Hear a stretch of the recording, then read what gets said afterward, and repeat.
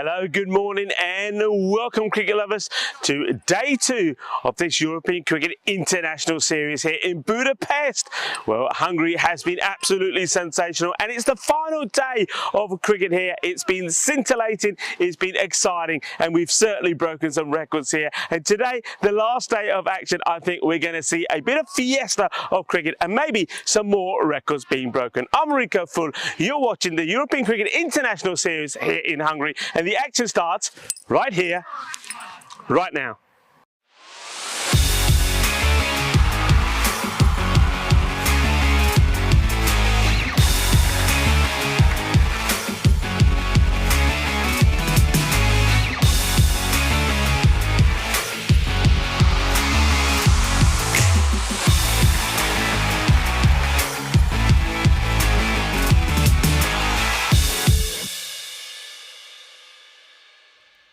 This European Cricket International is proudly brought to you by HCL Software and Bizaway.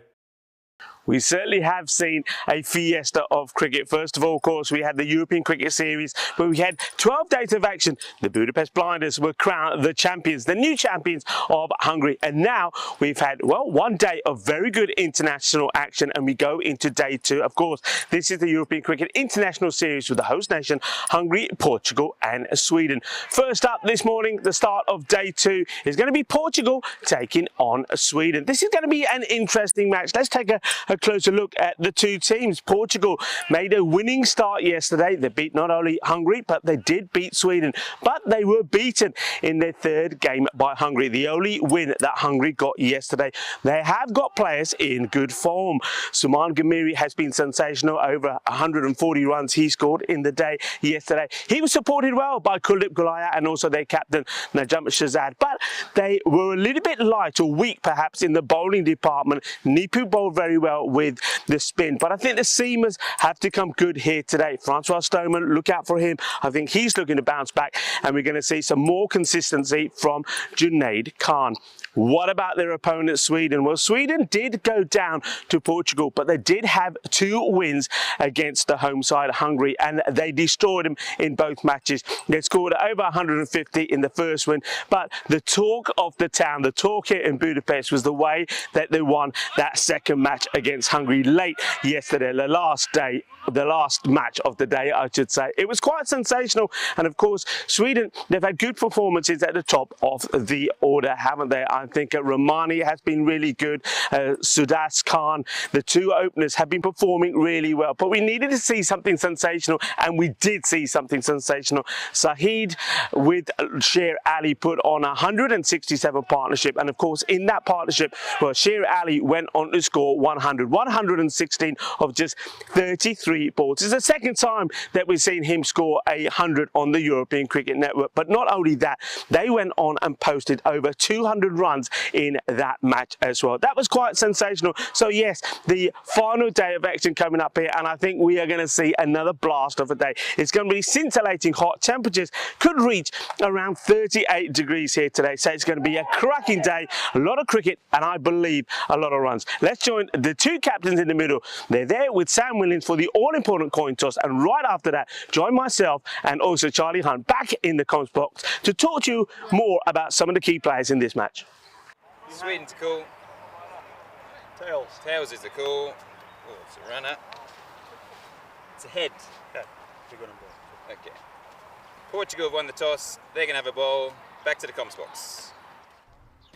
Thank you very much, Stiggsy. Good morning, everyone. Welcome then to this beautiful GB Oval here in Hungary as we get the final day of action, 2 weeks, and it all comes down to this. 4 more games of cricket coming right your way, international style at that as well. But before we get into today's action, let's go ahead and have a little look at, well, this is what's coming up at the moment. And well, okay, this is what's coming up here, and you can see there Portugal and Sweden. But let's take a look at Hungary taking on Portugal yesterday in the first game. You saw there, Rico mentioned it, Suman Ghamiri was in the runs, wasn't he? He finished 66 not out as they chased down that target in that 9th over, as Portugal beat Hungary by 5 wickets. Marco Huja was able to get Hungary to recover after they were 40 for 5, but they were able to, it wasn't enough runs on the board there, as it was a disappointing start for the for the Hungarian side here this weekend.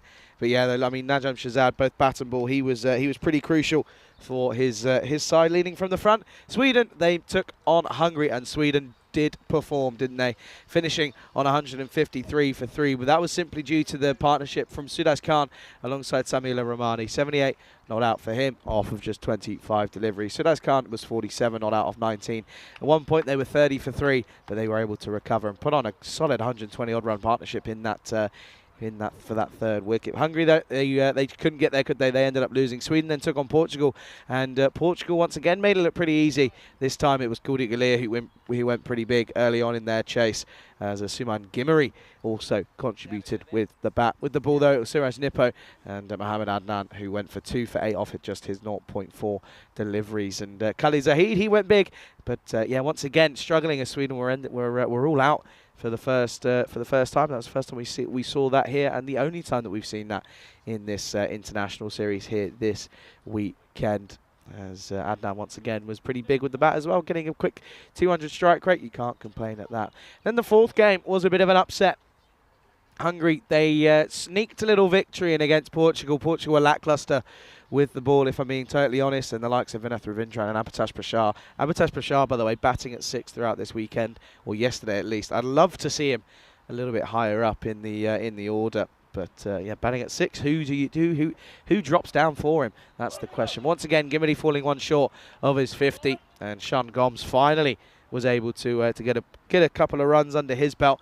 But yeah, Hungary ended up beating Portugal, of course, by 6 wickets in that encounter. Last game of the day, and it was a thriller. Sweden 201 for 2. Sher Ali take a bow. 116 not out off of 31 deliveries, and Saeed Ahmed coming in and supporting him at number 4, 59 not out of 22. It was absolutely scintillating cricket.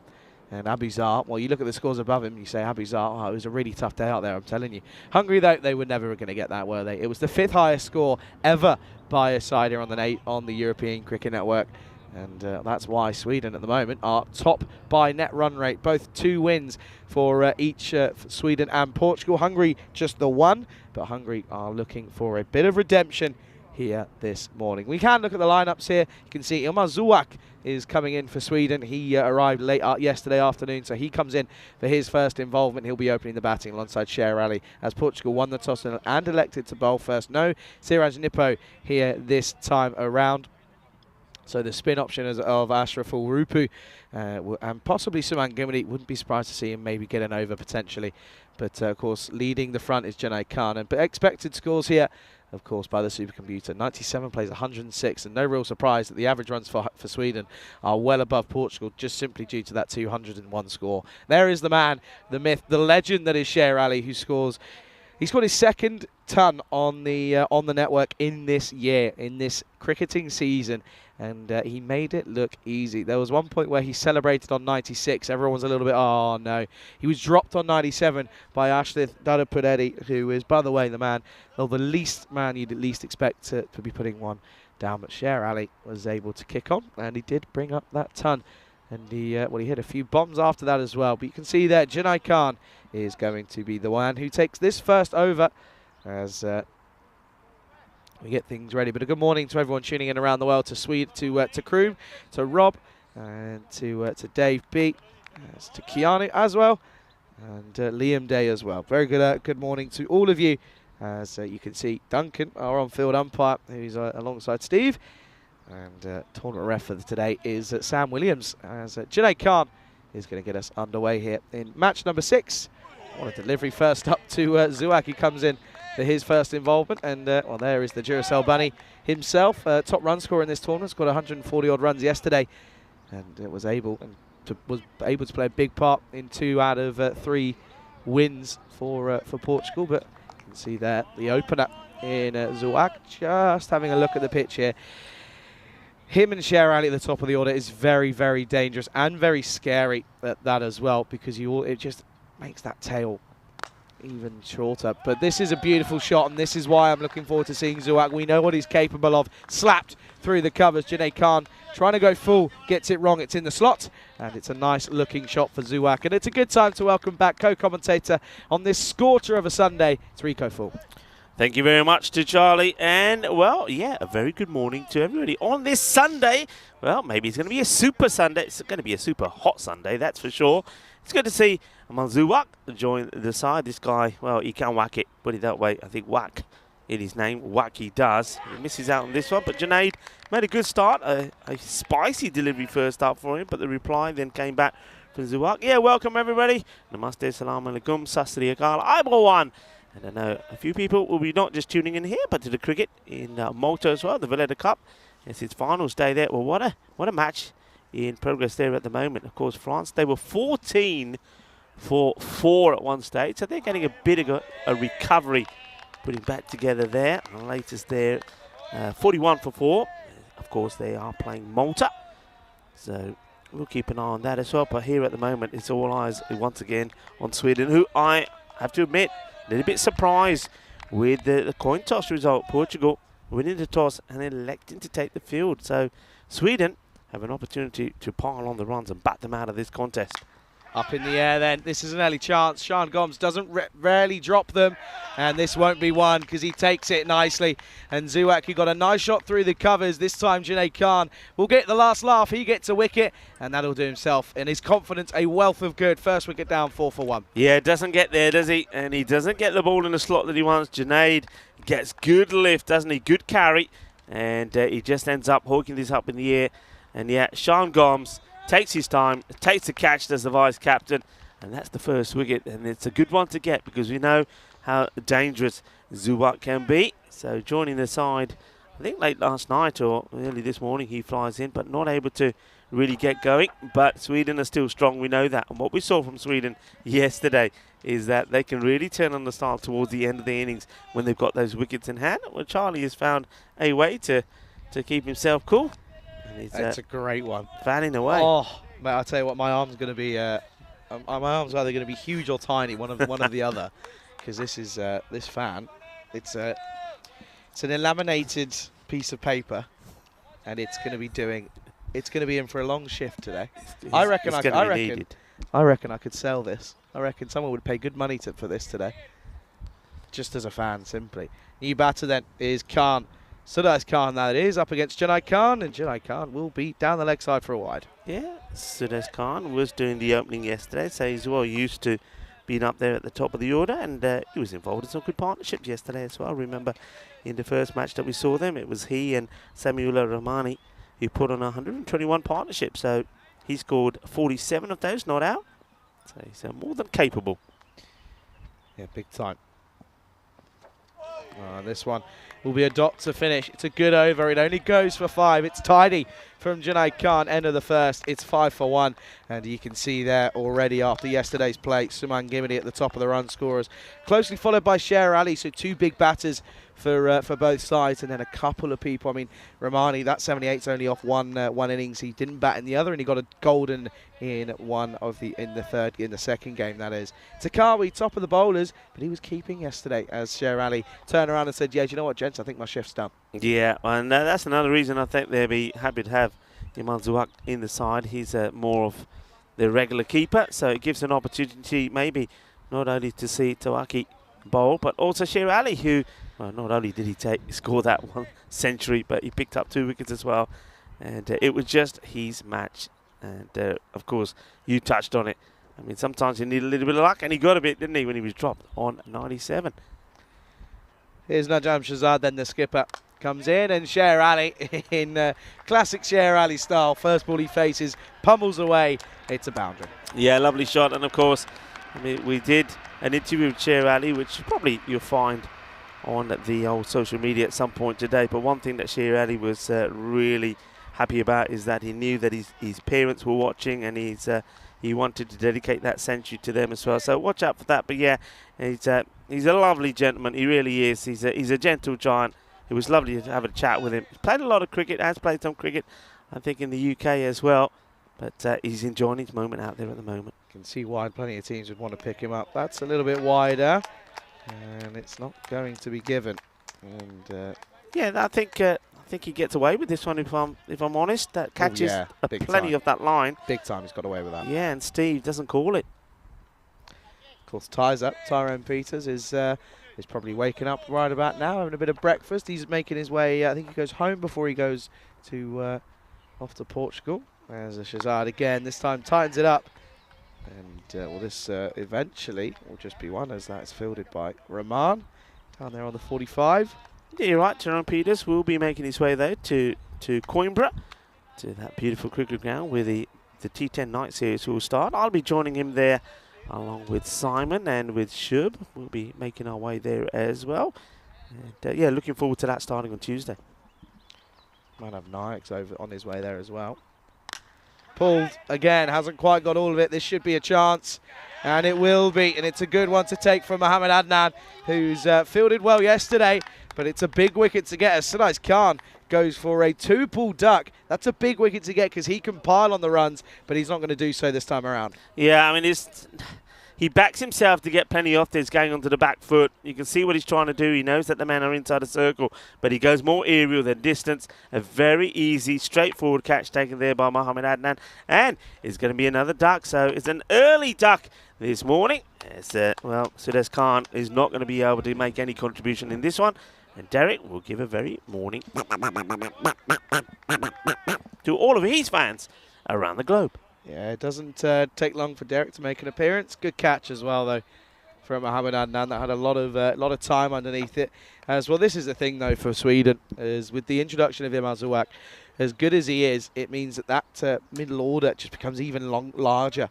Because with batters, it means you've still got Ahmed coming in at 4. Then you've got the likes of Ramani coming in at 5, and you've still got Nasir Baluch, and then also you've got to remember you've got Zabi Saheed, who can hit a long ball. So plenty of batters in this lineup for Sweden, batting heavy, but also they've got a few handy, tidy bowlers as well, as this will be pushed away by Ahmed for just a dot. And these two, of course, were was the big partnership in that 201 score. Yeah, I mean, Portugal, they are looking to bounce back, aren't they? They would have been disappointed losing to Hungary in the way they did. They put 129 on the board.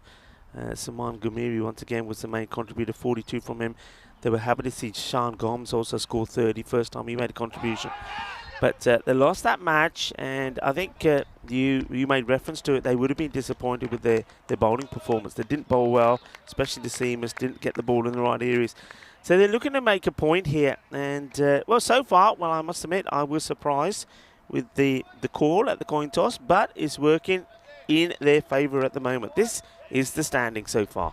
10 for 2 after 2. Yep, you can see their Sweden's superior net run rate keeps them at the top of the table. Portugal close behind, though, in second. And Hungary, well, if they turn up today, they can still have a chance of winning this. And I'm glad that we've got a day where it's still to play for. Because, the last couple of ones we've had, there's been a little bit of a one-sided affair. Yeah, absolutely. And I think Hungary having this first match-off as well, I mean, we'll see them arriving at the ground pretty soon. They'll have a chance to reflect. I mean, they've probably already had plenty of team discussions. Well, this is a little bit of luck from Saeed Ahmed. Oh, that is really unfortunate from the fielder. I mean, you'd say he's got to stop this. That's Shahidul Rahman. But when he gets there, I think he loses his footing slightly. But more importantly, I think the ball, it does a little bit of a tortuga on him. Look, just watch the final bounce here. No, he just slips past it.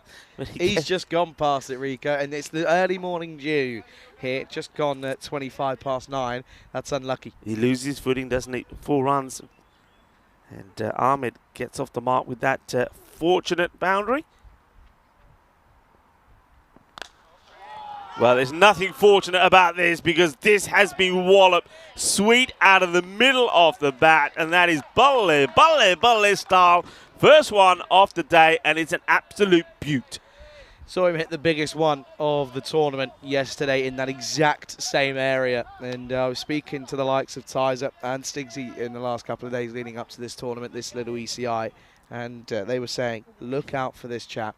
And there's a reason why, because he can hit bombs like that one. Yeah, Saeed Ahmed smashes it big. So Junaid now under a bit of pressure. He bowled a very good first over. It was 5 for 1 before the start of this one. What's his reply going to be here? Goes Fuller again and gets away with it as these two will converge on the ball, and Shazad stays down. Chambers does the work, But again, it's good cricket. They'll get the one. Yeah, good cricket. Good fielding as well. How about this? A bit of synchronised fielding from the two fielders, sliding and diving together. And Chambers and Shazad between them. Make sure that the ball doesn't get past them. Look, I'm liking that. Liking that. Showing good commitment and good determination in the field. Yeah, well, we saw yesterday, and you picked up on it a couple of times, Rico, is that you feel as if in the field, that's where Portugal may have won a couple of their games. It wasn't down to the batting or bowling. This is up in the air, and it's going to fall short of Mohamed Adnan down at long on. But yeah, you picked up on it, and you said that their fielding is what they pride themselves on. Yeah, they do. I mean, I think of all the teams yesterday, I think they were more dynamic in the field. I mean, the likes of Saman Gamiri was sensational. You also got Sean Gomes out there as well. So, yeah, they've got good standards in the field, and they're looking to keep that up. 2 deliveries left of his spell. Can he pick up another one for his troubles? That's a little bit of a wayward shot from Ahmed. Misses out on a wider one. He should have been looking for the offside there. Yeah. He's looking a little bit one-dimensional, but we know he's got it. It just takes a couple of deliveries to get going. Yeah, you're absolutely right. And then he does practice and rehearse the right shot afterwards where he should have been. We're all very good at that, though, aren't we? We're all very good at that. Mike, the best one for me is when you see someone play a horrible-looking like slog, and then they go, "No, I was trying to just play forward defence. Forward defence. Forward defence is what I was going for." Last ball then. And it goes and gets pumped. Watch out behind us, as that is just to the right of our tower here. And, well, keep your eyes peeled. That will be 29 for 2 at the end of 3, and that's a huge hit. Yeah, well, I reckon this is in the tower. I reckon, looking at Anthony Chambers, he's saying it's gone. Yeah, I mean, look, that one is brutal. And I think it's hit the tower and carried on going. Who's up there? Well, I guess he's up there. He's got a big smile on his face. Well, I guess he's probably thinking, all right, he's already had a close shave. Cheated death already once this week. End of the over, 29 for 2. So that was a goodie. And Junaid, after bowling, going for just 5 in his first, well, that one, he was a bit more productive as far as Sweden were concerned. But 2 wickets down, but as you said, Charlie, these guys bat all the way down, don't they? Yeah, they do. They're bat deep, and you look at, I mean, the likes of Samiullah Rahman coming in next, and you still got Zabi Zahid possibly coming in at 7 or 8 maybe. So they bat deep, and they know that if these two, though, if they go big, it's game over. If these two get going, it's game over. Faf Stoneman could be in trouble here. Yeah, he's got to get it right up against these two. Yeah, Francis Stoneman, he didn't quite get it right yesterday, it has to be said. He's got to come back here today with better lines. And, well, this one has been put away emphatically. And if you thought that the batters were going to allow him time to settle today, well, forget it, because Sher Ali, he rocks back and he clubs this over at the boundary. That's a top shot, you know. And the thing is, when you look where that ball is pitched and how high that is, I mean, you just have to take your hat off to the guy. That's just a wonderful shot. Yeah, it is. And there's no two ways about that. That is a destructive shot on Stoneman, already under pressure. Didn't have a good day yesterday. Always got a smile on his face, though, but he's got to try and find a way within himself that he can do something here. This is up, and again, it's gone. Oh, that's massive. That is moosed by Sher Ali, and he's gone 12 off the first 2. What a hit. I mean, this is just awesome hitting. You know, he could be bowling to another batter, and that could have been 2 dots. Just look where this pitch is here. Look at the height on this ball, yet he's still able somehow to get the speed, the power to put that away for a big 6. It's impressive. Very, very impressive. And now Stoneman here in the 4th over. It's gone for 12 already. Running the risk here. It's big time. Dave B, by the way, letting us know about France collapsing. Slower and wide, very wide. I like the idea, but the execution was not good. And yeah, that's not a good one. Yeah, 50 for 5 now, France. So that little partnership, when they were for 14 for 4, comes to an end. And Malta, well, are looking to get one over France. Francis Stoneman under pressure, big time. Okay, goes big again, and it's going to be 3 legal deliveries and 3 sixes. Quite amazing, really, and that takes a score of 19 off the over so far.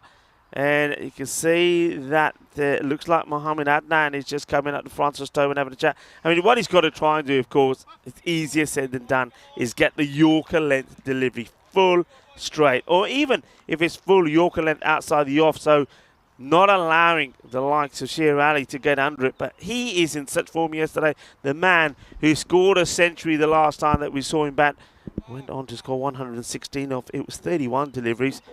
And now, well, he's in that mode, isn't he? Slower. And, well, it's not going to be another 6. It'll just be 1. And I think that will bring a sigh of relief for Portugal, and more so for Francois Stoneman. Yeah, it's 1 or 2. You've either got to dig it in short and really try and cramp him for room, and go at his shoulders and his rib cage, or you've got to go full Yorker. Yeah, you have to. And now he's got to now get the line right to the left-hander. This will be a test for Stoneman. Still got 2 balls to bowl, and he's gone 20 off the over already. Blasted. Well, I'll tell you what, this is hit so hard, and well, Stoneman didn't have a chance, and Steve, our umpire, was in a spot of bother as well. And well, quick movement from the man who's well, famous for being able to do the Rubik's Cube, which of course was invented here in Hungary.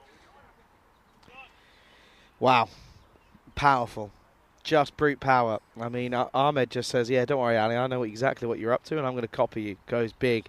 And he's gone again. Oh, baby. The over ends up going for 30 off the 4th over. Score at the end of 4 is 59 for 2. And why would you bowl first?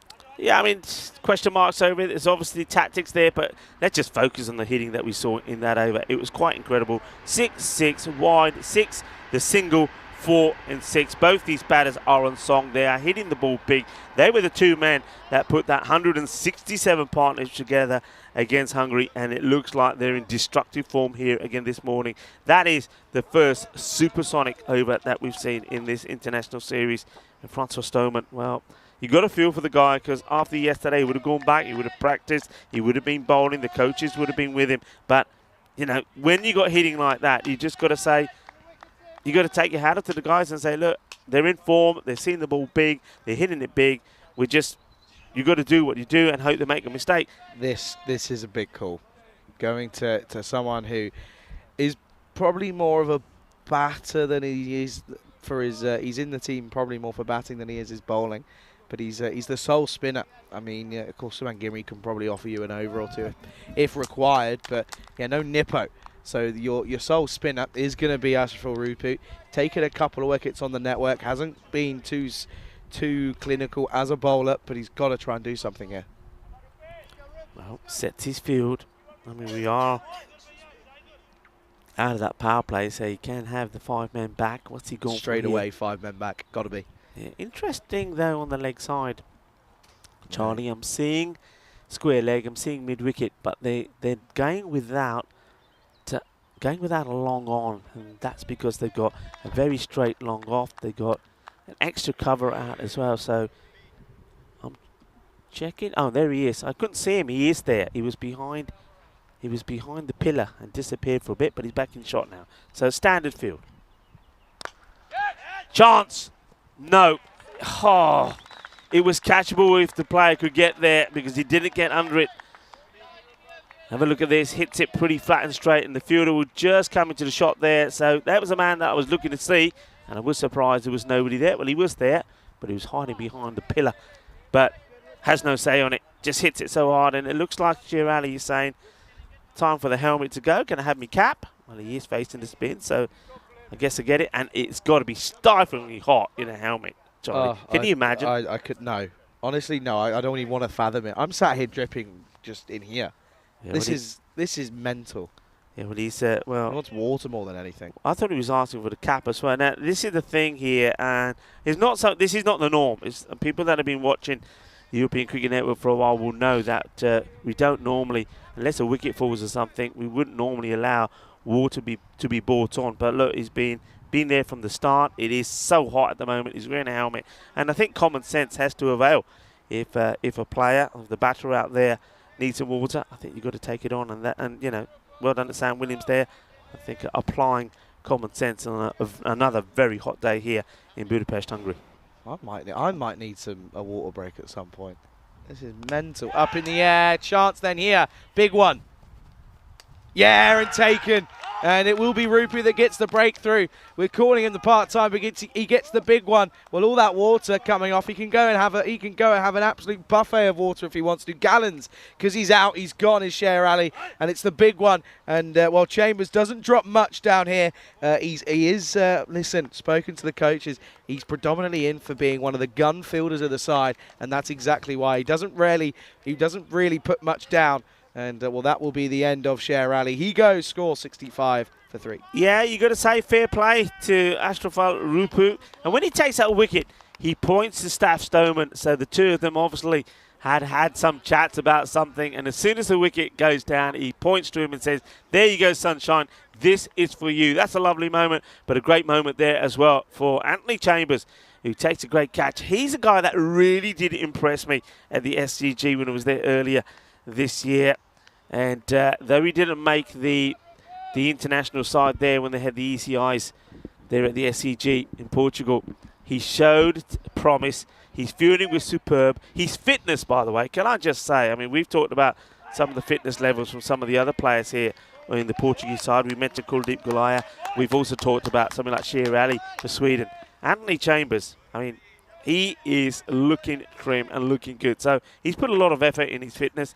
And his cricket's pretty good as well. Big. But I tell you what, their cricket all round is big. As the scorers are running for cover once more, Mehal and Onka are running out of there pretty quickly because, well, I don't know if we get a chance to look at the roof of this the scorers marquee, but it's been peppered with shots. There's holes in it, and that one, wow, you can look. It just catches the frame.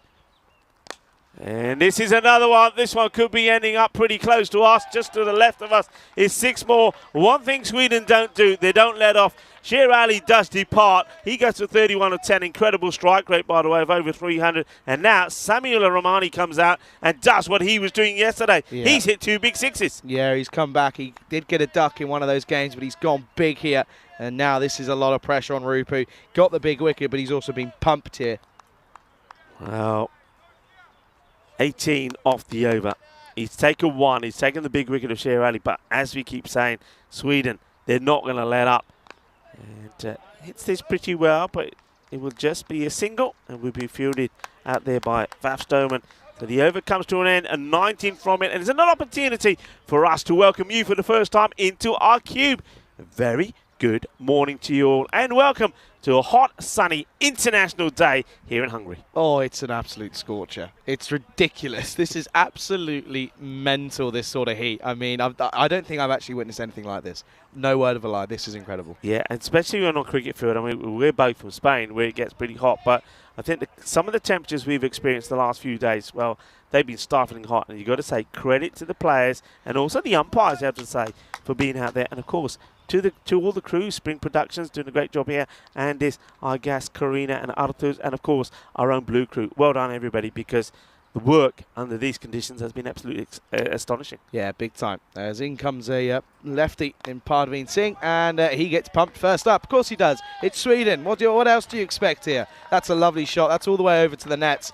And, well, this time it is once more, it's that man. It's Samuel Romani. Yeah, what a hit this is. I mean, he's shown, and this is the one thing that's been so impressive with some of the hitting that we've seen from Sweden, their all-round game. It's not one-dimensional. You know, it's not swinging and missing and sometimes connecting and getting the ball over cow corner. Well, I will They're say, playing shots. I will say it is one dimension in the fact that it's sixes every time. It's just the fact of that it's not slog hitting. It's just pure brute power and timing. And, well, there's another example as a Stigsy. He's put one down. I don't think he gets to it, Charlie, to be honest. But can I just say, this is a terrific shot. It's a slower ball, and watch how the batter reacts to it. Waits, and then says, OK, I've picked it. Just takes that second, counts the 2, and then continues the shot, and it goes big. It's another 6. Yeah, good effort, though, from Stigsy in this heat, I have to say.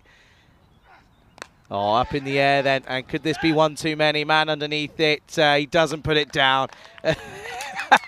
He's taking a bit of a tumble there as Ashraf Rupu, but he manages to hold on and clings on well, he holds on for dear life, and that will be the end of Romani. And he goes big though. He goes 25 off 7, doesn't waste any time out there. He goes score now 90 for 4. Yeah, okay, well done to Praveen Singh. But how about his catch? He's like he's playing a bit of twister out there in the middle, but he holds on to it. So Rupu has been involved in 2 key wickets, hasn't he? He was the bowler to get the wicket of Sher Ali. And though he did get some stick from Romani, when Romani came out, he's there to hold on to the catch. So, well, one big hitter goes, but the thing is, another one comes in. Khalid Zahid takes over from where Rupu left off. He's going to go. What they were hoping. He's going to go straight away. Yeah. Of course he is. 100% he is. I'll be surprised if he doesn't. Watch this then. Come on then, Praveen Singh. He does have a knack of taking wickets, and there we go. I told you. First up, there's just nothing that these boys don't do. They will go every single ball if they can, and well, he takes it on, and he takes it on big time. Yeah, and the score is just rocking and rolling, isn't it? 96 now. We're in the 6th over, and the way that Sweden have changed their game, I have to say, is quite extraordinary. I've mentioned this before, watching them the last couple of years, watching cricket in Sweden, watching them at, the Swedish champions at the ECL and Sweden at the ECC. And this one's a slower delivery, but it gets played away. Won't go to the boundary, I think, but they will be looking to come back for 2. And they're going to have to hurry, but they will get there. Yeah, but just going back to that, the way that they've changed their way. Now, I don't know whether this is through the coaching staff. I don't know whether it's just playing this format often and regularly enough, but they've got better and better. And now, well, they're right up there with the likes of Belgium, maybe, the likes of Spain, where, you said it, Charlie, that they know the game. Hit 6s, hit more 6s than the other side, and you win the match. And we've seen that. We've seen that on all the graphics and the charts. The team that hits the most 6s ends up winning. Yeah, absolutely. At the moment, though, it's Praveen Singh trying to finish off the over. It's already gone magical. And it will be a dot to end it. 98 for 4 on the board at the end of 6 overs. Yeah, another over that goes magical. Goes for 20. So we've had 50 or 2 overs, by the way. Francis Stoneman's went for 30. And Praveen Singh goes for 20. He does pick up a wicket, but, yeah, at a cost. And Sweden now, I mean, of course, with the score they've got on the board, they're just thinking, well, no matter where the ball is, no matter who's bowling it, we've got one thing on our mind. That's to hit big. We've got plenty of batting to come. Let's try and get this 150 score on the board. Yeah, they do have to try and find something, don't they? They've got to kick on after this good start by the top order. I mean, you look at that: 31 off 10, 27 off 9, and 25 off 7. I'm liking this move. I'm liking this move because I've seen it. You've seen Suman Ghamiri bowl. Called it. I've seen it as well. Yeah, use him. Yeah, called it. Bit of part-time, but he, again, can take wickets, and he's got to get it right, though, because if he doesn't, it's going to sit up like a peach. He likes to dart one in as well, with Suman. He won't be scared to just really get the quicker one in. Well, this time it's up in the air, and he could take one first up. He should, and he will. And it will be the big one of Ahmed who goes. So Portugal fighting their way back into this matchup here, and Sean Gomes, he doesn't drop them. No, he doesn't. And the reason I like this is I think Portugal have to know that this is what Sweden are going to do. Every batter's going to do this. So what's the best thing to deploy? Take the pace off. Take the pace off and just basically hope that someone like Suman Ghamiri doesn't pitch it up, doesn't put it in the slot, so it doesn't become slot bowling. So the batters have to do a little bit more to get it to the boundary. And then you rely on the fielders to take the catching. And we've said this already. In the field, Portugal have been good. And once again, they don't make a mistake. Yeah, Sean Gomes is not going to drop that. And they get another wicket. Yeah, well, this is the thing. It's the fielding that you're on about there, Rico. It's the big one. And it will be, of course, 98 for 5 now. But in comes Bellucci, we know can hit big ones as well. It's just never ending. It's relentless from Sweden at the moment, but Portugal trying to find their way back into this game and doing so here at the moment. Yeah, they are, and credit to them, because they'll be thinking, all right, we've got 5 wickets. You know, even if they score another quick fire 25, 30 runs and we get the other 5, we're happy with that because they are a team that can get to that 140, 150 score themselves. Yeah, good shot that one. As that's pushed into the offside by Bellucci for 2 straight away. By the way, Sean Gomes, how many catches has he already taken in this tournament? I mean, he's taken a fair few. We're only on the first game of day 2. Yeah, well, he's got a couple in this one, hasn't he? And he took probably at least 2, maybe 3 yesterday. Here comes Ghamiri.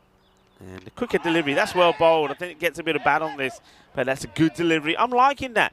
Variations, good change up, well bowled from Ghamiri. Yeah, absolutely. How many catches has he taken in this one? 2? 2 today. He's on 5. He's level with Samuel Romani, who sat on 5 as well. But this is the thing. I mean, you look at the top sides for, or you look at the stats. Stats don't lie. Numbers tell the truth. Up in the air, chipped, chance. Oh, he doesn't get there, but he gets a hand on it, just Chambers, and well, that hand probably protects him from having to send an invoice saying, well, it's all right, Simon, because I need a new set of teeth, because if he doesn't get a hand on this one, there's going to be a bit of a mess out there. Yeah, smothers it. He knows that once the catch isn't on, which it wasn't, he has to do something, and well, it's a little bit of kung fu style fielding. Stop the ball going through him. They only get the single, well fielded. Yeah, one thing I'm going to say as well is that this is up in the air again. No one out there, though. And it's going to go to the boundary as Parveen can't quite cut that off, can Parveen Singh.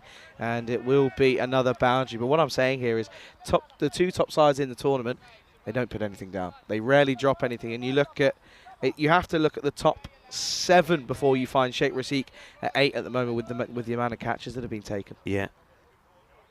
Yeah, that's a fair comment. I think Hungary themselves will say that their fielding has not been at its best.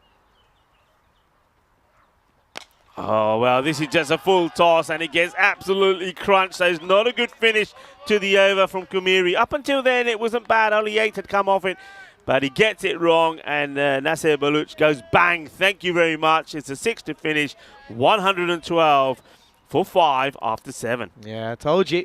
They come out and they just continue on.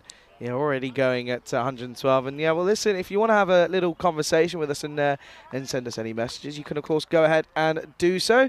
As we know that we listen, we always and are hugely appreciative of your support. And you can, of course, see Rico's Instagram and Facebook, my Instagram and Twitter's up there as well. But listen as well, don't forget, you see right at the bottom of your screens, European Cricket. That's us on socials. That's where all of the clips, all the interviews, all of everything you could possibly imagine, that's where they're all going to be.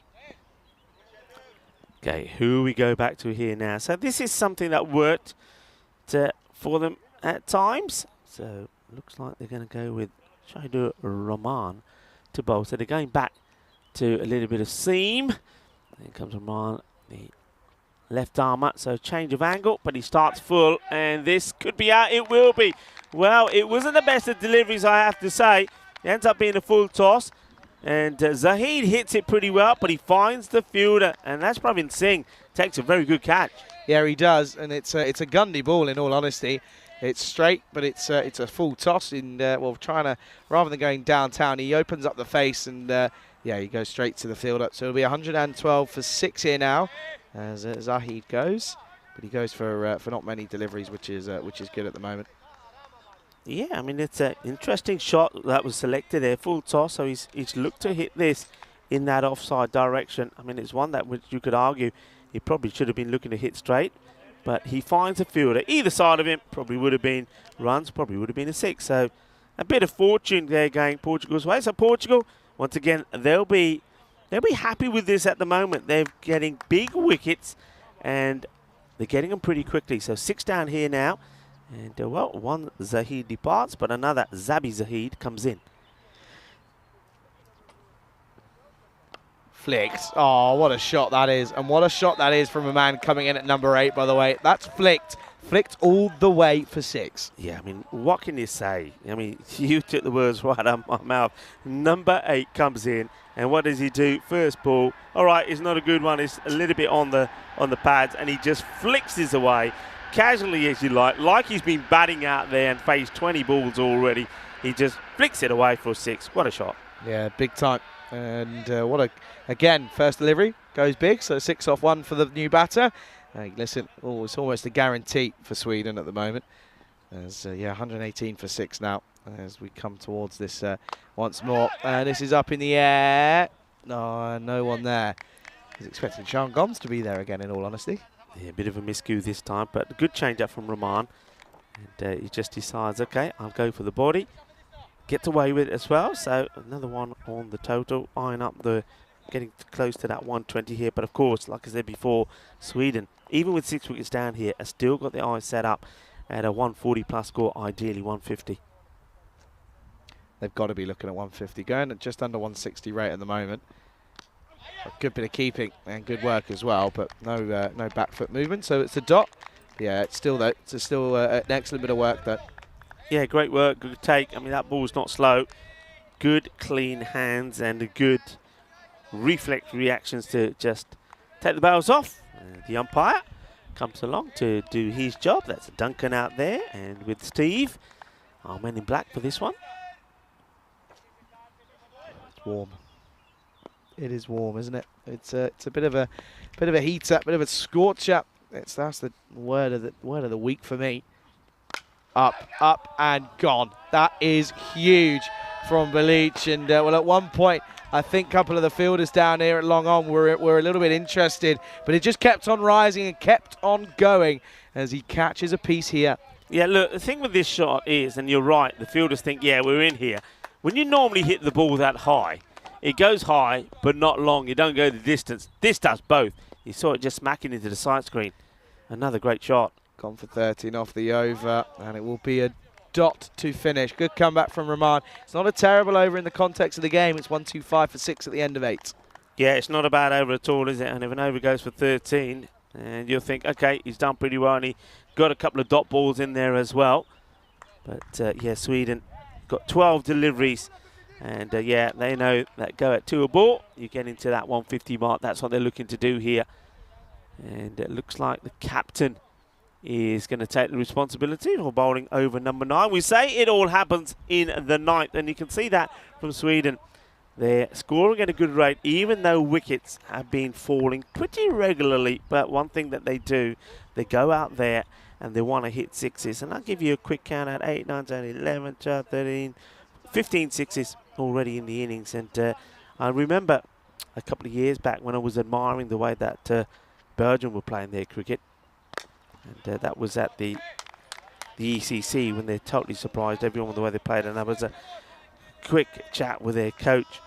And he just said to me, and I said, you know what, the tactics, and he said, very simple. He said, I tell my players I want 26s. 26s in the innings, and then we'll win the match. And that was it, simple as that. And well, it worked for them, didn't they?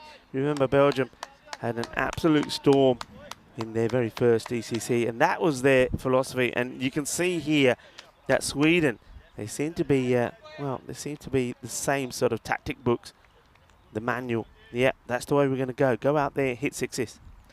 Shazad's been pretty economical, hasn't he? Only gone for 6 this time. Well, hang on, double that because that has been slapped by Belich. Moves into the 20s with that one. That is a beautiful shot, and at the moment that will get them into the 130s hit. Tremendous hit this is. It really is. And the thing is, I mean, when people are watching that, you know, like I said before, it's not a wild swing. It's not a slog. It's a proper shot. Watches, goes back into his crease, gets into position, and then plays it away. Beautiful strike. Okay then, 132 at the moment. They're going at 155 pace here. This is up in the air, but it's going to fall safely, and they'll come through for 1. Did you see Rico, by the way? Essex lost the final. Did they? Yeah. So they did play yesterday in the end because we thought that the weather may interrupt. What, the score was close? Ish. We were... Somerset ended up on 140, I think. 139 maybe, or 142, something like that. And, oh, big on the offside, and 6. And, well, there you can see, there's our man who for the Hungarian side. But this one is, you know, it doesn't matter where you are, that's 6. And the Jam doesn't really know where to bowl here. Yep, then they finished around about 142. Essex at one point were 50-odd, I think 55 for 5 at one point. Oh. Came down, we needed, I think, 20 off the last wicket. And it was an absolute ripper of a catch. Well, that's a ripper of a shot, as this time it's Zahid, and Shazad gets taken to the cleaners. Ends up going for 18 off the over. And at the end of the 9th, all happening really, 143 for 6. Yeah, a lot of double teapots out there from some of the players and some of the fielders. They're trying to stay positive, aren't they? But it's just not happening for them. We had a quick look at the time there, but it looks like we're going to be okay. The over has been completed with 4 minutes to go. So at least that's a good thing. They've improved on that, but 143 for 6. So as you said all along, Sweden iron up a 150 score here. Look at some of those economy rates. 20 off the 1 over for Pardavine. Ashnaful went for 19. Fraff went for 30. No real surprise that Francois Stoneman hasn't really gone for another over here. Can't really blame Shazad for turning around and saying, you know what, Faf, maybe just not today. They end up going for Shahid Rahman, and he has been thumped down the ground first up here in the last over. Wow, what are we seeing here? That takes the score to 149. Well, remember I said that their tactics, or maybe they're using the same manual as Belgium. I'm going to count them up. I reckon that's close to 26s now. Not far off. Do you know what though? I reckon this has got to be a warning from Sweden saying, hey, if you win the toss, do not put us into bat. That's where Portugal got this wrong first up straight away. Very early on this morning, an hour before the game, they've got it wrong. That's going to be a wide. Good take though from Golia. Yeah, that brings up that 150. Still 5 balls to go. Sixes, by the way, 18. 18 sixes. And I get the feeling that's not the last of them either. And only, I say only 6 fours. Oh.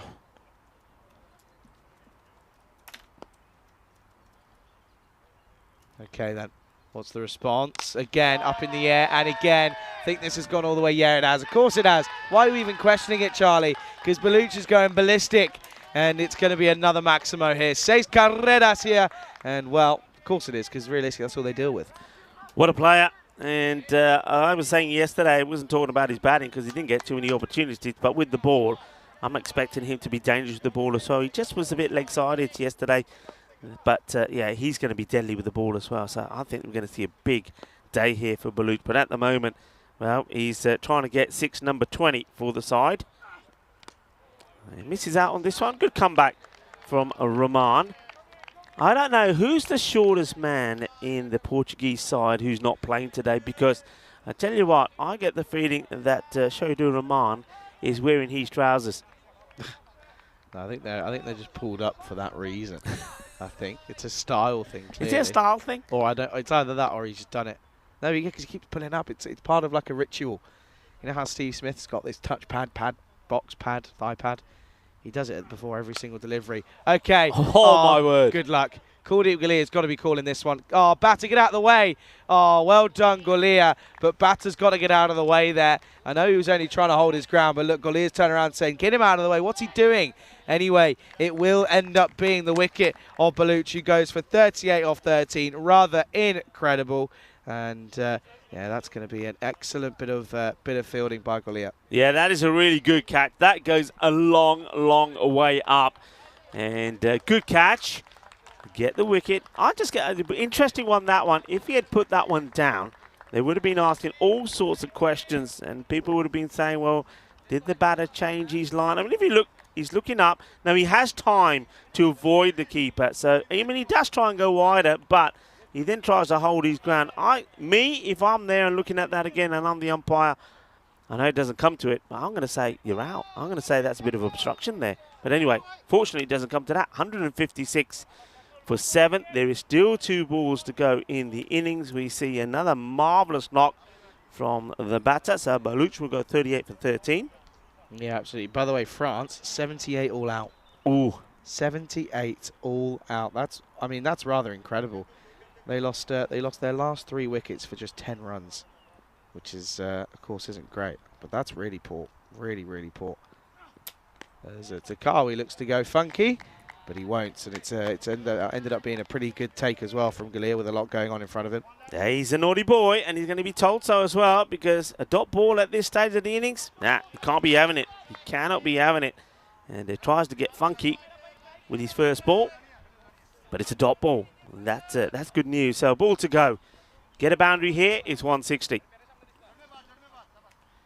Got to find a way, haven't they? Last ball coming up then here as they look to try and find a way of getting up towards 160 then. And he's going to go big over the offside, and he's got all of it. Of course he has. Takawi will finish with a big, big 6 onto the offside. And, well, that over again will go for 19. And wow, wow, wow. Sweden just don't know how to not hit runs. Yeah, I mean, it's been a superb innings, a perfect T10 innings. That's what I would call that, a perfect T10 innings. Why? Because batters, they're not worried about losing their wickets. They're backing themselves. They're backing the other batters to come in. They're not wasting deliveries. And when you have a look at the scorecard, take note of the runs being scored and take note of the balls being faced. I mean, it was a good start, wasn't it? Because they did get a good early wicket, and that was Imad Zawat, who was the man that lost his wicket. And then we saw another one there where it was a nice catch taken by Adnan to remove Sudhis Khan as well, and he went without scoring. But we know that Sweden, no matter what happens, they'll always come back strong, and they did. That was a nice catch taken there by Chambers as well. So at that moment, Portugal, you would have thought they were in the driving seat, but then came the big guns and they blew them away. Yeah, big time. And it was just sixes galore. I mean, you try and add up the amount of sixes that were in there. Sher Ali hit 4, Saeed Ahmed hit 3, that's 7. Well, I had another 4 because Romani hit a few as well. So what's that now? That's 11. Then Zahid came and hit 1 and then was gone. That's 12. Baluch hit 5. Add that on, that's 17. Well, I'll tell you what, they end up hitting a grand total of exactly 26, if my maths is correct. What an innings that is. And yeah, they'll finish on 162 for 7. But everyone came in, and well, there's only one player that did, well, there's 2 players, in fact, sorry, that didn't hit a 6. Only one player that didn't hit a boundary. That's Sudhis Khan, who went for a 2-ball duck. He was caught down at long on by Mohamed Adnan. You can see there, that was a good catch from Kuldeep Gulia. Kept very well in this game yet again. They caught well, did Portugal. They caught well when they needed to. There was a bit of a comeback at one point as they ended up getting them to 98 for 5, but they finished 162 for 7. Let's have a look, though, here at the scorecards, and it's going to be an absolute mammoth one. As you can see, there we go, confirmation. 31 off 10, 27 off 10, 25 off 7, 9 off of just 5, 38 off 13, and 18 off 6 to finish. Takawi finishing with a 6 as well off his 2 deliveries. Incredible scenes here. 162 for 7, 163 for victory for Portugal, and I reckon they're going to turn around. I don't think we'll ever see them bowl first here. You've got to bat first as a team. You've got to. Bowlers, though, look at this. 30 off Stoneman's 1 over, 14 off the over for Suman, but they'd pick up a wicket. Stoneman, the only one to not pick up a wicket in his side. So things to think about for him as we look towards the second innings. That's coming up in 12 minutes' time. Portugal require 163 runs for victory. You're watching that right here in Budapest, Hungary, the European Cricket Internationals, with me, Charlie Hunt, alongside Rico Fall, right here on the European Cricket Network.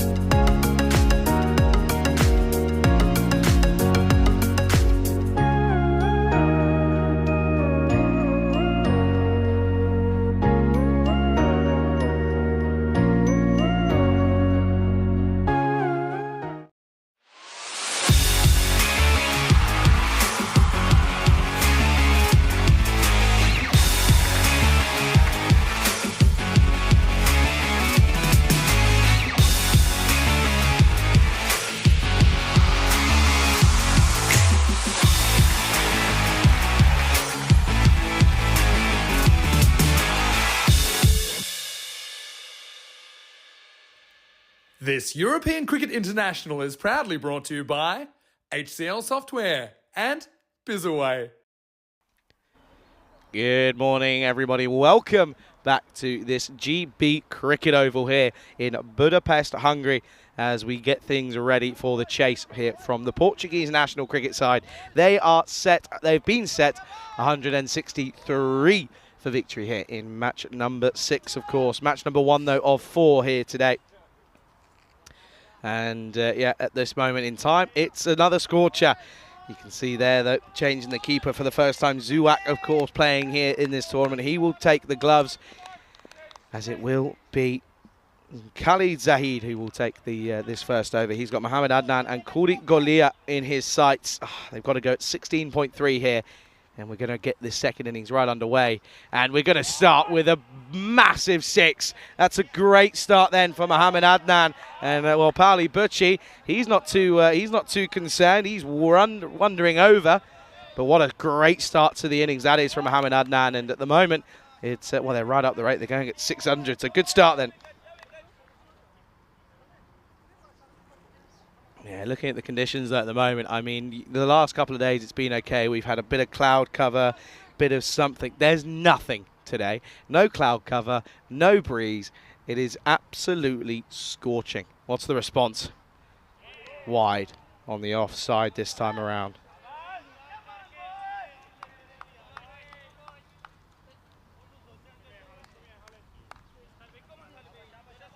Yeah, 35 degrees at the moment. And it's a scorcher. It really is. And credit to everyone involved in getting this tournament going, because it's not easy. And I tell you what, though, Mohamed Adnan's making it look easy at the moment. 2 legal deliveries, 2 Maximos here, and well, at the start of this innings, it's all about Portugal, and it's all about that one man in Mohamed Adnan, who now he's on to 12 off just 2. And well, that ball's gone.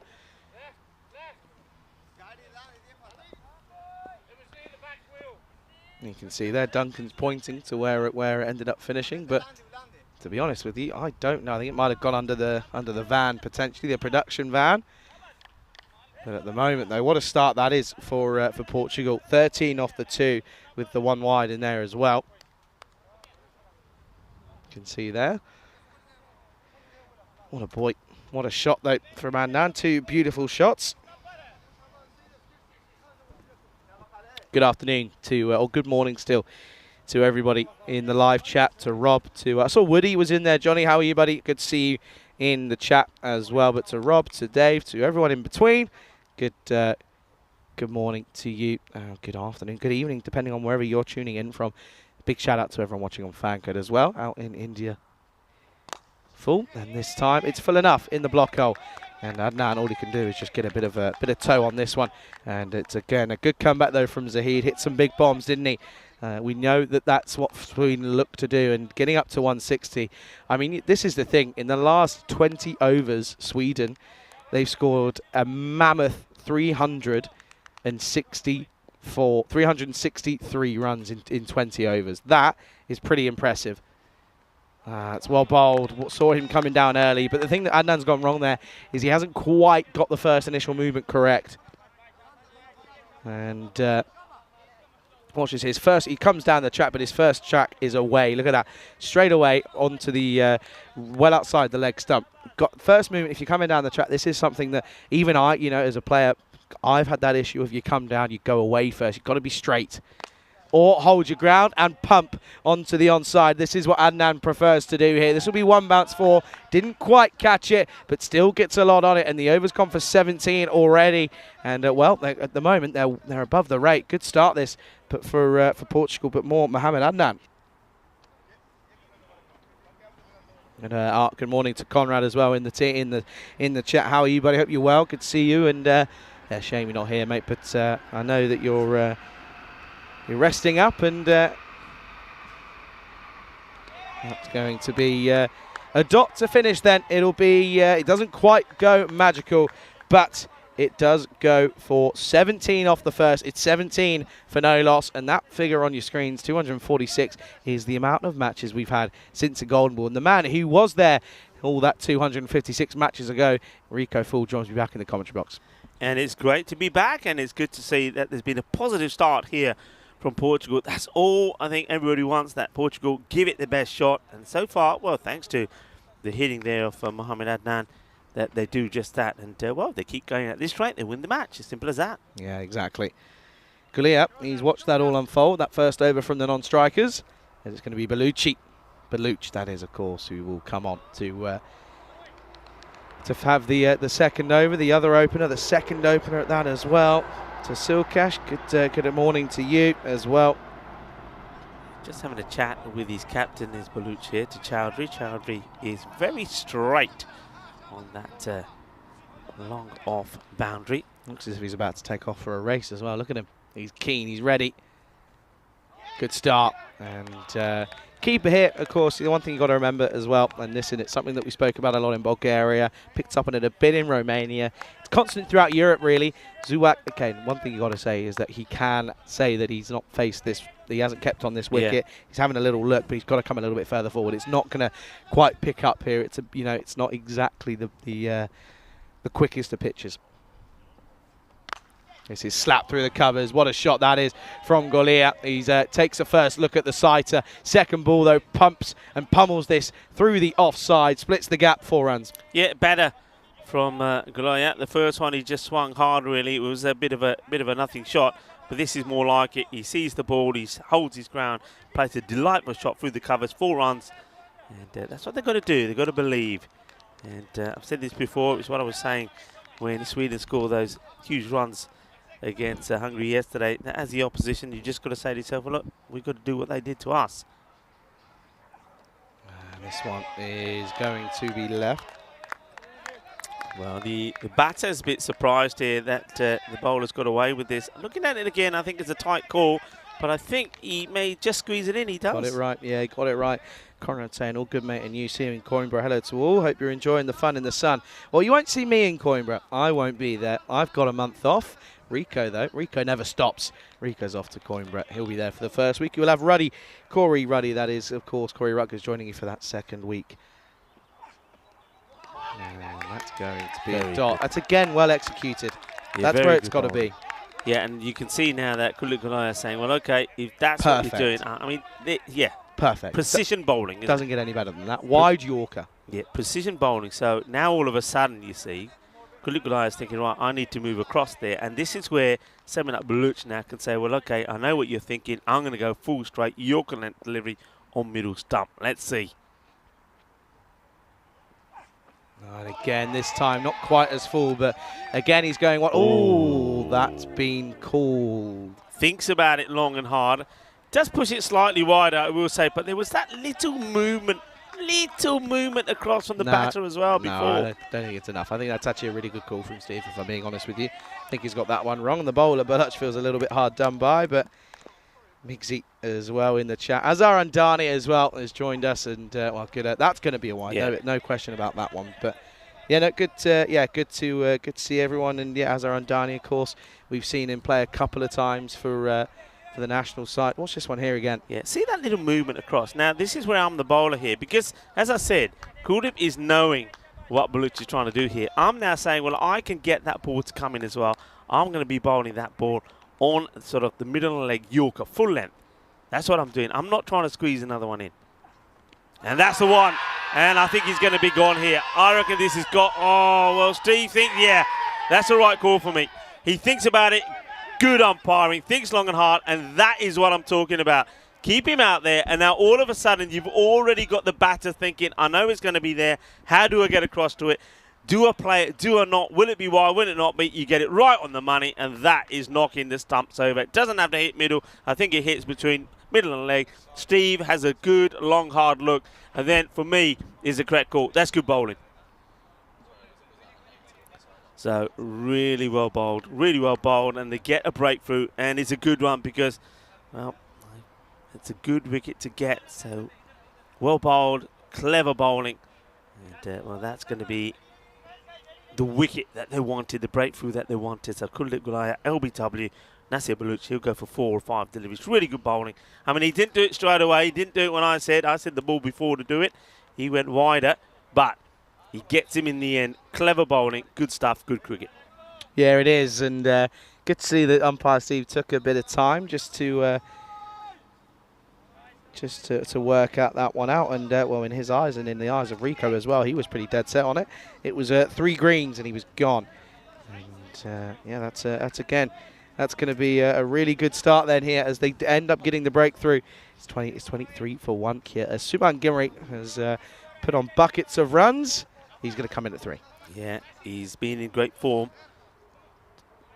How does he go about things here? I think the bowler will probably go back to try and squeeze this back in. Oh no, he goes completely wrong. He goes down the leg side. These are the issues that he had yesterday, and you're absolutely right. That's a tremendous stop from Iman Zawak, who well, is probably more of a recognised keeper than the likes of Sher Ali. That's a really good stop from him.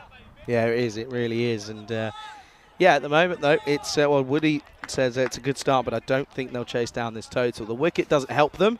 The thing that that Sweden have that Portugal may not is the tail. The tail that will hit boundaries for fun. And that's Sher Ali in the covers. He's there again. He can't stay out of this game here. That will be the end of the over. It's a great one. It's 7 off it. Pick up the wicket as well. 24 for 1 after 2. Yeah, very good over. And the only time he lets himself down really was not the wides on the offside. I think when you think what he's trying to execute, you don't mind that. But the one down the leg side, but he gets the wicket, doesn't he? And a good wicket to get of that of Kuldeep. This is how it's looking at the moment. Sweden, of course, lost 1 match yesterday. And they're at the top with that, well, superior net run rate against Portugal. Portugal looking to bounce back from a defeat that they had yesterday as well. And Hungary, of course, we're going to see them in action next against Portugal. So Portugal going to have a long, hot start to the day, 2 back-to-back matches. Hungary, though, they were, well, they took a hiding yesterday in that last match, so they're looking to come back to positive ways. And had a quick chat with Mark Ahuja, who was saying that there probably will be some changes in their side. Good. So let's see who comes in. Good. It's got to happen. Got to happen. They're going to go to spin early here. Shukla, he struggled with his no balls yesterday. And, yeah, he's going to come in and, well, he's got to try and keep it down to a minimum here. Do you know what? Sher Ali, for someone who knows a lot about cricket, that's the worst appeal from cover I've ever seen. He's gone up for that, and he has as well. He's just excited. It was a terrible ball, actually. And that's what I'm saying. The batter ends up following it down the leg side. Just got to hold. You said this before. He's just got to hold his shape. That's better. Oh, Yahar! What a shot that is. Adnan, he's only dealing in 6s at the moment, and, well, he gets a hold of this one. Yeah, I mean, it's not a good ball. The last one, he actually went down the leg side and he put himself out of the shot. This time, he stays firm, hits it. Yeah, Shukla, he was a bowler that had to be taken off yesterday because he bowled 3 full tosses and Bemis, and he came off. So he's under pressure already. It's Prashant Shukla. He gets away with the first, but the second one gets put away. He's got to go fuller. And he does, and it will go all the way as well. It's that full toss. Oh! They'll be checking this as well. But is this going to be 6 or is it going to be 7? Let's wait and see. I get the feeling it's dipping, and I think the batter goes out to as well. Let's just have a look. Oh, that's close. That is close here. I think you call it. No, he is called, and well, the scorers were taking evasive action once again. Well, I tell you what, Adnan isn't. He's saying, oh, I want to stay out here for as long as possible. Thing is, for Adnan, for me, the issue that I have with him is the consistency. He's got to try and find, at this level, he's got to try and find that consistency. This is a great chance, though. 28 off 9, free hit. Gone for what should just be 1. Well fielded. Yeah, better delivery is also from Prashant Shukla, who, well, he'd be happy that that one's come out better at his hand. But so far, well, the last few times we've seen him, he's just hasn't been getting the ball in the right areas. Hasn't bowled really well. I know they've got the likes of Zakawi in the side as well, who probably, I mean, he was behind the stumps for one of those matches yesterday, but he'll be having a bowl today for sure. Yeah, he's a wicket taker for the squad. This is another one, and this is over the top. And this move to Shukla, it's a no-e, it's another one. And, well, he's only got 1 more in him. Well, I think maybe that's Shukla who's throwing the towel in there because, yeah, he's having problems with this. There's the towel. Shukla says, I've had enough. I'll throw the towel in. I'll tell you what, they might be putting him off if he gets another one there. He's sort of down on his haunches at the moment. But, yeah, I don't know what it is here about Prashant Shukla. He's just not getting it right at all. Overcooks it again. Another no ball. Another free hit. And that's a nice way for Gumiri to get off the mark. Yeah, a little freebie. Now he's got a big one to get his eye in even more. And again, the no ball. Free hit. is going to... Oh, I think he's done enough here, as I say, Belucci. They're going to have to check this one just to make sure, but I think he's okay. Yeah, I think he's okay. He manages to keep his feet inside the boundary rope when he makes contact here. Let's have a quick look again. There's the left foot. Yeah, it's okay. He does well. Good effort in the end, really is. And Gimli will then just get 2 for his troubles, moves to 6. 45 on the board already, though. Well at the rate, though, are these Portugal batters, because at the moment it is Gundy bowling from Schukler, and at the moment he's gone for 27 with a ball left in the over. Yeah, 50 comes up as well, and well, this is what you need. We kept saying this. This is what you need. You need to be positive. You need to believe that you can do this as well. And right now, like for like, they are way ahead of where Sweden were. So this is a good response, and well, they do this. We're going to see an incredible run chase. Goes for it again, and he's going to get it, and Schukler will go supersonic the same way that Francois Stoneman did in the first inning. So we've seen 2 overs from each team go supersonic. This one will go for 33. And Prashant Schukler, I have to say, Charlie, he hasn't impressed me at all. No. He's not your main bowler. He's not your mainstream spinner. Takawi is. Yes, he got pumped for a few runs, but he picked up 4 wickets. Schukler, just get pumped, nothing else. That's it. And he's bowling noes as well. Yeah. And the extras are coming from him. And yeah, he's a contender for me that realistically, will we see him in the next game involvement? That's the question. Anyway, end of the over score is 57 for 1 after 3. What a power play. Well in with a chance here. They're going at 19s. And at the moment, they're going to go to, will beat Zabi Sahid. Zabi Sahid has got to now try and put that terrible over behind the side and get a good one in here. But yeah, right on top end. You saw that was also reflected on that graphic we just saw. Goes for it, and he's going to get it. It's going to be another one. Bolle. Ginna sona. Shaka lagya. Mohammed Adnan, you're right. He is dealing in 6s. Well, I tell you what. It's been a cracking start to the day. 26s, remember, in that first innings from Sweden. And here so far, we've already had 7. 5 of them coming from Adnan. This time down the ground and pumped and well fielded. Gets round in the end, does Syed Ahmed. It'll just be 1, well fielded. That's really well fielded. As soon as he's hit this, I think he's timed this so it's going to be 4. But he gets there, makes the stop.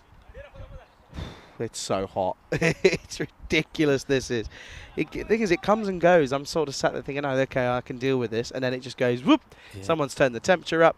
And well, it's Suman Gimri, because he is hitting everything for 6 here. I mean, this is another one, and it sits up, and it's like a peach trying to take runs here, and he's getting everything here. But you're talking about turning the temperature up. The temperature is soaring in the middle there, and it is hot in the middle. Suman Gimri, well, he's turning on the start. Just look at this goal from Portugal. I think we could see something quite amazing here. That's his 4th boundary already. He's only faced the 6 deliveries. This will be another one. And now you can hear that the Portuguese bench are now starting to get a little bit excited here. Of course you are. You got 2 batters set. Suman Gimri has been on song, probably the batter that has been dominating proceedings here because he's been performing consistently in this series. Some great shots. He has moved to 28 of just 7 deliveries. 74 on the board. Sweden now, well, we know they like attacking. They are being attacked big time here by Portugal. They're under pressure. Slower ball. That's well bowled. Well bowled. He picked it, just couldn't execute the shot. And it's a rare dot ball. And, well, out of nowhere, I mean, striking at 400 before that delivery. Rather impressive. Yeah, I mean, in the last, how many balls have we bowled here? We've had... What's that? How many? I'm trying to think how many dots we've had. That's 9. 9 9 so dots. The rest have all been boundaries. We've had a couple of 1s and 2s, but the rest have majority been boundaries, which the one word I have for it is impressive at the moment from these 2. Oh, this time down the ground. Man out there, though. Takes it. What a catch. That's outrageous from Chowdhury. He watches this one go and fly all the way, and the skipper leads from the front here, right in front of us, and it gets the big wicket of Suman Gimri. So his fun comes to an end. He goes for 28 off the 9 deliveries. End of the 4th over. Portugal 74 for 2. Well, Chowdhury is the captain. He's struggling with a bit of an injury. That's why we didn't see him play their second game yesterday.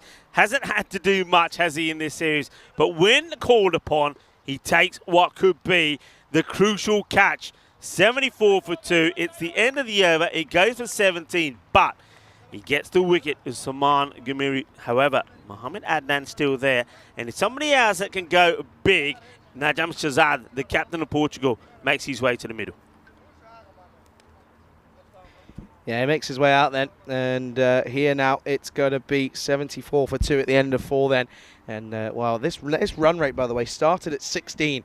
It's already down to 14.5, so it's a good start this for Portugal, but the wickets is the slight concern. The only issue for me is that we haven't seen this what we've seen from the Sweden tail in terms of hitting boundaries almost every other ball. We haven't seen that from the Portuguese tail. Yeah, and it's depth. I mean, at the moment where Portugal are, they're in a great position. There's no doubt about it. And they've taken the rate down to, well, it's under 15. So good position to be in. But yeah, what you're talking about is the depth. So how many batters from Portugal can come in and do the same thing that we saw the Swedish guys do, which is to come in and just go bang from the word go? That's the question. Okay, then. Here is that. It's going to be Adnan who is going to continue on this slaughter against the lineup of the Swedish side here, as this one has gone massive, deep in his crease, sits up nicely. It's slot bowling. It's bowling machine bowling here. This is an incredible strike, though. Once again, it's that little shuffle across from Adnan. It's in the slot. It gets absolutely blasted. That is big. You talked about there being a lake at the other side of that jungle. Well, that's in it. 42 up for Adnan. Oh, this is up in the air, and well, it might be taken here, but they're going to have to check. Oh, it doesn't matter. It doesn't matter because he shells it. It's a simple one as well for Sudais Khan, and he puts it down, so he'll survive. As they may want it. Yeah, it doesn't even matter. They've called it already. Called it on field here. Oh, dear, he's a tall man. Yeah, and that's why they've called it. Steve calls it straight away. So it will be a no-eat free hit coming up, and well, Adnan looking to bring up his half century here. He's on 44. He needs one hit to do so. He's got the license to go big here. Slower ball and picked, and this is up high in the air. Has it got enough legs on it? Yeah, it will, and that will be a half century, an international half century for Mohamed Adnan off of just 15 deliveries. He's hit an incredible amount of boundaries. I can tell you exactly that it's going to be the 7 sixes for Mohamed Adnan, 1-4, 50 off of 15 deliveries. What a bit of batting that is. That is amazing hitting. We're seeing something special here, folks. We're seeing something special. If Mohamed Adnan can stay out there, we are going to see something special. What or not that is, that 50 comes up in just 15 deliveries. Bahut badaiyan Adnan nu apni half century puri kar li. Well, we have seen an explosion of cricket here today. Just have a look at the runs already scored at the start of day 2. Wow.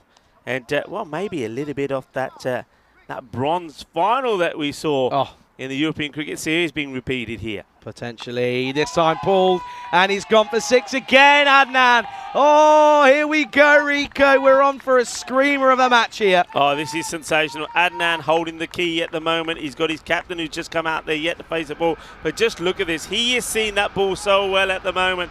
Shakka time. Aaj kitna sare no dosto. Swere swad aa gaya ke nahi. Zabardast batting we've seen is absolutely brilliant. It's awesome. Never seen the start of a day like this. Sweden, well, they got 162 on the board. Target 163. Portugal on song. They've taken the rate down to, well, under 12.5. That's quite amazing. Yeah, it's incredible at the moment. Going at a rather outstanding rate here at the moment. And this time it's going to be hit firmly down the ground.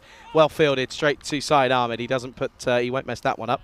That'll just be one, and it's a rare single here. A lot of congratulations in the chat by the Portuguese cohort. Conrad saying, well batted Adnan, alongside Rob Thompson as well. Rightfully so. Conrad's probably thinking that's someone who I'm battling for that opening spot for Portugal here. It was a good move, wasn't it? Go with that hard-hitting Adnan, top of the order. He hasn't disappointed. Don't forget the part that Saman Gamiri played, though, to get them here. But now the captain has to respond as well. That's a good delivery. He sneaks this one in. He shouldn't be running where he does, though. I will say that. Shouldn't be running in front of the umpire. I hope the umpire will have a word with him here. But once again, just gets that ball in. He's had the knack of doing this. Nasser Baluch gets a dot in, and then well, dot ball is big. You just look at that rate now. Every time there's no boundary, it starts to go up. What are we witnessing here? 4 off this, and they're going at 20 and over at the halfway stage. Too wide. It's going to be a wide here. And yeah, Beluch again, he is just trying to hide it, isn't he, on that offside, but just struggling here. Rob says bucket of 6s. By the way, what's going on here today? Sunday fun day, clearly. So I reckon I've heard the word bucket mentioned about 100 times in the space of about an hour and a half. One more time. I think you started it off yesterday yourself when you were guilty of using the word. I didn't mean to, but all I'm saying, one more time, consequences. Oh, it's a dot ball. It will be a dot. Shazad hasn't got off the mark yet. That'll be a dot to finish 97 for 2 at the end of 5. Let's have a look here at what's coming up. You can see there, we're off to Prague. The Czech Republic gets underway tomorrow, and well, during that, Portugal, the European Cricket Series night event is coming up. And that's going to be an exciting one, of course. We were there last year. We're so good. We're going to go back and come back for some more fun. Switzerland, then, is where we're off to. And I'm pretty sure we're going to one of the nicest grounds in Europe, by the way. I'm not too sure if that's definite, but that's what I'm thinking. You're off to Romania, though, because you're off to the ECN Continental Cup. That's coming up as well in August. Germany, then I'll be joining you in Germany, and we're going to be there for 2 weeks of cricket and cricket mania. And then, well, at the same time, the Netherlands, they'll be playing against the Ireland T20I women's side, as Takawi is going to be coming into the attack, and I think that's going to be an excellent bit of work straight away from Sudais Khan. Yeah, every time the ball doesn't go to the boundary, that's good work, particularly if it's Mohamed Adnan that's doing the batting. So his last 2 shots have gone just for singles. Now this is where the captain, Najam Shazad, he's got to open his account. It's time for him to get going. He's got to take on Takawi here, hasn't he? That rate was at 12, now it's straight up to 13, and he's missed out here. Expecting him to really connect with that one, but at the moment, hasn't happened. You know what I'm going to say? I'm going to like to see him answer work behind the stumps there, especially at this level, wearing the lid.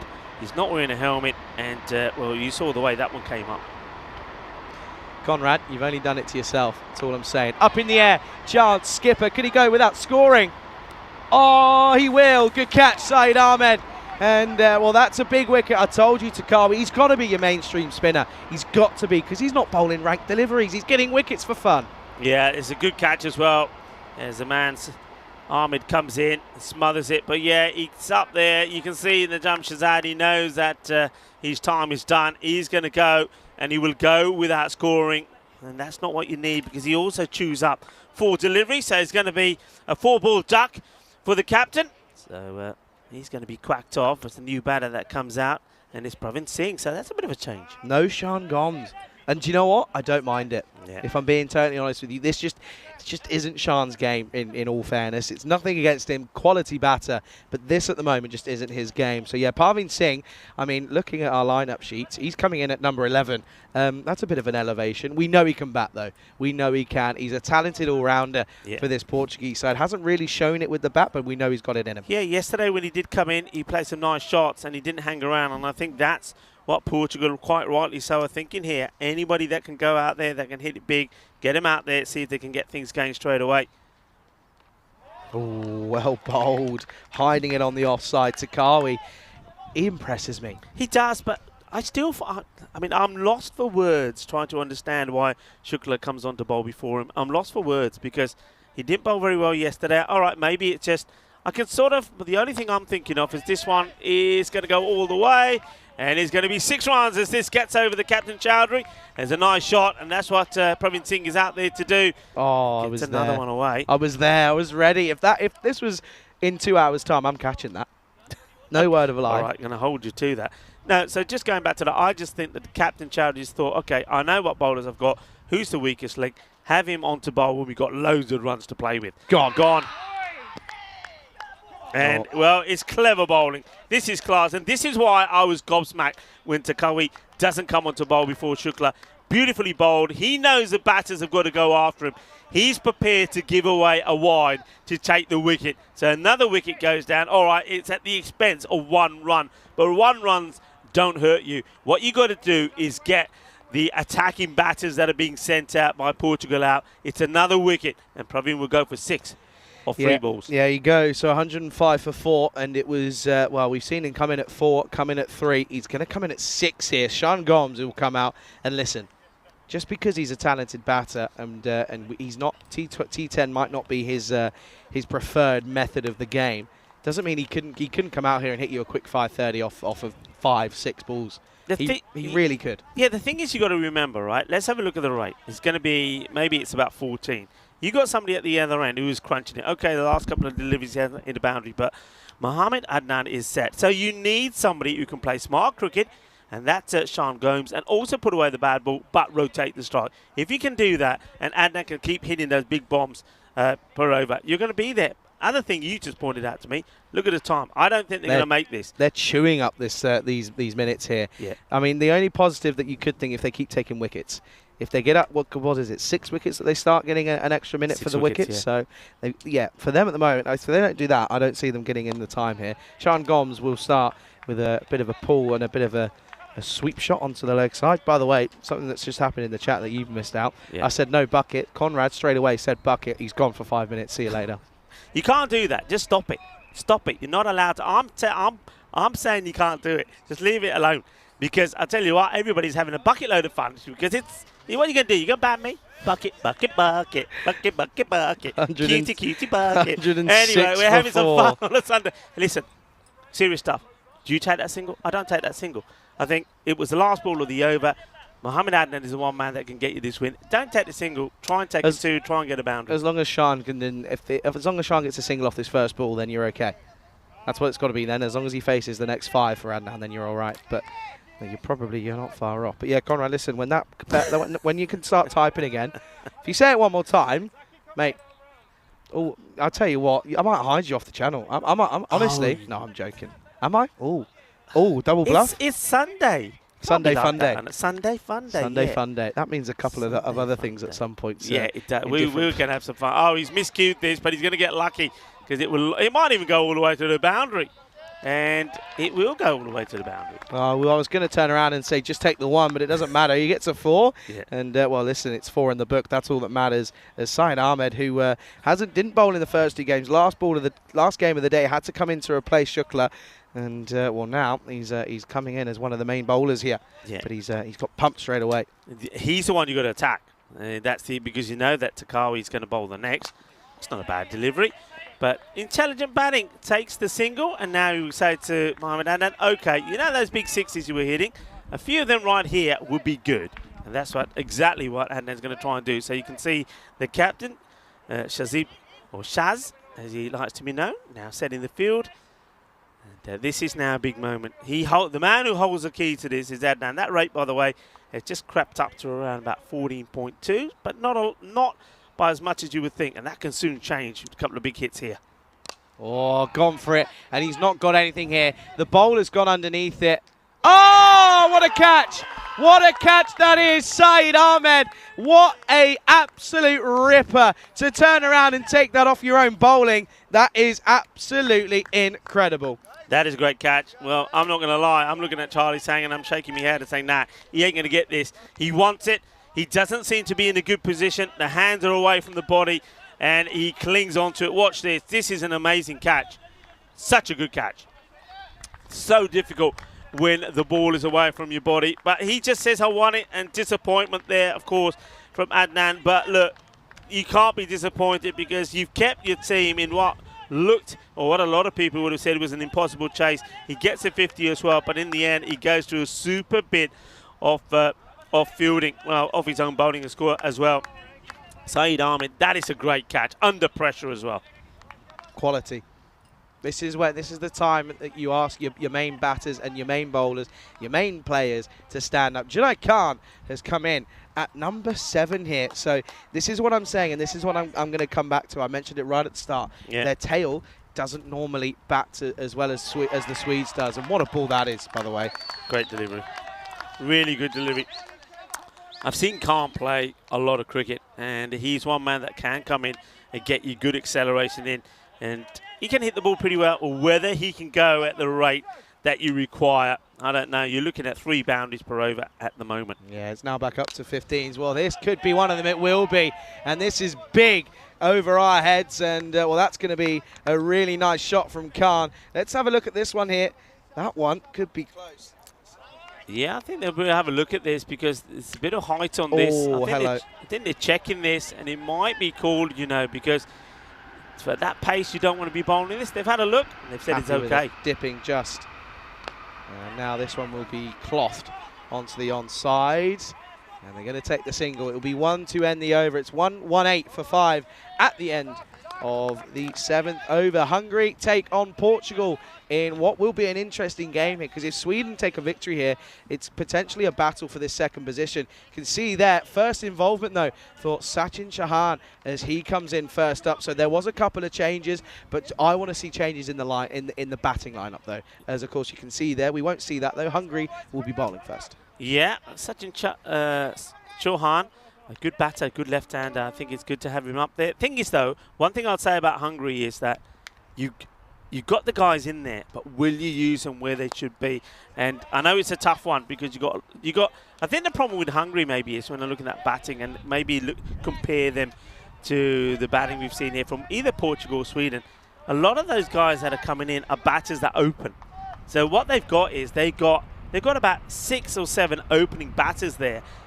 What they haven't got is the big out-and-out hitters that come in a bit later and score big runs for you. Big time. This is well bowled from Takari, but a nice looking shot from Gomes, and all he can do is just push into the offside for just one. Yeah, at the moment though, these singles aren't doing them any good. No, they're not, but Takari, of course, he came on to bowl and he made the difference straight away, didn't he, in that over number 6.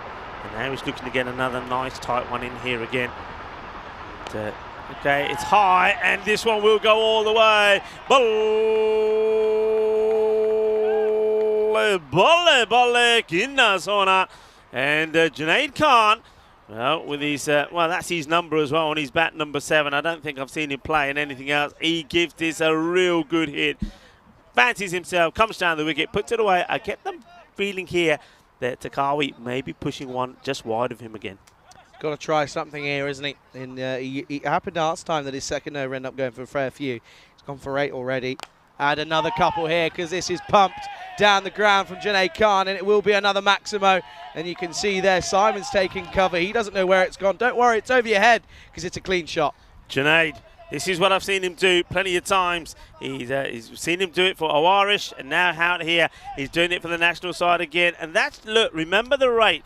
It was 14. It comes down to 13. That's what boundaries do for you. And this one is the one that's wider, but it gets past. It's rolling on the Iba, and well, I think he does okay. Doesn't make contact with the rope until he gets past it. The batter's looking at the umpire, say, check this fielding for me. We'll check it. But just have a look here. I think he gets hand and then touches the rope afterwards. It's close, but I think he's okay. Yeah, I think he's fine. And yeah, it is going to be okay. So we'll just be 2, but can't look at that. 20 off 6. This is what they need. There you go. Just confirming that it was given as buys. Okay, then. So 20 off 7 for Junaid Khan. Sure. Oh, he's missed out. I think that's Gundy. That's got to go big. I think that. Well, I want to have a look at side on. I think it's a mis-stumping. I think this is a mis-stumping. Because he comes out. Yeah, that's a mis-stumping. Big time. Big time. End of the over, though.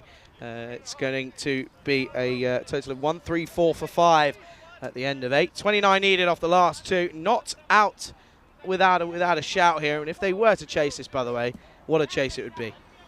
Well, they're not out of it, and that's the thing. What Portugal have done, quite amazingly, 1-3-4 for 5 at the end of the 8. They've kept in a match, which a lot of people thought they had no chance in at all. But I remember saying to a few people, look, whatever they can do, you can do. That's what you've got to believe. And so far, Portugal have. The 9th over, all happened in the 9th, and this one is pretty high. It is dipping. I'd still look at this again. I want to look at this. I think this could be called for a no ball. And they're appealing for an LB. The umpire's probably already forgotten about the appeal. And well, he's down. Well, they called it. I know he does go down a little bit. I think it hits him. Yeah, that hits him high. So that ball is never dipping enough for me. So it's a free hit. All happens in the 9th, folks. All happens in the 9th. Sean Gomes, he got Junaid Khan on strike, isn't he? That's the key here. And Junaid, he's got to go big here once again. This has got to go for a maximum at least, and it won't. It's well bowled. And that's going to be fielded and will just be 1. Yeah, good work once again from Sweden. The captain combining with the fielder. They've got somebody backing it up as well. Doesn't get past them. And keep an eye on that clock, people. Keep an eye on the clock so you can see what they've got to try and do. So they can't be bowling any extras here. There's Zahid once again. Well bowled indeed. It's just one. But yeah, this is the thing that they've got to get through this. Well, they got 2 minutes to get through the over here. Oh dear, imagine. Listen, bronze. You mentioned it right at the start. Yeah. This feels like a bronze final again. Yeah. It's the exact same. It could be the exact same situation. He's composed. He feels that it'll be. I mean, they should do it, but anything can happen. Oh wow, this is a lovely shot. Beautifully executed. That goes onto the production van. There was a thud there again. But the thing is, now this is the thing with the time. The clock doesn't stop for this. No. So the ball's coming back. The clock is ticking. So if they keep hitting the ball out of the ground, they could pick up an extra 5 runs here. Well, the thing is as well, Portugal were really good at it. They had 5 minutes to spare. This is another one, and they're going to want to check the height on this one because this one could be another Noe. Junaid Khan, he's had a tough year in domestic cricket, but he's coming good here, and this one, that's a Noe. That's a Noe for me. That's going to be a 7-up. Oh my word, what a finish we're going to have here, people. What a finish we are going to have. Look at the clock also. Oh, dear. 12 runs in 9 balls, people. 12 in 9. The 150 comes up. And, well, Zabi Zahid, who started so well, the clock is ticking now. They probably adjust this slightly because they're waiting for the ball to come back. But, hey. Do you know what saves them here? They get a wicket. Yeah. If they get a wicket, they could just save them here. 3 deliveries left. It's going to be 12 needed off 9. And dragged. And they'll take the 1. That's good. That's a win for Sweden here. Okay, what do you do here now if you're Gomes? I mean, okay, there's 2 balls to go. He could, even if he takes a single here now, and he gives Junaid the strike, Junaid gets the boundary, and then, well, you should back yourself getting there in the last over. This is a huge delivery for me, the way that Gomes deals with this. Okay, then. This he's got to try and hit this for a boundary. Oh, that's well bowled, but they're going to take a 1 here. Now, what I want to see here, though, in reality, this next ball's got to just go for a single hit. Well, look what they're doing here. Look, he just drops the ball down on the ground rather than give it to the bowler. The bowler should be running back to his mark to bowl this. Clock is ticking. I understand the appeal, but I think that's pitching outside leg, no matter what it's going to do afterwards. He's walking. He's taking his time. You've got to hurry up here. The clock finishes now. The question is, did they add anything on for when they had to wait for that ball to come back? Junaid Khan, this will be pumped for just 1. And it will then come down to the last here. But we've got to keep an eye on the umpires here. At the moment, it's going to be 9 needed off the last, but it could be more. Yeah. It could be less even. We're going to have to see here. Everybody watching the umpire. Now, do they get penalty runs as well, Portugal? Steve is muttering something. Yes, they do. Yes, they do. So 5 penalty runs as well. That changes it. 4 required. 4 required of 6 deliveries. And you can see Chowdhury going up there. I know what Chowdhury's saying. He's saying, look, I think we were on, but don't forget when that ball went, the clock didn't stop. I understand what Chowdhury's saying, but they might have already said, look, we've allowed for that, and it doesn't count. So penalty runs. And this is where we are with the highest run chases. Remember, 162 has been done before, but this one will be in between. It'll be the second highest. Remember, I was there in Austria to see that last one. Here we go. Oh, well bowled. Yeah, in the well slot. Bowled. They need dots here, though, don't they? They need dots here, as it's going to come down to the last. And we saw it so many times yesterday. By the way, all these 3 sides, they've played so much T10 cricket. They know the rules. Yeah. Honestly. Anyway, okay then. 3 or 5. 3 or 5 here. If they get a dot ball here, it makes it very, very interesting. It won't be. It'll be into the onside, and well, they could come back for a second if they think about it, and they won't. So it's just going to be 1 here. What do you do here? Do you apply the squeeze? Because they can do it in singles, though. I would have done the squeeze from the start of the over. I think now you've got to, and I think they do. Look, they're going to put a couple of people in on the offside. Leg side is still, it was going to be the same. Deep square leg is now just going to become a regular square leg. And, okay, then what's it? 2 needed off 4 here for Portugal. Oh, it's a dot. Oh, it's a dot ball. That's so well bowled here. So well bowled from Zahid. Oh, Rico. 3 balls, 2 runs, good delivery. I think this is where Junaid he's backing himself to do it with 1 hit. That's what he's doing. He's backing himself to do it with 1 hit. Zahid, he's bowled pretty well here so far. He's going to be looking to get it right in the slot again. And here he comes. And it's been hit pretty well. Should be just a single. So we get to the equation now. 1 run required. They've got 2 balls to do it in. The scores are tied. One thing I want to say, though, before we even get to a possible conclusion here, credit to both sides. Came out, gave it a go, and Portugal on the verge of what would be a momentous victory up against the Swedes here. They looked like they were down and out at the break. They came out, they went big early on. Sean Gomes, normally batting at 4, came in at 6. And, well, this is more his game now. Look at how relaxed he is. He's just taking his time. He's making it his game. He's making the bowl away. I don't mind this. This is quality from Gomes. This is experience in high-pressure moments. 1 needed. The scores are tied. Oh, it's a dot. Oh, we go it's to a the dot last. ball. We go to the last, people. We go to the last. At the moment, we are sitting on a golden ball. We go to the last. Are we going to see an absolute epic here? Are we going to break that run of almost, well, approaching 280 matches? Oh, well. Okay, we go down to the wire. And everyone's got to come in. One thing that Sweden will be talking about. Everyone. Yeah, everybody's coming in. One thing that Sweden will, of course, be talking about, and a lot of the people that are supporting Sweden are saying, those penalty runs. Yeah, poor discipline could cost them this match. Okay, they're going to be running. Whatever happens, they're going to be running. We're going to see a little bit of carnage here, maybe. Or are we going to see... Everyone's got to come in, right? Yeah, everyone. Yeah, everybody's got to come in. But at the same time, what if it goes up high and oh, Rico, they've got, I was going to say, they had the third man was deep, but he's now come up to a regulation, and everyone is in here then. It's 1 needed to win. If it's a dot, we go to a golden ball. 1 needed for a victory. It's over the top, and they will do it. Sean Gomes, credit where credit's due, has played an absolutely beautiful shot on the offside. And Portugal, it's the 2nd highest successful run chase we've ever seen here on the European Cricket Network. And what a way to start the last day of cricket here in Hungary. International cricket at its best.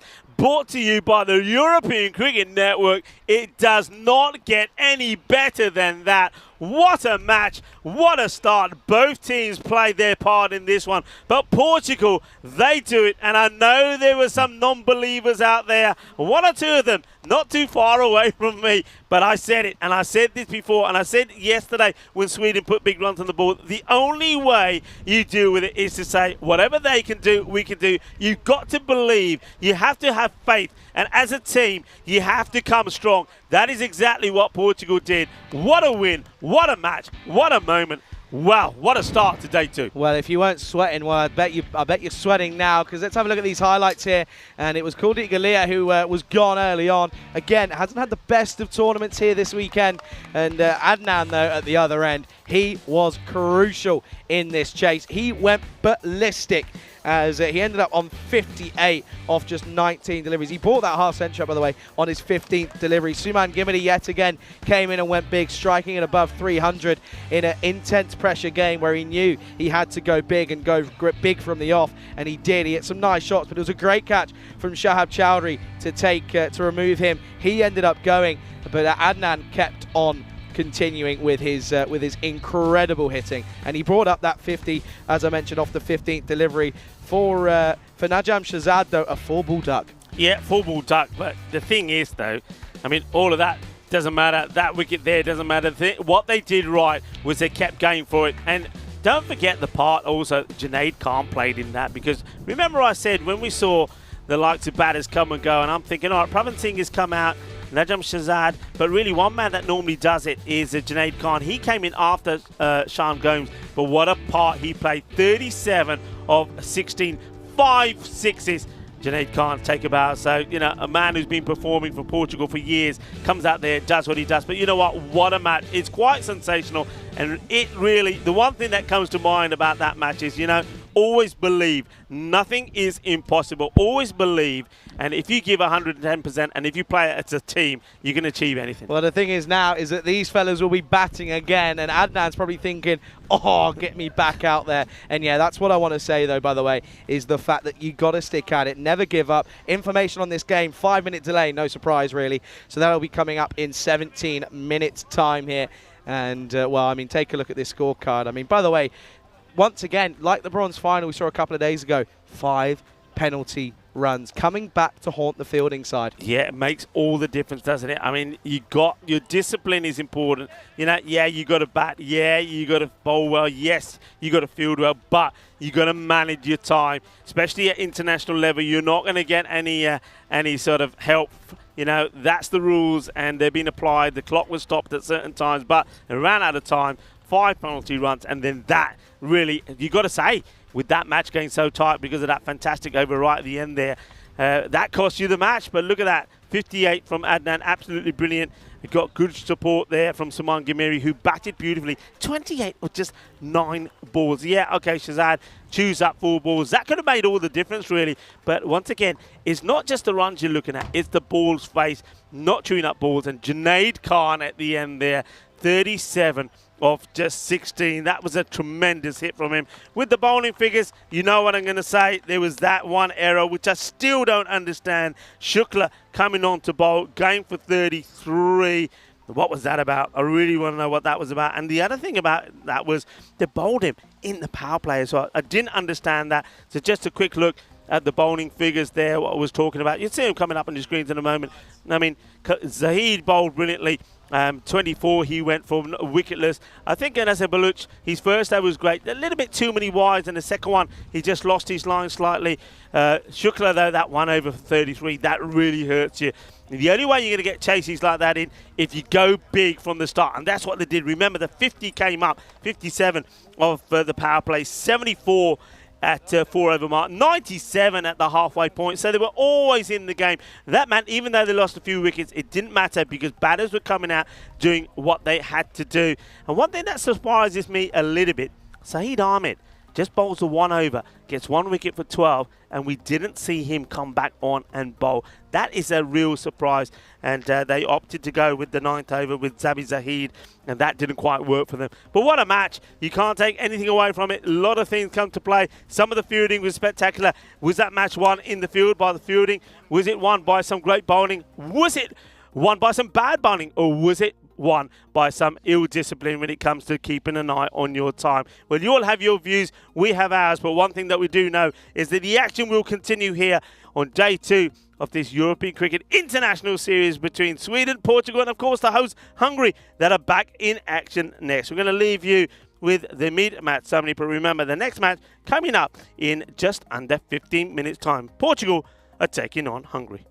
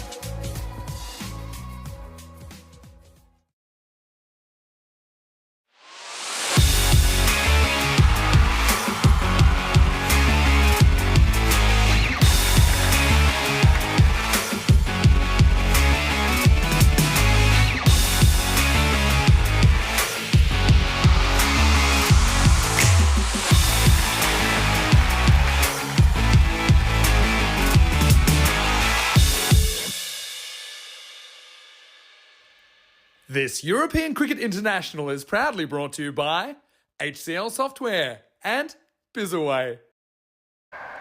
Hello and welcome to the start of match number 7, and it's going to be a chance for us to see Hungary in action for the first time today in day 2. Of course, it wasn't the best of days for them yesterday. They did lose 3 of the 4 matches that they played, but their captain Marko Huja will be pleased that they're starting today with, well, a break in the morning, because they did play 4 matches yesterday, and they're up against the opponents that they beat yesterday, Portugal. Portugal, of course, they had a difficult and testing match with Sweden once again pile on the runs. Sweden at the moment are just quite amazing. I mean, they hit 26s on their way to that big score. And once again, though, Portugal, they've got to go out there and do it again. So we're going to see just what their fitness is like. I'm going to see what their stamina is like as well, because it is very, very hot at the moment. What about their opponents, Hungary? What can Hungary do better this time around? One thing, one man comes to mind. They've got to have a good day with Ashraf Daraparetti. He's a man that we know is sensational. He was the MVP here in the European Cricket Series. Can he turn on the start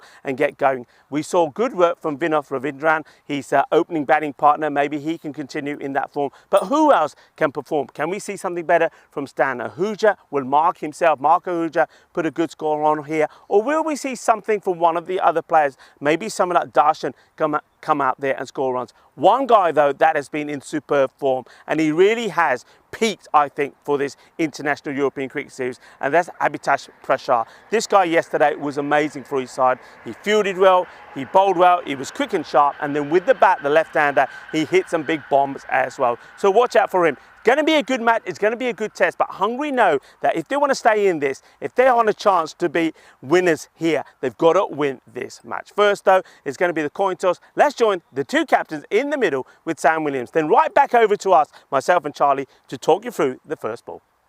Hungary to call. Heads. Heads is the call. It is a head. We'll ball first. So Hungary have won the toss. They're going to have a ball. Over to you in the box. Thank you very much. Stigsy there stepping in today. Of course, Tyrone Peters not here today. He's already on the, well, he'll be on his way to the airport very, very soon. Good morning, good evening, good afternoon. Welcome to the GB Oval here in Budapest, Hungary for match number 7. Rico was telling you all you needed to know, and the information is, of course, Hungary are going to have a bowl first, and do you know what? They were probably watching on the sidelines after that chase here this morning, and they're now probably thinking, was that the right idea? Portugal, there's a couple of changes in here, by the way. The one that I can see is, of course, Siraj Niput comes in and Amir Ikran comes in, so no Faf Stoneman. And you know what? I saw Faf just in between the break, and he turned around and said, Charlie, I've got nothing to argue with. I've not played well. I've not exactly done what I've needed to do, and rightfully so. I should be running the drinks out. So fair enough, as long as he knows where he's gone wrong. But look at that, though. Sachin Chauhan is going to come in for the Hungarian squad. So, and no Stan Ahuja, so the wicketkeeper in this one is going to be Vinod Ravindran. So look at this, by the way. If you thought the last game was close, check this one out. 105 plays 104 right here on this bat versus ball walk this time around. And, well, this is, again, going to be an interesting one. There's a man who made a half century off of just the 15 deliveries he brought it up on. It is, of course, Mohammad Adnan opening alongside Kuldeep Kolia here in match number 7. There you go. There's Vinod. He's going to be the wicket-keeper here for this Hungarian side. And, of course, Daraparetti still in there as well. He's had a poor weekend, though, hasn't he? Started really well for the European Cricket Series for his side, United Shalad Budapest, but this time around it's not worked for him.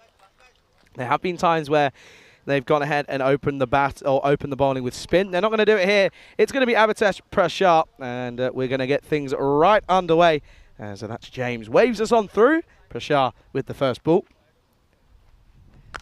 And we're going to start with a boundary. So Portugal continuing where they left off in their last 10 overs, as this one is going to go the distance, and it's going to be a 1 bounce for Kuldeep Kolia off the mark with a boundary. Good morning to everyone, to Bruno Cavalieri. Good afternoon, good morning to you, sir. And it's a good time to welcome back good friend, co-commentator, and Dragonfly enthusiast. It's Rico Full.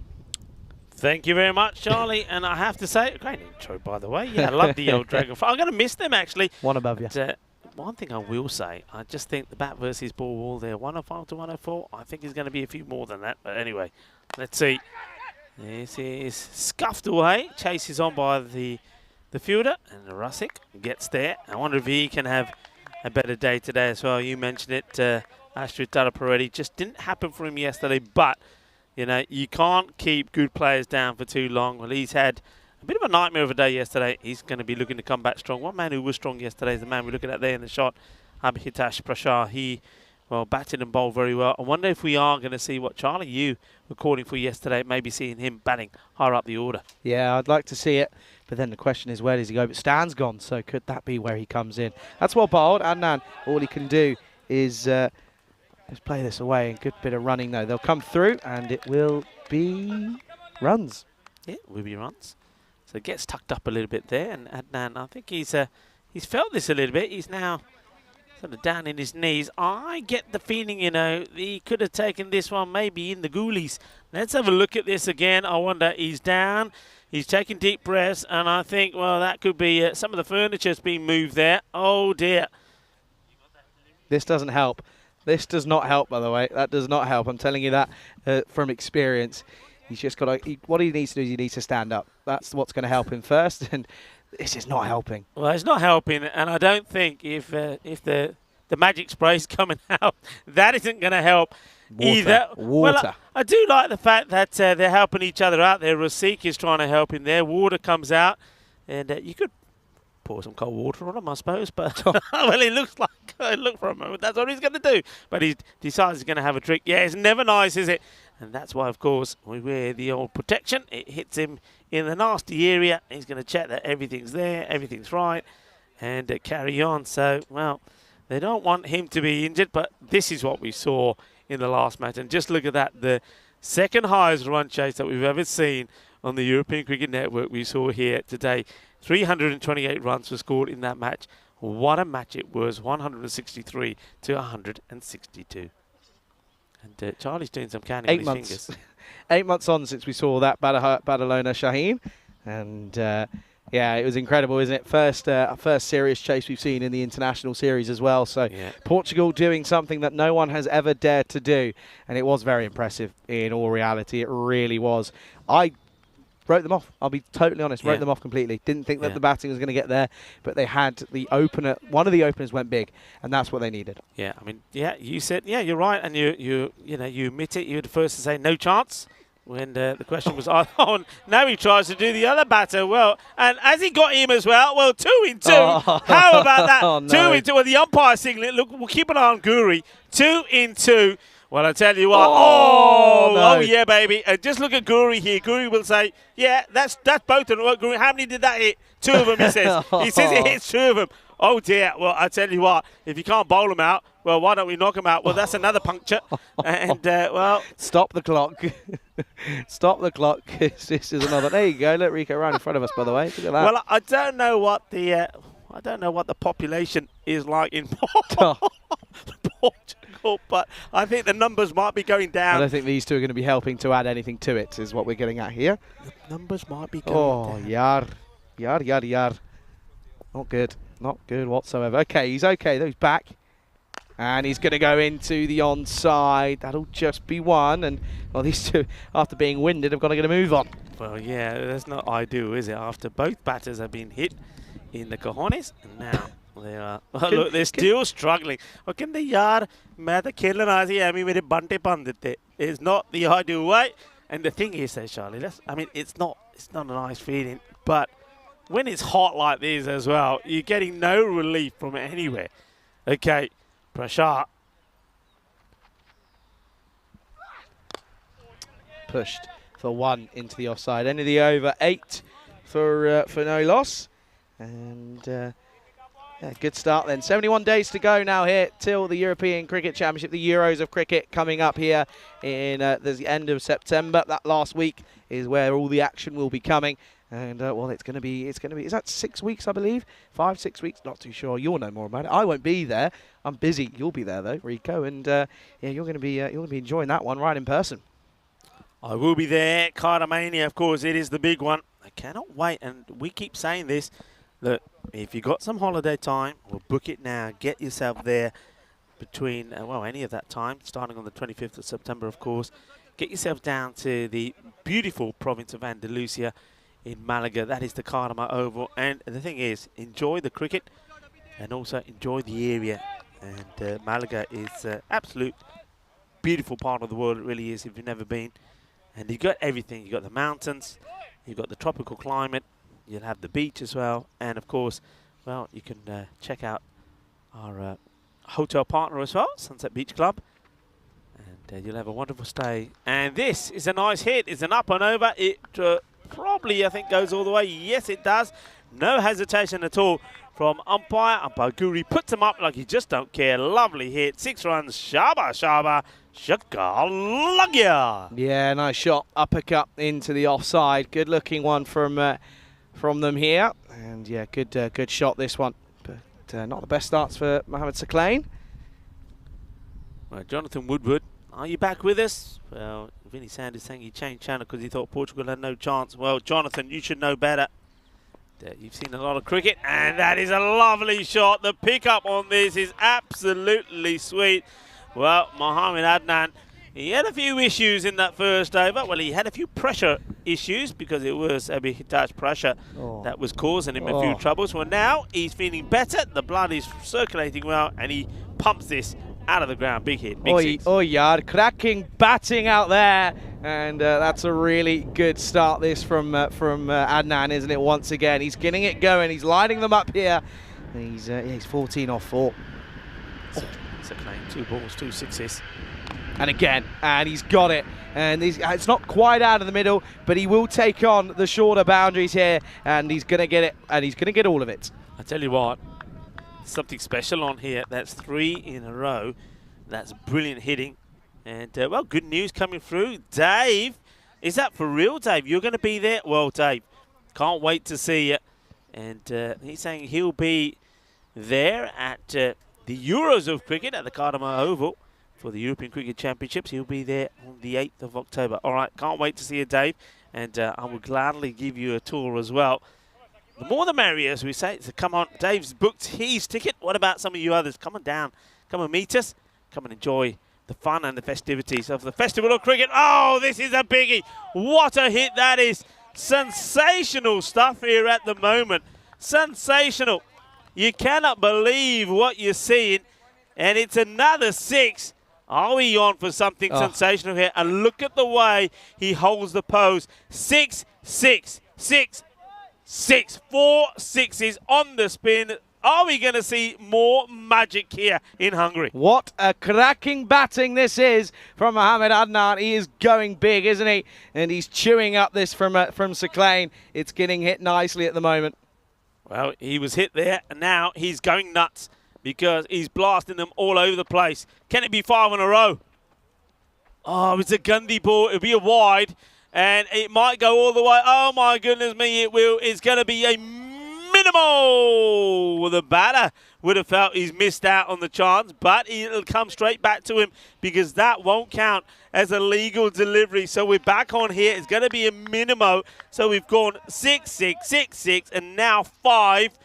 It won't count as a ball to the batter, so he can go right back on track for hitting 6 sixes in a row. Yep. This over's gone for 29 already. Sakhlain, he needs to find something badly here, doesn't he?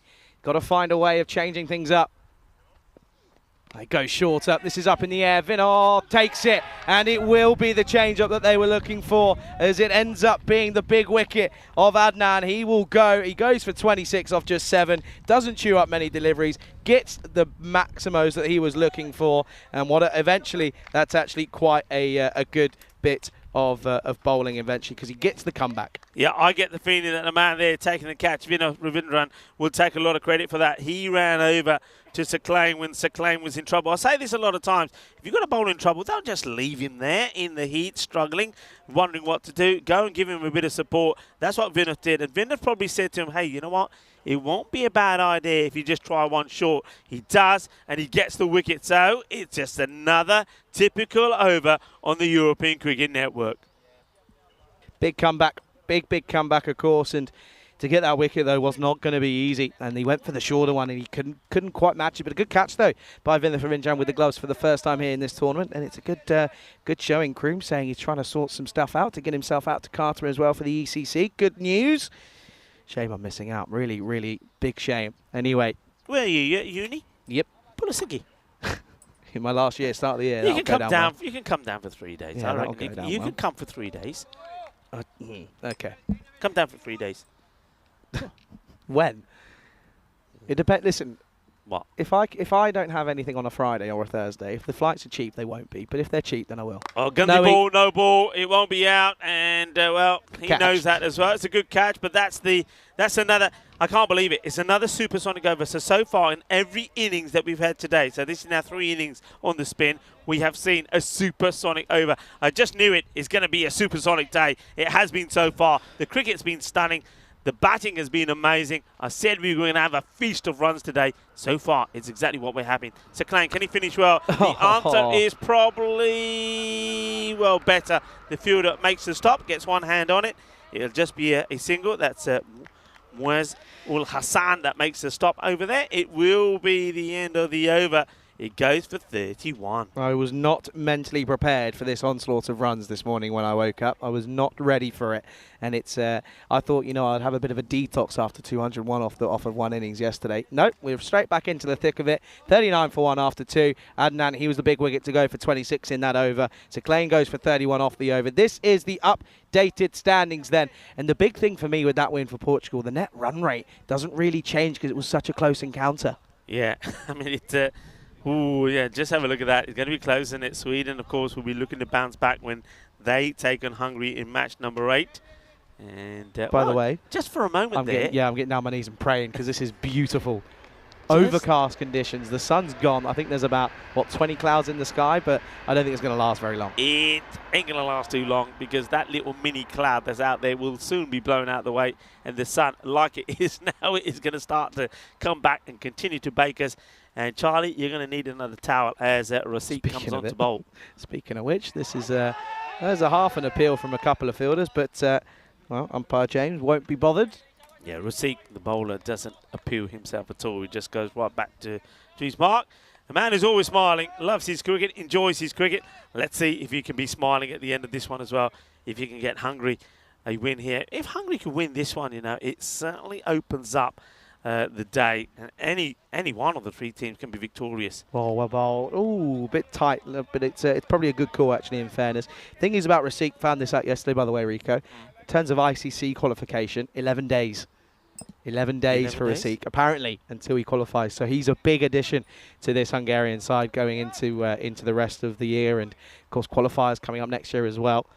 And that's going to be another one. But the thing as well, look at... Oh, no. Oh, hang on a second. Oh. I think that goes. I don't know. Yeah, yeah, it is. Yeah, good from the fielders down there. Because in all honesty, I don't know if there's enough evidence that would have showed us that one there. Because the grass has overgrown us down there. But yeah, good. That's a minimo. It's a minimo, yeah. And Rasik, he's trying to do a little bit of what we saw from some of the bowlers from Sweden, just trying to squeeze that ball in. I think Buluc did that really well, but he's not been able to. Okay, this is up and over, and it's just going to be 4 more.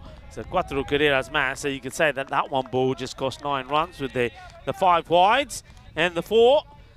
And like I say, Charlie, and I think the score that the Bat vs Ball Wall was predicting was way short of what it's going to be. We're going to see a lot of runs here today. Yeah, absolutely, and rightfully so as well, because yeah, we're on for some big scores at the moment.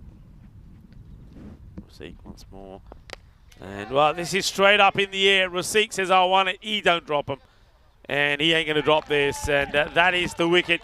It's an important one because Saman Gumiri has been in very good form, and you've got to say this is probably the first time that he has a failure, because he'll go for 5 of 5 deliveries. Just to get this wrong, look, yeah, head goes up, ball goes up, offers a chance, and Rasik says to everybody, stay away, this is mine. It's another wicket. It's 49 for 2. Yeah, good wicket to get as well, because we know that Suman can go big. We know he's got it in him, but not quite coming off this time around. So he goes for a runnable 5. then the score will be 49-2.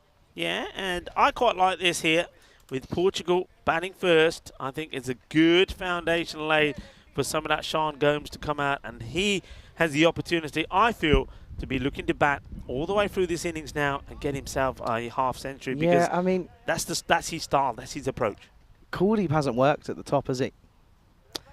Would you change it? Would you put Sean to open? Because if you have him facing, okay, 60 deliveries in the entire innings, if you have him facing 30 of them, or 25, 20, whatever, yeah, he's going to get your runs. He will get, because he just takes a bit of time to get into it. Yeah, I think batting first, that would be my shout. I mean, whether I still stick with Kuldeep opening, no, I would go with Gomes, and then maybe you can't not go with Adnan at the moment. He's hitting the ball so well, and then maybe Kuldeep. I don't know. You could go with Kuldeep or Suman to come in at 3 and rotate them. But Kuldeep, of course, he's out there at the moment. He's still there. He'd be hoping to get some runs here and say, well, there you go. This is why I do open. He is a very aggressive player when he gets going, but it just hasn't clicked here at the moment. But let's see if he can get a good partnership going here with Sean Gomes. Absolutely. He comes in at 4. Came in at 6 in the last game. Hit the winning runs off the last ball. He's got a bit of time now. Oh, he's not going to waste anything here. One thing about Sean that I've noticed, by the way, remember Woodworm? Woodworm? The bats? Oh. The equipment, Woodworm? Yeah. You're going back some. Yeah, he uses them. And I've not seen one of those in probably about 10 years, honestly, if I'm being honest with you. You're trying to get an inspection. I'm trying to have a look honestly, at you go ask him. Go and have a look at the bat. It's a Woodworm bat, trust me. And this has not been middled. It will be cut off by Mark Ahuja, who's at a pretty wide-looking mid-on. But yeah, that'll just be one. I wonder if we can get a close-up on Sean Gomes' on his bat potentially. But yeah, it's a Woodworm, and yeah, I like the look of it, I have to say. I'm always a fan of look. They can see that. Oh, you just missed it. Look, Woodworm, see that? You're talking worms. Forget talking worms. We should be talking snakes today. Shock. Oh, well, this is catchable. Oh, he's taken it. Avitash Prashar, how about that? He juggles it ever so slightly, and you can see that he was his heart was in his throat at one point, but eventually takes the catch. Kuldeep Galea, another disappointing innings for him. Yeah, he goes for the big shot, goes aerial, and, well, Prashar gets under it, and look, it pops out. But fortunately for him, he's just able to pluck it with one hand before it goes down. This is all about setting yourself in the good position. He gets himself in the good position. As a result of that, he's able to rectify himself and take the catch. Well done to him. And yeah, it is World Snake Day, a day that aims to increase awareness regarding the over 3,500 snake species that exist across the world. And it's all about trying to get rid of that scary reputation that they have. And they are fascinating reptiles. And the thing is, they are not all bad news. Not all snakes are dangerous, and they have a bad reputation. For example, as we always know, a friend who is a traitor is always known as a snake. The day aims to change the negative perception surrounding snakes and, well, promote the love for the living beings. There you go. I mean, there's a few snakes in some parts of Spain. Have you ever seen any? Yeah, I have seen a couple. I've seen a couple being flattened on the road. Yeah. I've seen a couple of those, but then I also was walking the dogs and saw what probably was about a metre long. Yeah. I remember, I think I'd have to probably go back, at a guess, 8-9 years ago, in one of the score boxes in La Manga. Really? Yeah, that's great. Going to get the old kit bag out, and the boys came running out of it. Say, oh, yar sapa, there's a snake inside, there's a snake. And there was, and it was a biggie. Oh, really? It was a biggie. Ever since that, I'll pass that on to the boys. They're having a net session at the moment out in at La Manga, so I'll let them know. I'll say, boys, be on the watch out. Yeah, be on the watch out. Hey, it's a good day in America. Why is that? It's National Ice Cream Day. Oh, what National Ice Cream Day in America. See you in a bit. Off you go. Now that's happened, I'll give you 20 euros for one ice cream. No, I won't. Don't have that on record. Okay, you got a choice. So National Ice Cream Day in America, or it is International Fresh Spinach Day, a day to emphasize the many health benefits of fresh spinach. So spinach or ice cream? Are you being serious? Yeah, I mean, it's 2 big days. Do you think they do spinach, of course, spinach-flavored ice cream? Yeah, 100%. 100%. Somebody's got to do it somewhere. 100%. No, spinach, obviously. It's me, health freak. Yeah, of course. A lot of benefits for spinach. It's not just fantasy that Popeye gains superhuman strength after eating spinach. It is actually true. Many health benefits. Shot. And, well, that shot will do the good and a bit of benefit also there for, of course, Portugal, because it's 4 more runs and nicely played. Yeah, that'll help. That's, again, that's a shot that we've seen him play quite a lot, Sean. It's often not works, but this time it does. Yeah, it's a superfood, isn't it? Old spinach. It is a superfood. superfood. I don't mind it in me pasta dishes, actually. Yeah, Quite nice. I don't mind. You know, when I'm at home and I'm cooking, there's always spinach, and I always chop a bit up. If it's in salad, if it's in some of the cooking, just put it in right at the end there. Yeah, a bit of spinach. It is good for you. But no, I'm not big on many green things. So spinach and broccoli, I'll do. But I will definitely be picking an ice cream over spinach every day of the week. Well, yeah. Especially when it's 35-degree heat. That is true. Okay, Seclain. Oh, outside edge, but this is going to fly, and this is going to have to be checked here, because I have a feeling this one might have flown all the way. I think he plays this as well. I mean, watch this. Yeah, he plays that shot. No, Yeah, not that far behind square. I think he plays it. No way. You don't reckon? I No. reckon he plays that shot. That tells us nothing, by the way. Can't even see where the rope is down there. The umpires are still waiting to give. I mean, they're going to have to. I mean, square leg umpire, I wonder what. This is where the fielder really has to come into play as well. Ask the fielder. Yeah, there we go. Give it 6. Why not? Yeah. I know a lot of people in Nepal have been following the cricket, and they've been watching the likes of some of their top players, like, playing for Portugal, of course, Suman Gumiri. So to everybody in Nepal, they're having a festival today. Oh, wow, let's talk about this one first. There's a festival of cricket out here as well. What a lovely shot that is from Sean Combs. Who says he can't play this format? This is a beautiful shot. Oh, they don't come any better than that. Gets his foot down the pitch, and he works that away. Lovely stroke. This is why I'm saying if you chuck him at the top, it gives him as much of an opportunity, has a bit of time to get himself in, then he can go ballistic. He's faced the 4 deliveries. This one gets away. He's gone 4-6-6 now, has Sean Gomes, and he's looking to motor along here at the moment.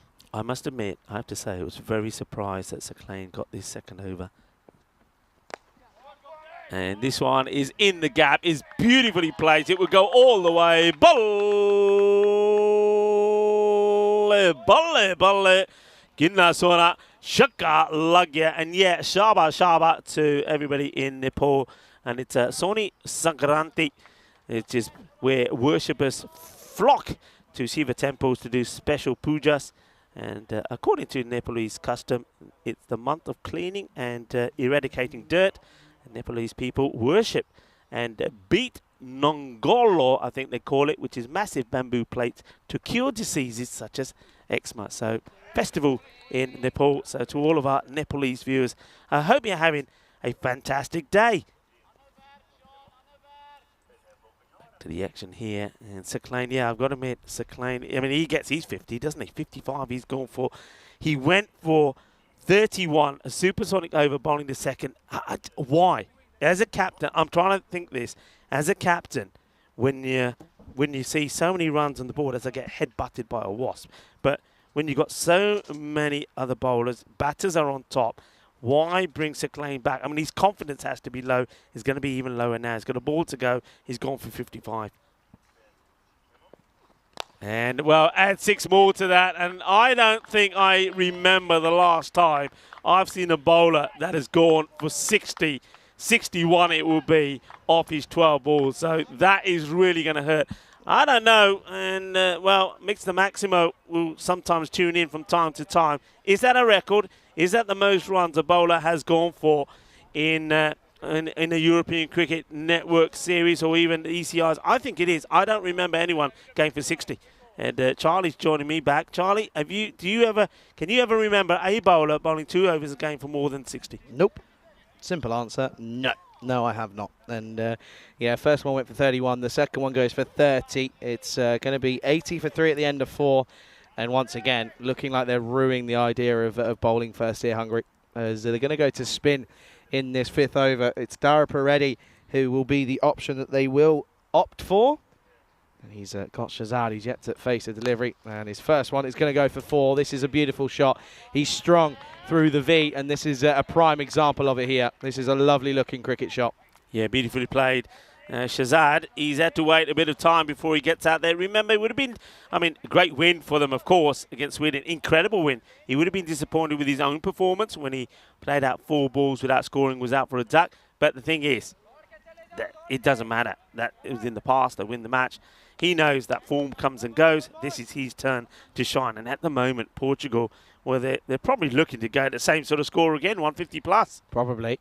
Anyway, what's the response going to be from Darap already then? This time it's Fuller again, but just plays this into the onside. Sachin Chauhan will do the fielding. He's been pretty quiet, hasn't been involved in too much at the moment. That'll just be one. A little bit early on that though was Shazad there. Darap already looking to come back in good form and good touch on day 2 of this international series here in Budapest at the GB Oval. Darap already once again, this time bowling to Sean, who looks to try and get it in that gap again, and he won't because it's been well fielded.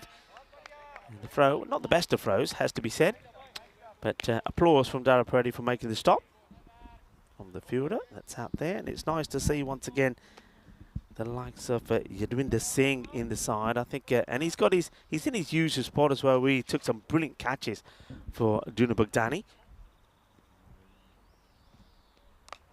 Carved away and just falls short of the man at backward point, Safi, but he gets something behind it. That's a good stop in there because he saved what would have been a certain boundary there. Yeah, Safi in the floppy, dives and makes the stop, gets dirty for his side, takes one for his team as well. But you're right, Charlie, if that gets past him, that would have been 4. Yeah, absolutely. What's the response then? Once more, he's kept it quiet apart from that boundary. This one is again hit nicely. Straight to the man though at Rasik. Then he's got a message in there. What does that say, Rico?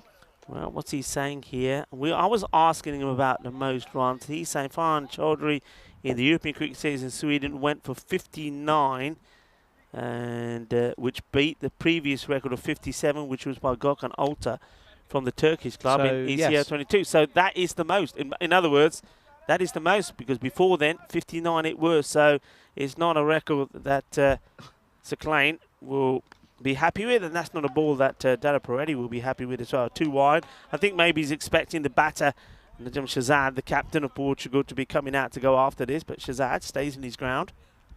Trying to close off the over then. And it's up in the air, and it's probably going to be taken. Yeah, of course it is. He doesn't drop them, does Darshan. That's a great catch and a great way to remove Shazad. Not having a good day of it here. He got a bit of pressure on his bowling. He's only got the 6 here. And, well, it's only going to be 6 for 2 games as he will go.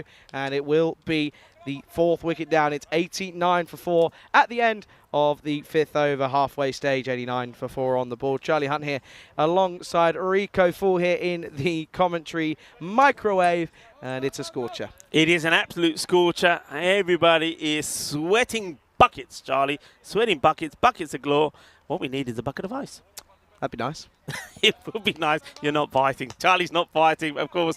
We're having a bucket load of fun here today because it is Fun Day Sunday. International cricket at its best. And I did say that we're going to see a lot of records being broken here today. I didn't quite think we were going to see that record broken where a bowler goes for 61 of his 2 overs. No, I really didn't. And it's rather impressive as it looks as if that's going to be Parveen Singh, who's coming back out to the middle. So interesting again to have him at the sort of middle order here. He is a good batter. We know he can hit some big runs, so he's got to do it here. As at the moment they've got a good start, but wickets are slowly tumbling as Rasik is going up against Sean Gomes, and he likes that one. He'll just push that for 1. Yeah, just places away. Yeah, I've got to say this is a little bit of an interesting choice for me because, of course, what they've done here is got 2 left-handers together. So I think you could have just broken that up slightly. You had other options, but I think this is all about trying to give Praveen as much practice out there as well. Maybe it's a plan for them as well. Maybe it's something in the future that they want Parveen to be the big all-rounder. You know, you got the likes of Shazad who can bat and bowl. Faf can bat and bowl as well. Conrad as well when he's back in the side can bat and bowl. So maybe it's just trying to add to that arsenal of all-rounders as he will get off the mark nicely with a single. Yeah, and he will. Kroom's just dropped the pat, or 99p, and then someone said, Kroom, I'll have some, please. Thank you very much, Kroom, and thank you to everyone, of course, for their support of the European Cricket Network. And thank you particularly for your support over this international weekend that we've had. It was a Super Saturday, and now, well, it's been a Supersonic Sunday, hasn't it? As we've seen records broken. We've seen the highest. Oh, that's going to be 4. That's not a good look from the fielder. Tries to stop it and then trips himself up in the process. I think that's might be the captain out there. I think it is. Mark Ahuja just doesn't get there right. Got to say, it's been a lot of cricket for the Hungarian boys, and maybe just looking a little bit sluggish here. He just tries to get the touch on it, doesn't get it right, doesn't get enough contact. There will be 4 runs. Yeah, I mean, we've seen something spectacular. We've seen the highest international chase as Portugal, this team that you see out there, chased a huge score, as this is a huge hit. It will go all the way. And Sean Gomes is turning on the style. He gets into the 40s now. Yeah, if he's just joining us, Portugal chase 163 to be victorious. And we've just seen a bowler in Mohamed Saklain. He went for 61 of his 2 overs. So Hungary under the cosh here again today. Yeah, they would have hoped for a better start. Saklain's probably saying, yeah, but I got a wicket, Rico, so why don't you talk about that? Full toss dragged by Gomes, who's moved on to 43. Yeah, Saklain will turn around and be like, hey, I got the wicket about that. I'm not actually going to, I mean, it happens. It's, you know, happens to anyone, can happen.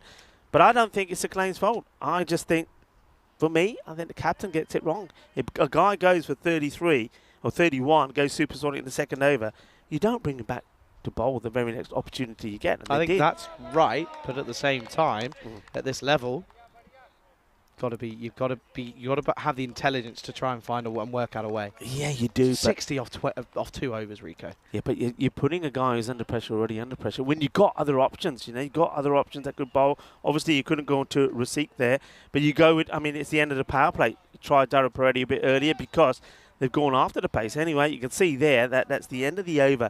So we're now 6 overs completed, 100 already on the board, 102 for 4 after 6. Yep, and you can see there 26 for Adnan off just 7. It was Saklain that got him. Good catch by Vinod. And Gomes at the moment 43 or 40. This is why I'm saying open him. Yeah, why not? Kuldeep's not working. You only got, what, Portugal got a game after this against Sweden in the last game. That's it. Oh, is this out here? Has he hit this? Yeah. Oh, what a catch. And Vinod Ravindran's having a great day behind the stumps. And just as I'm saying, Gomes should probably be the one you want to face as many deliveries as possible. He will go trying to play a bit of a rash shot here. It was he gets a bit. He hits that into Vinod Ravindran and he takes it. And what a catch that is! It'll be 102 for 5. Dara Peretti picks up his second. He bowled a great first over. Only 9 went from it. And the first ball in this one, he's going to get a wicket as we saw there. Well, Sean Gomes trying to get a little bit funky. I can understand the shot because there's nobody there, so go for it. But he just stands up, putting it straight into the hands of Vinod. But Vinod, he knows it. Look at him. He's saying, come on, somebody must have seen it. He's put this straight in me gloves. Come on, give it out. How's that? And there goes the finger up. And Vinod, good work from him. Good anticipation, you have to say, behind the stumps from him. Gets the wicket. Dara Peretti now, 2 for 9. 2 for 9, yeah. It's been a good spell, and it's finally something going the way of Ashrith here in these internationals. Didn't work for him yesterday in any way, shape or form with bat and ball, but this time around he's proving to be a pretty tricky customer to negotiate. It's a poor shot though, in reality. Didn't need to take it on. Yeah, he didn't need to, but I can understand why. I mean, if he plays it, I mean, me and you know, if you played it for a boundary, you would be up and about saying, what a shot. But I can understand why he plays it. If you look at the field set, there's nobody there. Was the risk worth the result? The result. That's what I'm asking. Yeah, good point. Maybe he's thinking that 100 on the board. There's plenty of batters still to come. Plenty of time. That if it doesn't click, somebody else can come and take over. But yeah, I don't. You know, you're not playing that shot thinking, oh, I might get out from it. You're thinking you're going to nail it. He doesn't. He puts it straight into the gloves of Vinod. And this one's up in the air, and well, this is nailed. It's nailed by the new butter. As Amir Ikram, beg your pardon, comes out and he blasts this away. It's in the slot and he's going to get the treatment, isn't it? Too short. It's too short. And yeah, you've got to get it in the right areas, Ashrith. You've got to find a way of getting that consistency because at the moment he's struggling. By the way, talk about struggling. Time again is not of the essence as this is dragged from probably about 7th or 8th start. Oh dear. Well, he almost had a howler with the catch that he took earlier, did Abhitesh, but he's had a stinker this time around. Yeah, he's keen, isn't he? But maybe over keen. Really, this is all about the running of the batters. The batters are showing that they're taking him on. They make him rush into it. Doesn't get good position over the ball. Gets past him. Gets the 4 boundaries. That's Ikram. And that's all down to the batters running hard. Now he's going to go downtown and he's going to get all of it. And this is a brilliant bit of batting from Adil Ikram. Yard, batting yard. What a shot that is. Yeah, good hit down the ground. Beautiful shot. Good timing. Doesn't try to overhit it. And it will go all the way. Boom. Shakalagia. 6 more. Dara Peretti, he said, and is thinking, well, it started pretty well. After 7 balls, it was 2 for 9. But now it's 2 for 25. And, oh, there's an edge. It's probably going to slow up, but the batters, will they come for 2? No, they don't. They, think about it, but the fielder does well. It's well chased, keeps it to 1. Dara Peretti, a ball to go, 2 for 26. He'll take another here if he can. Praveen Singh is looking to go big, I think, here, and he's probably looking to send this one over cow corner. Let's see how that fares. Oh, this time it's well bowled. They try and hide it. I would like to see if it was possibly looking to be on a wide, but I don't think so. It'll be a single, but it's a big, big over. 18 from it.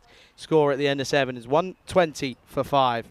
Yeah, well, the 120 already up on the board, and we know that Hungary have struggled with the bat at times, so maybe it's already too many. This is what we were talking about. Well, Dave has already told us that he's going to be there. Kroom is thinking to try and get there as well. Well, I'll welcome you all because there's going to be an absolute feast of cricket. The festival of cricket, the Euros of cricket, the European Cricket Championship starting at the Kardama Oval on the 25th of September. And look, remember the reigning champions Netherlands, they will be in championship week starting on the 16th to the 20th of October. But the thing is, as we know, as Corey touched on as well, with them qualifying for the World Cup, the 50 over World Cup, there's going to be a number of key players that won't be there. So it's going to be a big opportunity for some of the other clubs, other countries to try and beat the Netherlands. Well, that's a Gundy ball. The umpires will have a look at this. In fact, it's been called on the field of play straight away by James. And that's a 7 up, and that's the last thing that you want to be doing. That's poor.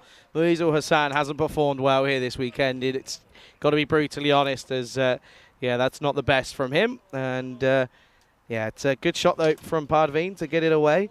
Yeah, no, I think, well, at the moment, I know for a fact that there's a Netherlands A side that are having a series against Jersey in potentially, I don't know if it's this week or next week, it might be in completely a different time, but I know that's coming up. So I know that's a good opportunity for them to have a look at a couple of players going into September. That's a good chance. This time it's hit away onto the onside once more, but this will be fielded, so the free hit doesn't end up being too costly. Yeah, Moiz Hassan, I mean, against Portugal, the only team that Hungary have beaten, he did take 3 for 23. So we do know if he gets it right, it can be useful, but that wasn't the best of starts. And let's see if he can put that behind him and come back strong. He's up against Ikram now, and that's not going to be easy. By the way, 4 minutes they've got to go. Unless they get another wicket, then they're going to struggle. I mean, we're here, we're watching the match. We saw 59 matches played in the European Cricket Series here, where I think penalty runs may have been applied once, or was it twice? Anyway, what is it? What are the international teams doing here that they're getting it wrong? What are they doing? Are they just taking too long in between I overs? think it is. Yeah. What is it? I think it's just too long in between overs, and then I think there's also been a fair amount of extras as well. I mean, you look at that last one, Sweden effectively bowled 6 wides and 5 no balls. So that's where you're effectively you're bowling almost 12 overs or trying to do it in 40 minutes. So that's never gonna, the maths just doesn't work. The maths just doesn't go. So and the thing that's a little bit confusing as well is they've got ball boys. Yeah. So they, especially on that onside, they've got ball boys that can help. So something's clearly not clicking for them. Yeah, I think it's a change around in between overs. They seem to take a long time. Fielders are still moving around. The bowler doesn't have the ball in his hand. Somebody is holding it and he's waiting for it. I mean, where we saw Sweden get done in the last match, I mean, it was that tight last over. Let's watch this delivery first from Hassan. And he squeezes that in. That's well bowled. So, yeah, going back to that last match, how many times did we see the bowler having to walk from his mark to pick up the ball from the floor to then go back to his mark and bowl? That shouldn't be happening at this level. The bowler bowls, has to go back to his mark, and as soon as he gets there, the ball to him, and he goes again. We're just not seeing that. And that's the reason here. You've got to be better. You've got to be smarter. Got to find a difference, haven't you, at the moment? Okay, then. As Liam's just told me that that's coming up soon. This is up in the air. It's going to fall safely, though. It'll just should be fielded and will be for just a 1. Yeah, Liam telling me that starts tomorrow for Jersey's prep for the qualifiers. I think they're really pushing for the World Cup. Rightfully so as well. Yeah, no, that's what I saw. And yeah, I think that is a great opportunity for the Netherlands, for the Dutchies, to have a look at a couple of possibly new participants for that ECC side that will be, of course, the reigning champions. I mean, for example, Sakib Zulfikar. I can't see him here. I can't see him not being in the World Cup squad. He was crucial for them in the qualifiers. I can't see him not being there. So he's a big miss, and he was a big player for them in the ECC. That's well bowled by Ul Hassan here. In all fairness, Hassan, considering he started with a 7-up, the very first ball, the way he's come back here is very well. And what I've liked about him is, despite getting it all wrong in that first ball, he's been prepared to try things. He's been brave enough to take the pace off, and he's bowled. Well, I think he's bowled very well to the likes of the right-hander and the left-hander. Okay, then. Oh, he's picked this up, though. And, well, I'll tell you what, there's, I think that might be Stan, by the way, who's just turned up. He's, well, he's right in, and, well, watch out your cars there. You might want to move that one. Well, Stan the man, is, well, that's his parking spot, and he's sticking to it. But, well, he's well, whatever he's taken out of the boot, it almost ended up having a bit of grizzly action in there as well. And he might be thinking about moving it. That was the end of the over. And 1, 3, 6 for 5. As I said right at the beginning, the bat versus ball war was predicting this being about a 105 to a 10 something. 104. Forget it. 104, 105 to 104. Forget it. It's going to be, well, they'll be very disappointed if they don't get to 150 again here, Portugal. Yeah, big time. They've got 2 overs to go, and you also have a feeling that they're probably going to end up having another 5 free runs as well. Because, well, I'd love to see that clock when it does turn up, what it's sat on. But at the moment, though, as you can see there, 1, 3, 6 for 5 up after 8. Yeah, I think they're going to be done and dusted here with the time. The time will come again. up. Yeah, they're gone. They're shot. It's done. That's 4 as well. That's a great shot from Ikram, who's come into this lineup for this second game, and well, he's playing a nice little cameo here. 22 offset off of 8 now. Yeah, tick tock, and the siren goes off. Oh, I thought that was a train going. You past. might as well just put the 5 runs onto that as well, because well, the 140. Just you might as well say that's 145 on the board now. Yeah, it's almost, but there's no rush.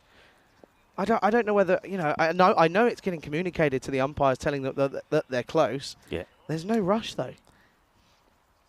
Well, wides don't help. No. Wides don't help. I mean, you look at how many they've bowled here. They've bowled, I mean, they bowled 16 wides. Yeah. That's nearly 3 extra overs, Rico. Yeah, too many. And it's little things like, well, I say little, not little, big things like this that the likes of Hungary have to change, and they have to change it pretty quick. And, you know, when you got good, I can understand it if you've got a plan and you're trying to execute that. That's what Prussia tried to do there, just sneak it in.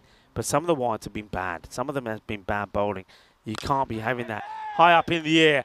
And, well, Yadwinder can't do anything about it. Oh. It's a valiant effort as he tries to flip this back in the field of play. I'm pretty sure that is Yadwinder. Yeah, it is. I don't know.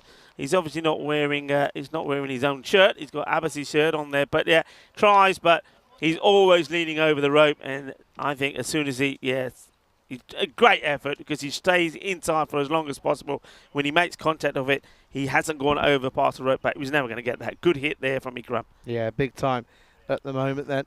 And it's going to be a dot. So good comeback there. And good work. Yeah, Liam saying, completely agree, Charlie, that Floyd and Ski both proved something. And with the World Cup in India, definitely worth a shout. How about Floyd batting at 11? That just tells you, though, that what the depth is in Holland at the moment. I mean, you got Maxi at the top with Vikram Singh, who I played against. And, well, we got him out second ball, so thank you very much. I'm never going to let that one go. Yeah.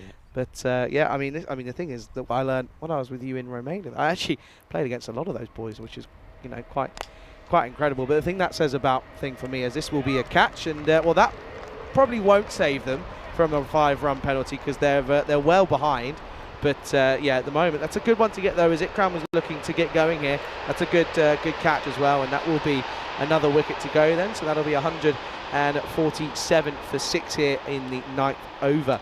But yeah, what I was saying is, you know, the Dutchies, they got it right. And I know it comes down to a lot of different things, right? Comes down to funding, comes down to just pure interest and talent as well that's based in the nation. But, you know, that's the thing that they're doing and what they've done previously that's worked for them compared to other European nations is the youth cricket is huge.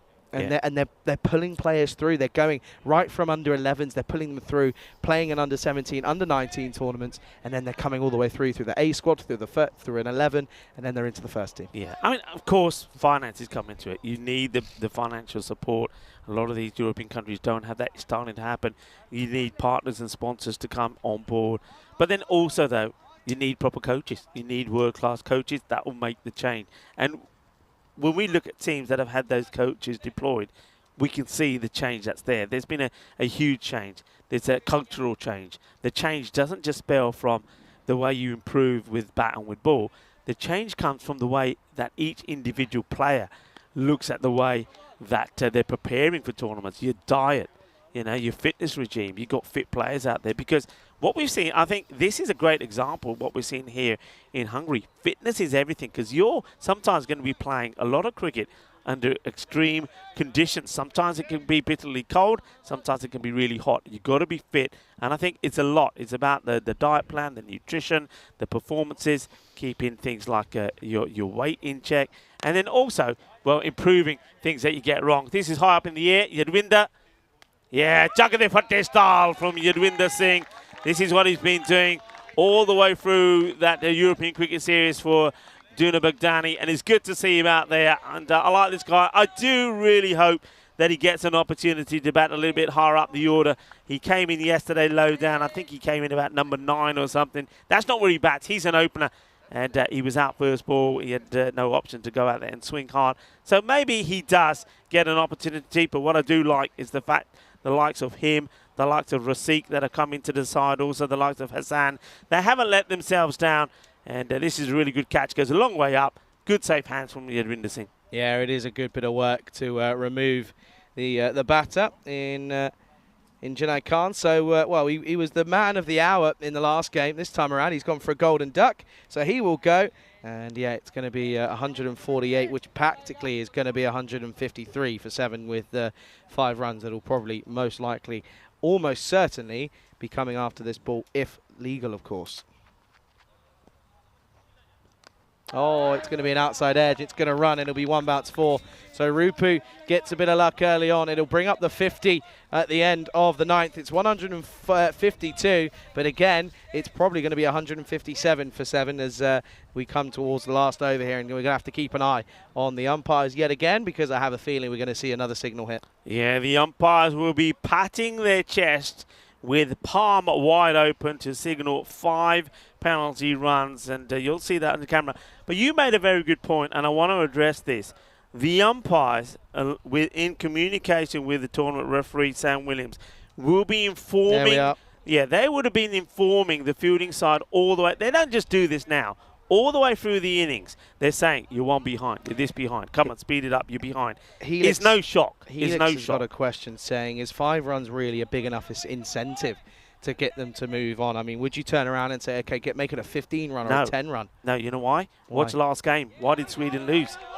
Why did Sweden lose the last match? Well, that's what I'm saying. 5 was enough. That's what what I'm saying is that at the moment, but they still clearly aren't bothered about it, because Hungary have turned around and have been super lazy. Well, let's see how Sweden play the next match, because I'm pretty sure that they would have had their the old knuckles strapped a little bit and said, right, go out there and show us how it should be done. You learn from it, and you have to play. One thing though, have to be said, Hungary or not, but they played a lot of cricket, played a lot of T10 here, but it's just those little things they're not getting right, not getting the ball back to the bowler quick enough. Another thing that I like to say is that over there, you go with Prashar, who's got pace, he's got a long run. He takes time to bowl his over. He also bowls 1 or 2 wide sometimes.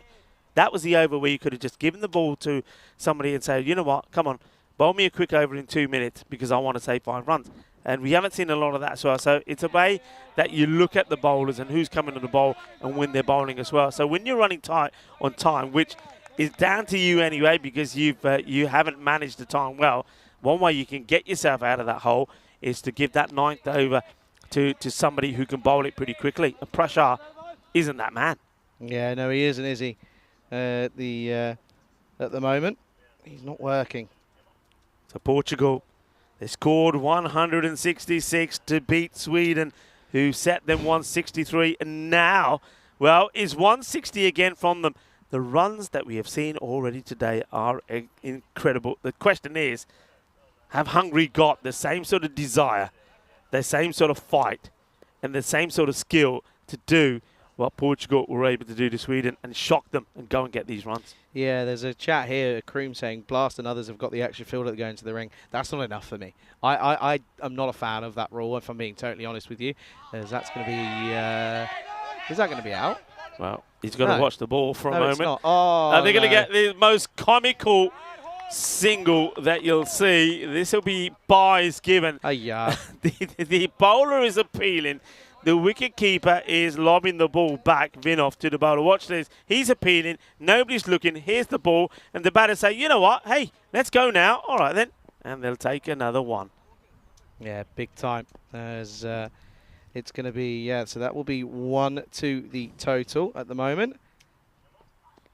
Oh, big into the onside. That's going to be massive. That'll be 6 runs. And, well, they're going to get into a score of the 170s here because they're not bowling well. Ul Hassan, once again, getting taken to the cleaners. Yeah, too short. That's not the area to bowl. Hassan hasn't got the pace to be bowling that sort of length.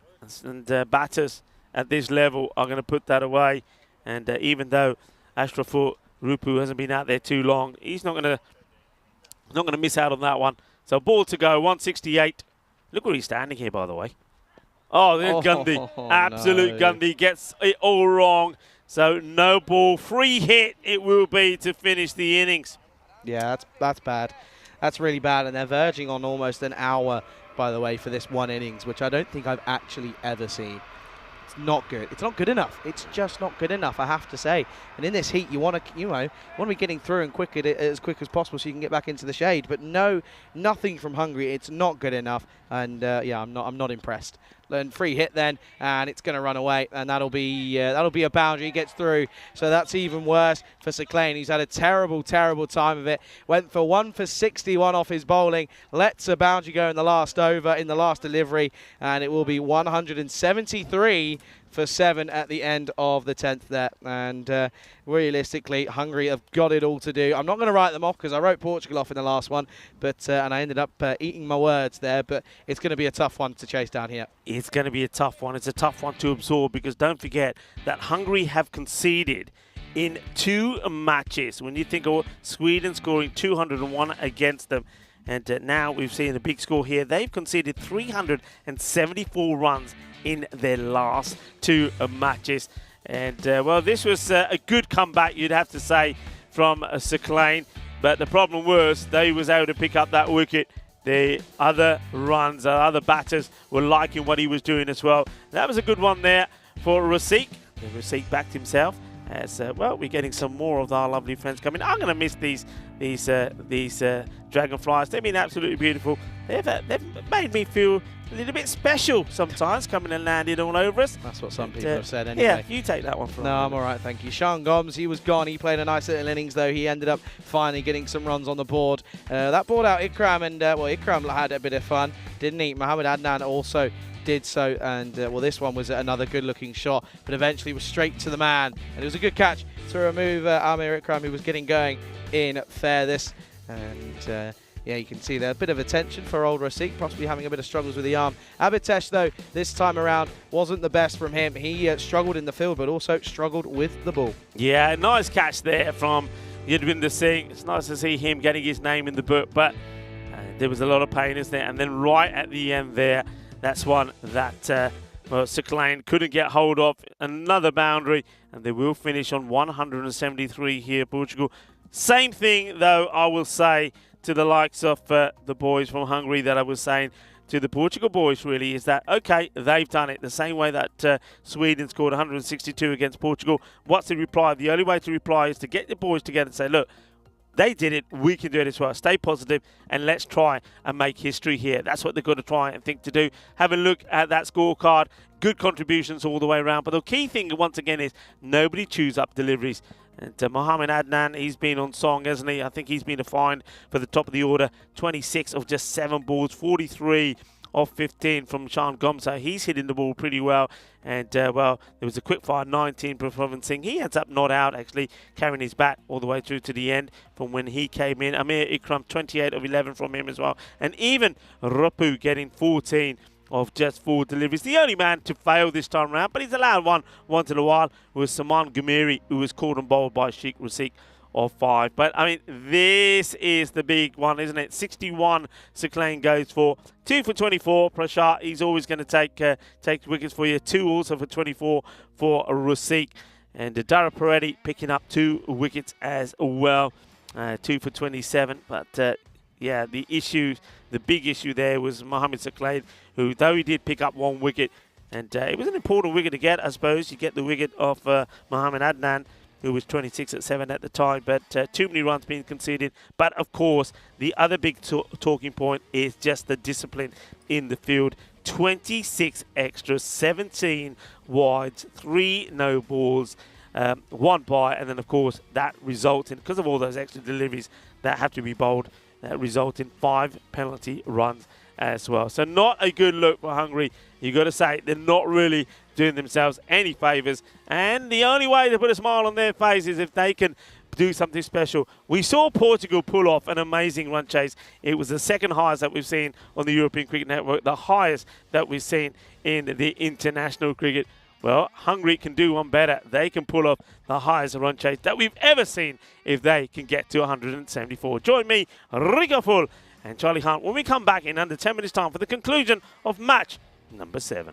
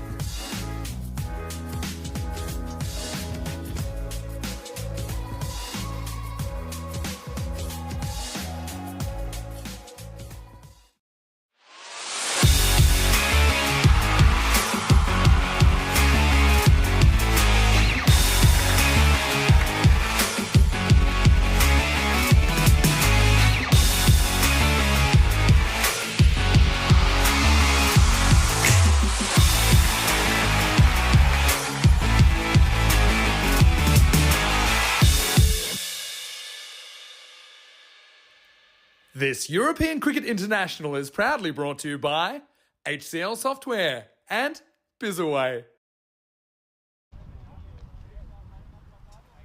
Hello and welcome back to a Supersonic Sunday. Supersonic, I can tell you why, because of the scores that we've seen in match number 1. Portugal chased down 163, and in that match we saw 328 runs. And now with that score that Portugal just scored in this one, batting first at 173, we've already seen 501 runs in the day, in 3 innings. That is quite amazing. And, well, we've seen the second highest run chase on the European Cricket Network in match number 6 when Portugal did get to the 163 required. They finished 166 for 5. Mohamed Adnan gave them the perfect start, didn't he? 58 of 19, with Suman Gumiri 28 of 9.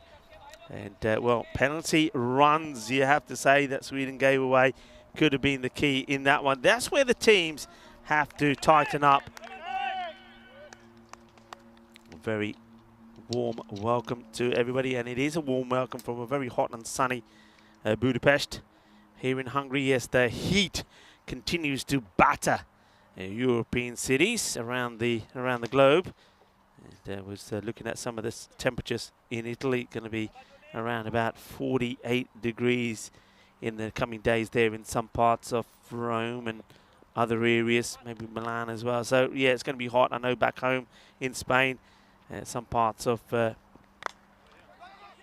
Spain also going to be up in the late 40s, 48 in Murcia, where it's close to where myself and Charlie are from, where Charlie's actually in the Murcia region. I'm in the Valencian region, and the temperature's pretty high there as well. So, well, a lot of heat, and of course, everyone that's in those areas, remember, stay indoors when it's in the middle of the day, and drink plenty of water, plenty of fluid. Look after yourself, be sensible, as this one is a blast, and it will go all the way. 6 runs, lovely shot from Rasiq.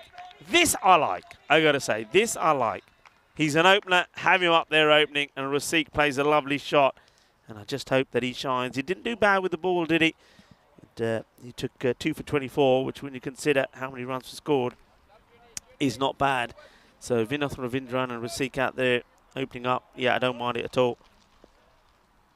Ravindran yesterday played some beautiful shots, particularly out on the offside. He was pulling the ball pretty well as well.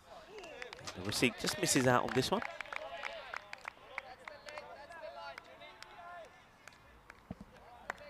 Swing and a miss. Junaid.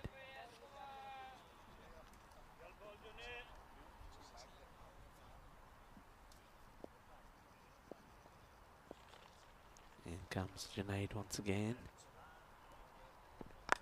Okay, just chips this up in the air on the onside, but with the man back, it's no danger there at all. It's one of those, isn't it? I think Portugal will be feeling, let's try and be as defensive as we can. So most of those inner fielders are right on the 30-yard circle. They're not worried about giving away singles. It's all about trying to stop Hungary getting off to a flyer in the first few overs. Well, this one, well, forget being in the 30-yard circle. This will go all the way. It's beautifully hit from Vinoth Ravindran. So both batters have got boundaries here. And Vinoth, well, one ball that has caused him some trouble has been the short one. But once again here, Junaid, though it is short, is not short enough to cause him any trouble. It doesn't tuck him up. So this one gets put away as well. So a positive start from both the openers. 14 with the ball to go in the first. Now they've just got to believe. They've got to do the same thing that Portugal did against Sweden. And that's in the slot as well. And that's a delightful shot. So the over will go for 18. And they're up and they're going. And that was nice. That's Parminder Singh. It's nice to see Parminder out there. And a few players from various clubs coming out. There's Parminder there, dressed in all white. And, well, that's Habitash also at the ground, watching some of the cricket. Hopefully, well, they're there to give support for the Hungarian players. And maybe their support could be vital here. But it's a good start. 18 off the first.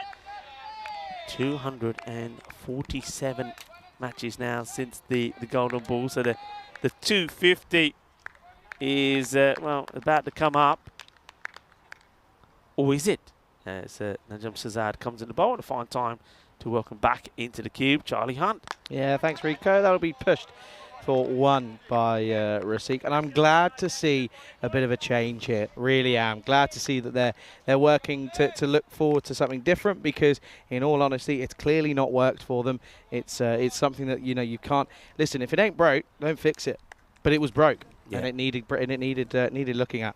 Yeah, and like I said before, we both said at the beginning, you got a lot of batters there, but most of them are openers. This one I want to see again.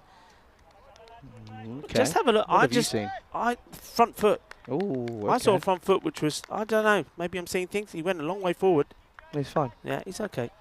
It's all right. Relax, brother. He's lucky. He's got a good bit of a heel. Oh dear. Anyway, this is that will be another wide. Shazad struggling here. Don't you think you're getting away with that? You probably all heard a little bit of a shunt. And that's because Charlie, tell him what you did. No, I fell. Yeah, you fell. Charlie's got a cricket ball in his hand. He's just throwing it around, just fiddling, getting his, as you do when you're a cricketer, just to make sure the reflexes are there. And he throws this one straight onto the microphone. Nice one, Charlie. Hey, isn't it nice when the sun disappears for a bit? No, because it's still hot. Yeah, it's still hot, but it's better than the sun coming right down on us. I think you can go convertible soon, can't you? Yeah, well, I was waiting because it's still just up there. It's still there. So I'm still waiting, and it's still hot anyway. Problem with that is once you take that side off, then you know you're in the camera. Oh, that's fine. So yeah, you got to behave yourself. That's fine. Well, to be fair, I'm standing up today because it's better than sitting down because it's too hot. That's pumped, by the way. Catch it! Oh, no. Abhishek, what are you doing? Come on. Abhishek Katsapal. He says, no way. He says, I know you, Rico and Charlie. If I go for this and get it wrong, you'll be all over me. Well, yeah, that's the whole point. So, Abhishek Katsapal, yeah, he's just coming here to give some support to some of his players. Nice to see Parminder Singh there as well. He's from Dunabugdani. He's having a chat there at the moment with Stan Ahuja. Ooh, lofted and just over the top. Chambers will watch that sail over his head and trickle down towards the boundary. So it's another one here. It's 6 and 4. Hungary for a fair bit more. And well, this one is it's not a good over from Najam at the moment. He tries that slower ball, and I don't mind it. But if you're going to bowl it, once again, I've said this before, make sure you got the field to it. Now he does push back to Chambers to the boundary. But if he had him back there and then bowled the slow ball, yeah, Vinod could have been gone. Oh, this one is, what's this? This is a Noe.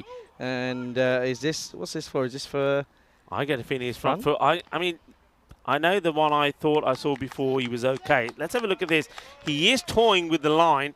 Let's see here. Oh, yeah, that is a no ball. That's poor. Yeah, so well done to umpire Guri. Keeping an eye on it.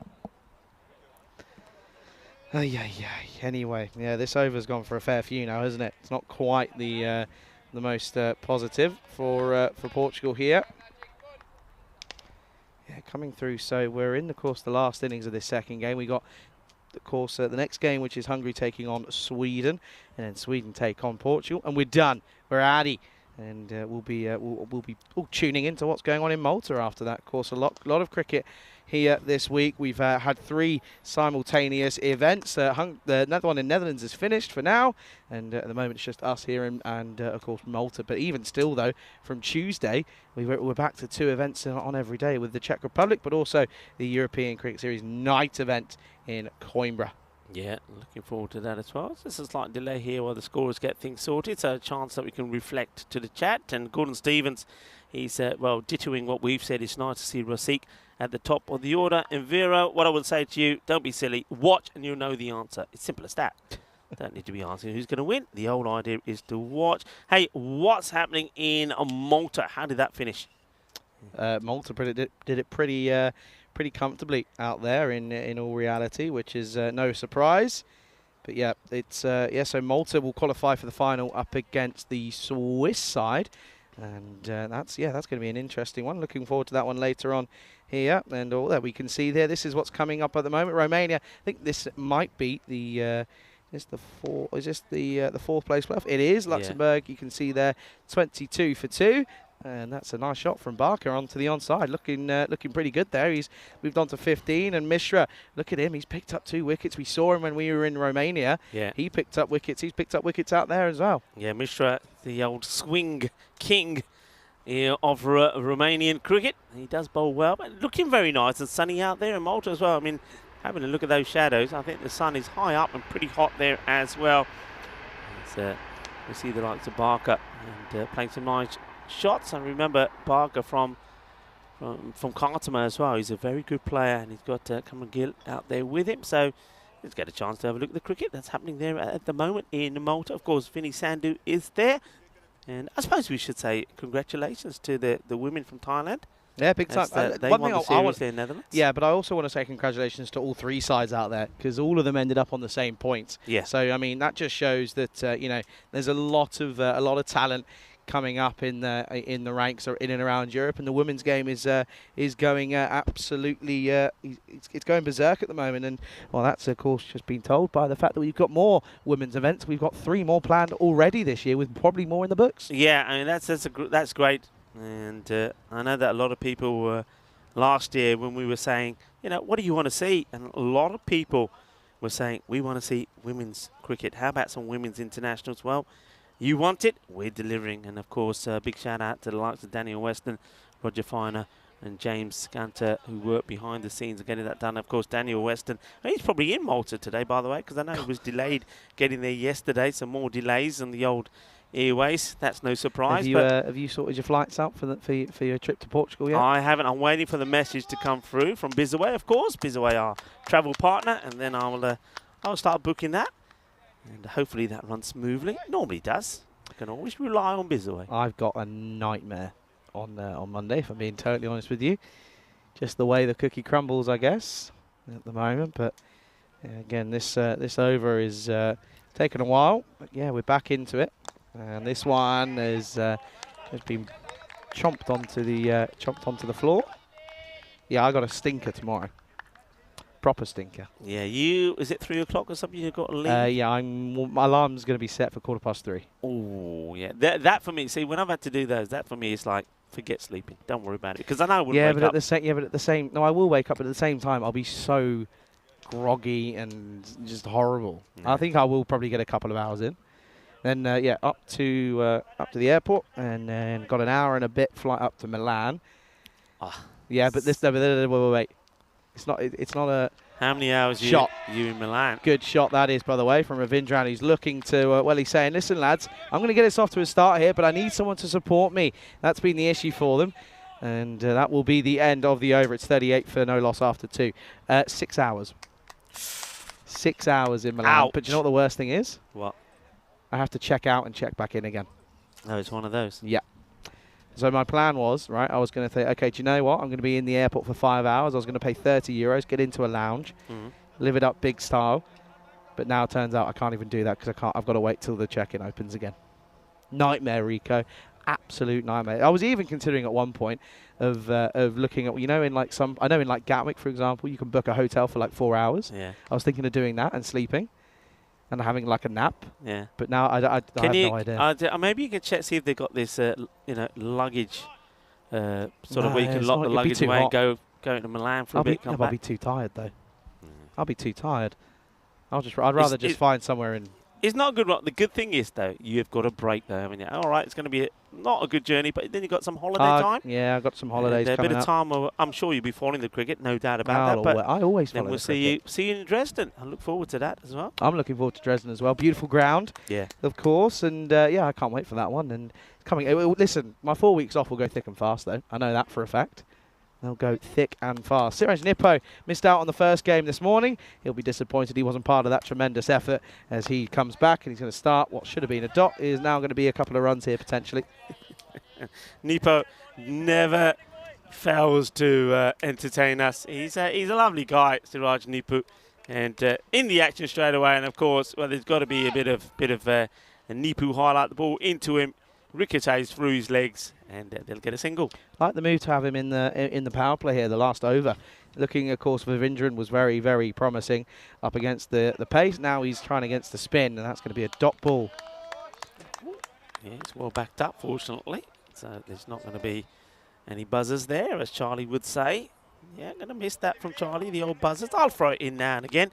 And, well, of course, I'll also be talking a lot about brain farts as well. And if anyone's going to tell me off, I'll just say, well, Charlie introduced me to the phrase. Well, this is down the ground, and it will go all the way. Well, pace on or not, Vinod Ravindran hits this sweet out of the middle.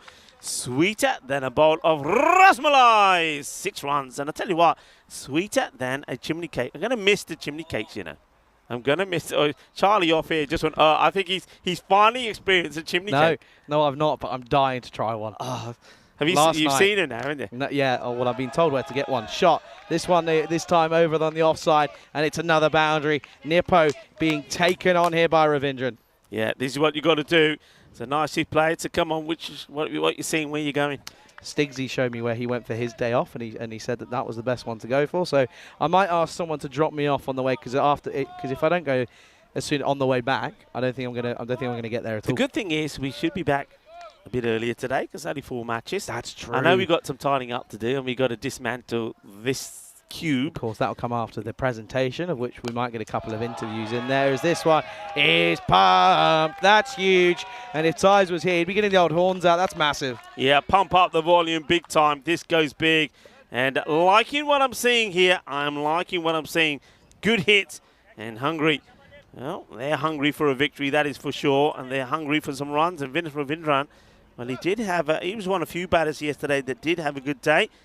And, well, he started well here at the moment. That's his good hitting from him. He scored 40 of 13 yesterday in the win against Portugal. Well, the thing is, what we do know, if they chase this will be the highest ever successful chase. And at the moment, Ravindran is looking like he's saying, yeah, we're taking it on it, Charlie, trust me. That's another maximum. And at the moment, this over, it's gone magical. It's gone magical, yeah. And it'll finish with a 6 as well. So 1.6466. What an over. Goes for 23. Score at the end of the power play is 61 for no loss. But the one thing I want to mention, sorry, Rico, Ravindran got to kick on. Can't be getting these 50s and going out. He's got to have to do it. He's going to have to do it himself here, in fairness. Yeah, I mean, he's got some support there from Rasik, who's he's not doing bad himself. He's only had 5 deliveries on 9.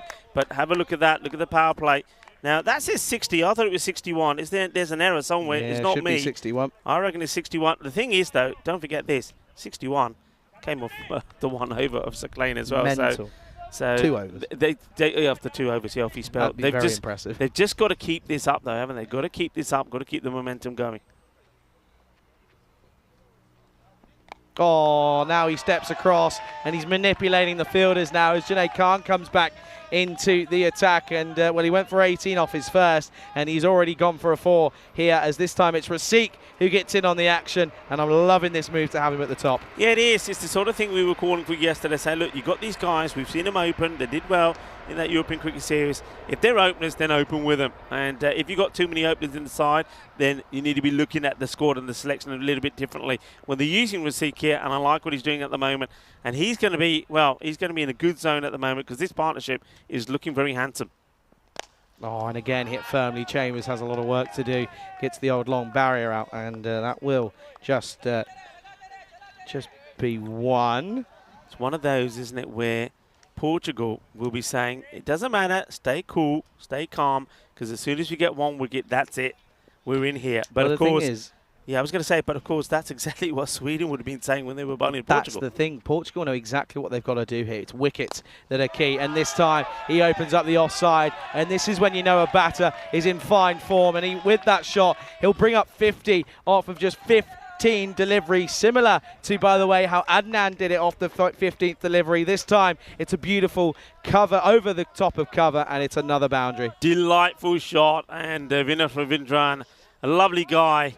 Very humble and a great cricketer, and that's a great shot from him. Superbly executed, and he gets his 50. Felicidades to Vinod, but like you said, he's got to go further. Oh, he's put down. Oh, Kuldeep Golia, hang your head in shame. Oh, this might have, no, it hasn't. I just thought for a moment it might have caught him because the way he was down, but I think it's more out of the disappointment of putting it down. Let's see this again. Yeah, straight in, straight out. He's having a bad day at the office, is Golia.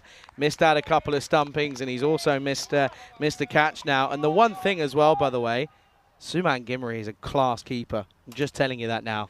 Janae Khan, though, should have had a wicket. Now he's going to get pumped. Oh, no, we've got a game on our hands here. At the moment, you can see Portugal, well, before that ball, they were 74 for 3, but Hungary, they're now into the 76s here, and the key thing is they haven't lost a wicket. Arriba, arriba, arriba, manos arriba. It's been an incredible day.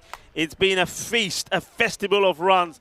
Before the start of this innings, already 500 runs scored in the day. Are we going to see something amazing? I feel like I'm repeating the same thing I was saying, what we was watching between match number 6. Oh, what a shot. An edge. Now what a shot. No, he plays this. No. He does. Watch it again, Charlie. I'm telling you, he plays this shot. He knows it's wide. Watch the way he plays this. Watch. Oh, that's such an outside edge. What are you on about? But he knows what he's doing. Look, yeah, but he's not trying to go that. No, watch the wrist. No. Charlie, listen to the experience of Rico. Watch the wrist on this shot. Not a chance. No, listen, he's trying to play that through covers. There's a massive gap out there. Watch the wrist. Yeah, wrist because he's late on it. Look. Oh, no. Beauty. Anyway, the thing is, though, it's 4 runs. It's nicely played. It's a lovely shot. And Vinod is turning on the style. 61 of 18. Oh, wow. 4 overs down, 80 already on the board. The run rate is still sat at a mammoth 15 and a half here. But, well, who's that? Amir Ikram. Get out of our way, please. Thank you. Can I tell you something? No. Like for like? Dead on, 80 and 80. No way. Yeah, but the wickets, though. Wickets, though. 80 and 80. Wickets is the thing. But then all at the same time, no one's really gone big apart from Ravindran for Hungary. So they've got to try and find something. They're changing it here. Suman Gimri is going to come in, and this is going to be a tickle. And the chase is on for Nippo. And that's good work. And he has a little lie down as well. And, well, he'll get the arm in eventually. Get there, Mirianica. Get the Genya. Well, they stayed on up until here. Then when he gets that's a great stop. I mean, look at those shades. They come off and go back on. I want to see that again. Save that from Yandis. I want to see that again. We probably ain't got time for here. Those shades, I mean, they come off there. But paint me like one of your French ladies. I've never seen that before. Oh, we're seeing some things here today, aren't we? Oh, a bold to Rasik. I'll tell you what now, honestly, do you know what I'm looking forward to? Yes, I'm looking forward to possibly trying that cake. What's it called? Chimney cake? Yeah, chimney cake. National Ice Cream Day, though, isn't it? Yeah, but you put the ice cream in it. Yeah, but I want an ice cream now. Yeah.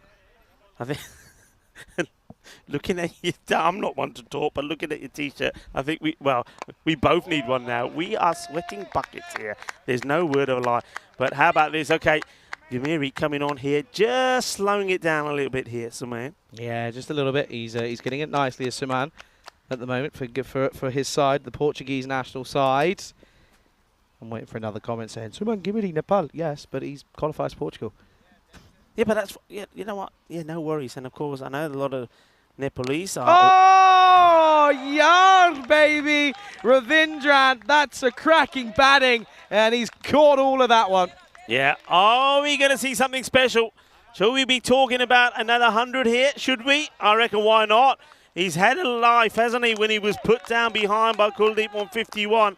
Now he mashes another one out of here. Okay, something special could be on here. Vinod Ravindran, 67 of 19.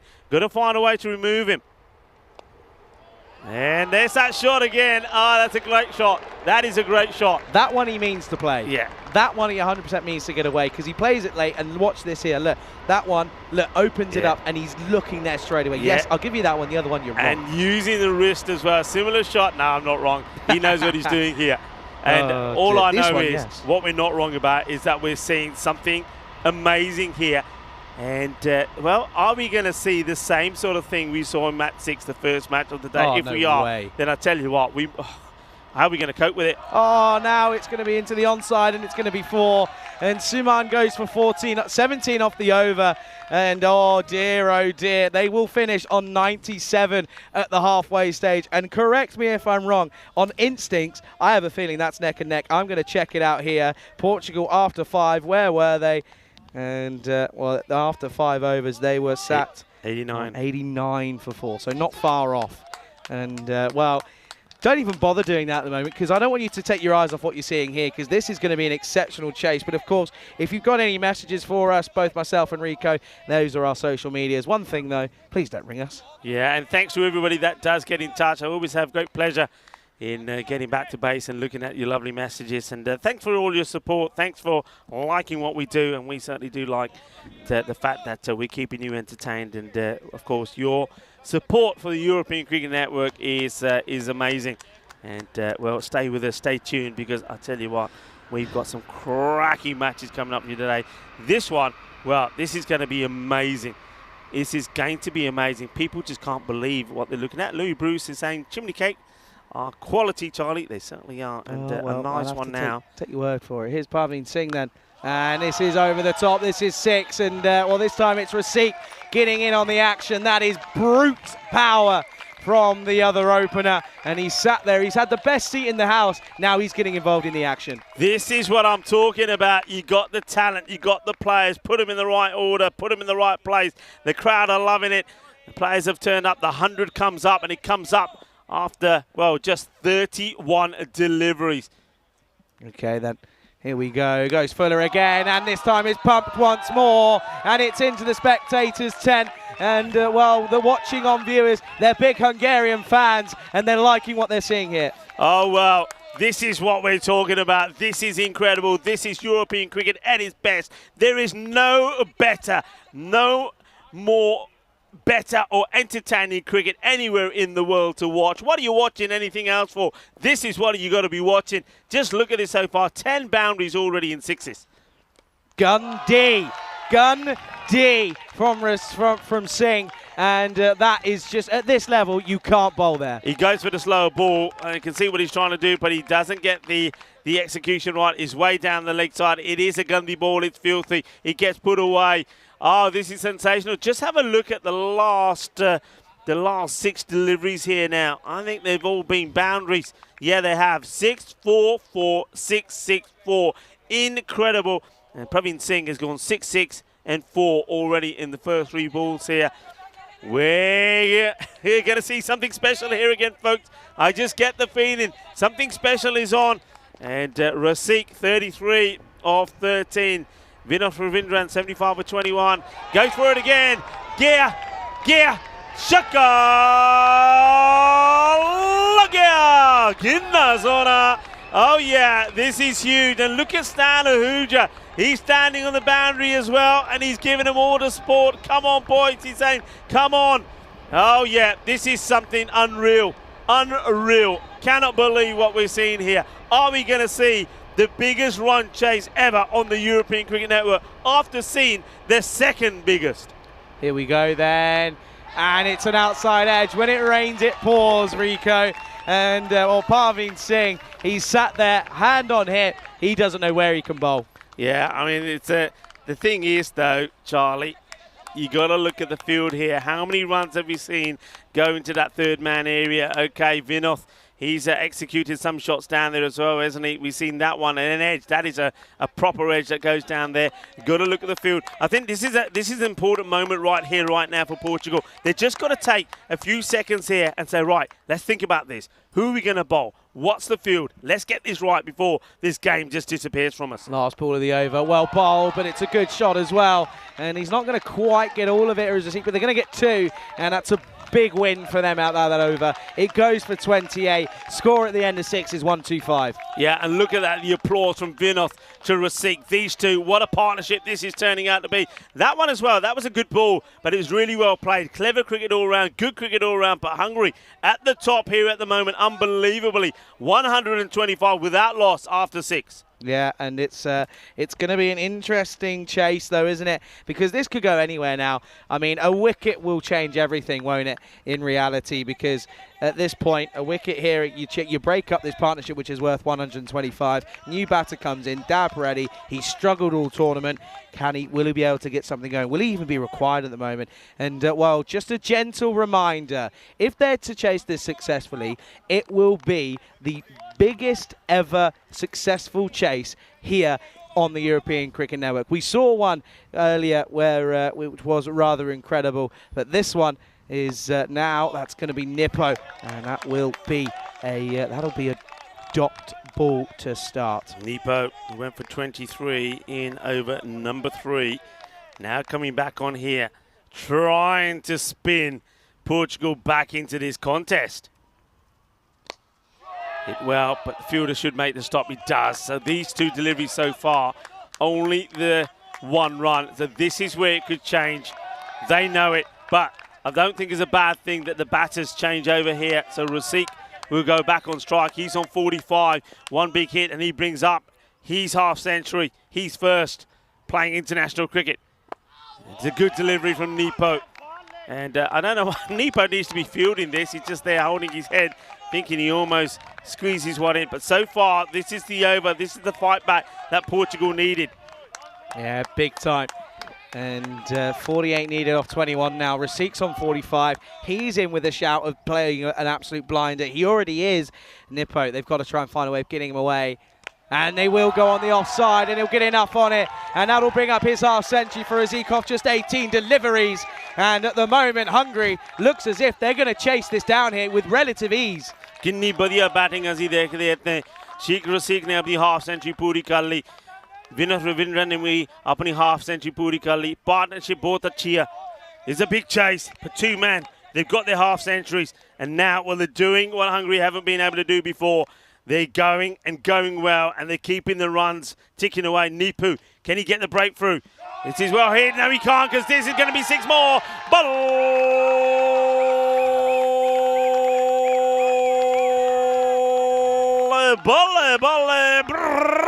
Ginna Sona Shaka Lagya. Well, Hungary, they were a team that were blown away yesterday by Sweden when Sweden scored 200 runs against them, 201, 217 that finished. They'd be hurting from that. And now here they are trying to fight back. This is going to be sensational. 23 boundaries in this inning so far. Add this one as well. This is going to be 1 bounce for Noe as well. And this is going to be the 24th boundary. Oh, baby, this is unreal. Oh, it's a 5. It's a minimum, isn't it? What are we seeing here? Are we seeing fantasy cricket? This is cricketainment. This is cricket at the highest level. This is the European Cricket Network. This is the European Cricket International Series. We have been treated to some exhibition batting here. Incredible. Noe, big Noe. And it's going to be a free hit coming up then. Here we are then, signal there by James. Free hit coming up. The over has already gone for a fair few. It's gone for 18. Oh, it's another fully, and it's another Maximo. 6 carreritas más. And oh, they're going to want to check this one as well. Don't take your cap back, because I think this gets called, you know. For me, this gets called. It's another Noe. I'm sure it is. Oh, what are they saying here? I think that's another. It could be a 7-up. You know, they're waiting. This is tense. This is big. Do they call it? Do they not? No, he doesn't. I think that's the right call, though. I think this dips. Look at this here. Yeah, that dips below. That dips below for me. Gotta be, you gotta take the game on its merit, Rico. I know it's exciting, but it's all coming up here at the end of 7 score, 149 for no loss. And well, Hungary in a moment here, they take on Sweden. That's supposed to be coming up at 1:15. Once again, I feel as if that may be delayed due to what we're just seeing here. And at the moment, one thing you got to remember as well is that the time constraints are coming into it yet again here. We're going to see the clock at some stage, but I have a feeling it's pretty tight. Oh, it's going to be tight. What a match. What, somebody pinch me. Somebody just pinch me, make sure I'm not actually dreaming. Ravindran is on 76, 25 required on 18. You just get the feeling that, I mean, are they going to do this? How can they not? They're going to do this. 25 of 18.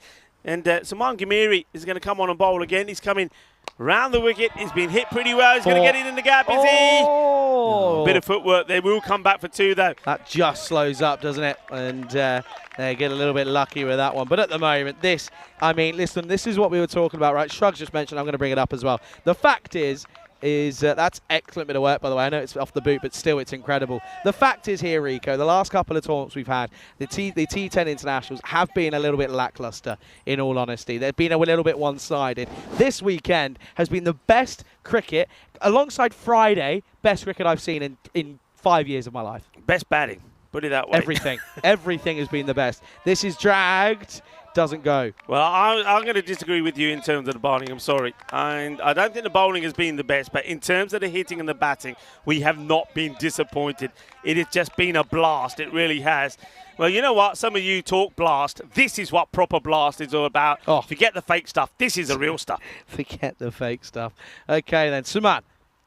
Oh, it's a full toss. He's missed out on it. It's a rare miss. It's been called, though. It's been called. Has it? Yeah, square leg umpires called this. It's been called on the field of play by square leg. There you go. Hang on. Let's see if we can go back here. Can we go back here? Okay. Oh, yeah. Oh, wow. Good call. I have to say, that's an excellent call. I didn't spot that. I thought that was fine in real time. Great call from the on-fielder. Okay, free hit yet again. And it's a juicy full toss. It's Gandiyar batting yard. What a shot that is from Ravinjan. And we were saying he's got to kick on after getting a start. And he's into the 80s. Into the 80s. 85. So the thing is here, can he keep all of the strike? I mean, they're not thinking that, of course. Vinod won't be thinking it. He won't be thinking 100. He's thinking of winning, and he's thinking of setting a record. Records are there to be broken. One thing that I've said on the European Cricket Network this year is that we will break all records. We broke the record. I was there in Austria when we saw that record being broken of the highest run chase, and that happened when a guy ended up scoring 100th on the losing side. What we're going to see here, 160 on the board. And, well, he plays this cautiously. They take the run. It's a good throw, but they're going to get there. So that's clever from Vinod. See, he's not thinking about trying to stay on strike. He's not thinking about getting 100. He's thinking about getting the win. They need 13 or 14 balls. This is quite incredible. I tell you what, the scenes that we are going to see here, prepare yourself for them.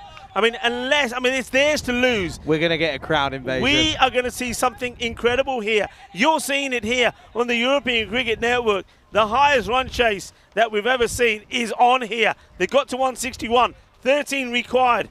Saman Gamiri wants to try and finish the over well. Yeah, he's got to, isn't he? He's got to try and keep this quiet. And the best news is, by the way, as this is another 6. Oh, this is ridiculous. This is absolutely bonkers. Receipt's now into the 70s, and Portugal have got nothing to give to Hungary here. Hungary are well on top here. What a way to bring yourselves back in to this tournament. And do you know what? It makes the next game even more important as well. Yeah, and what about, let's talk partnerships. I mean, it won't quite be the highest opening partnership that we've seen. I think that one stands at 178, but what a partnership. Certainly the highest international one. Goes down the ground, is well stopped by Gamiri. It will be the end of the over. 7 runs. Wow. 7 runs required on 12 deliveries. I mean, the crazy thing is, by the way, what's that now? Probably about an hour and a half maybe ago, we saw Portugal do the unthinkable and set one of the second highest run chase we've ever seen, right? Yeah. That was this morning. Second game up now. Hungary, out of nowhere, the batting has been the issue for them. They look as if they're going to turn around here and do what we have not seen in a while, the best, most successful chase here. We had the best finals day on the European Cricket Series here when the Budapest Blinders ended up beating Cobra CC. Now I think we're seeing the best European Cricket International Series here. Okay, they go to the captain, Najam Shahzad. It's a full toss. It gets played away. It will go all the way. Volley. And if this is a 7-up, it could be the match. This could be the match. It could be done and dusted. I think it might be done and dusted. Hang on. It could be all over here. Yeah, it could be all over. It is all over.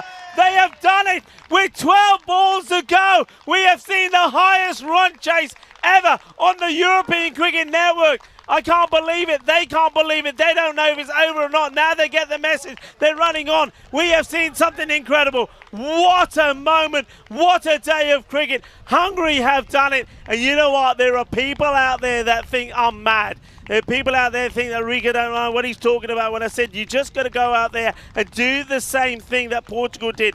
Just say, they did it to us, we can do it as well. And you know what, Hungary, against the odds, they've done it. What a partnership. 174 runs. Vinod Ravindran, he finishes 92 of 28.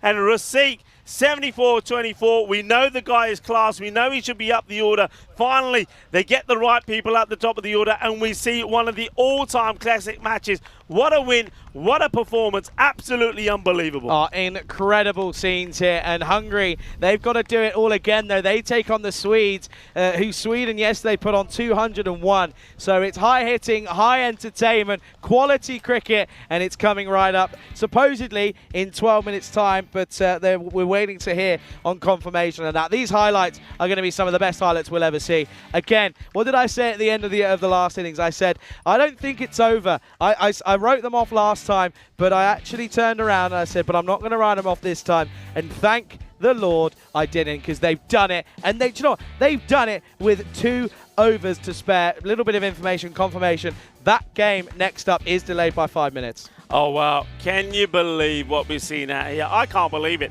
We have seen something incredible.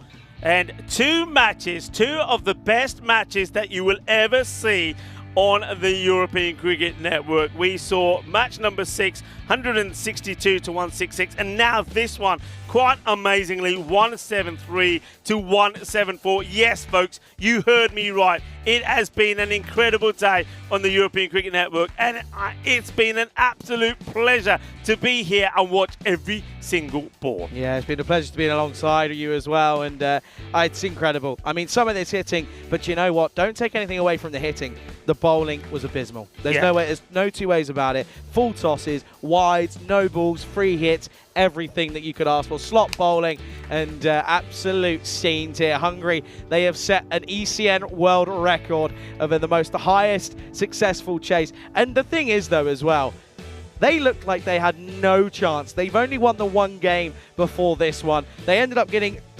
absolutely punished for 173, but they do it with 12 balls to spare. Look at this here. I mean, this is going to be... The best thing is, by the way, the most impressive fact, openers. Yeah. The openers, they make the change. They listen. Well, they probably don't listen to us. They probably were going to do it anyway, but it was the one thing that we were saying. Look, you got someone like Chet Rasick in the side. You've got to get him up the order. You've got to get him up there. You've got to get him and allow him to do what we know he can do. They listen. They make the change. And, well, Ashwin Daraparetti doesn't even need to go out there. What a partnership. What a win. It is quite incredible. And, well, Nick Devonshire, he's gifted a European Cricket Network membership as a result of that. I think people are in shock. I mean, shockwaves are going around the world at the moment because we're seeing some of the craziest cricket that you ever seen. I mean, I said that before the start of that innings, that 501 runs were scored already here in the day. Well, you know what? Add another 174 to that. 675 runs have been scored in 4 innings of cricket. You tell me, where do you see that anywhere on the planet? You don't. Only on the European Cricket Network. Well, the action is going to continue thick and fast. Hungary are back in action. Well, they're hungry for more success. And when you imagine that the runs the teams have scored here today, Portugal have scored 166 and 173. Sweden have scored 162. Hungary have now scored 174. And now Hungary up against Sweden. I reckon there's more runs to come here. Well, we're going to have to take a nice cold shower from somewhere and get a nice cold drink, because that match, as we say, is coming up in under 15 minutes' time. Join me, Rico Full and Charlie Hunt, on this superb, supersonic Sunday here on the European Cricket Network.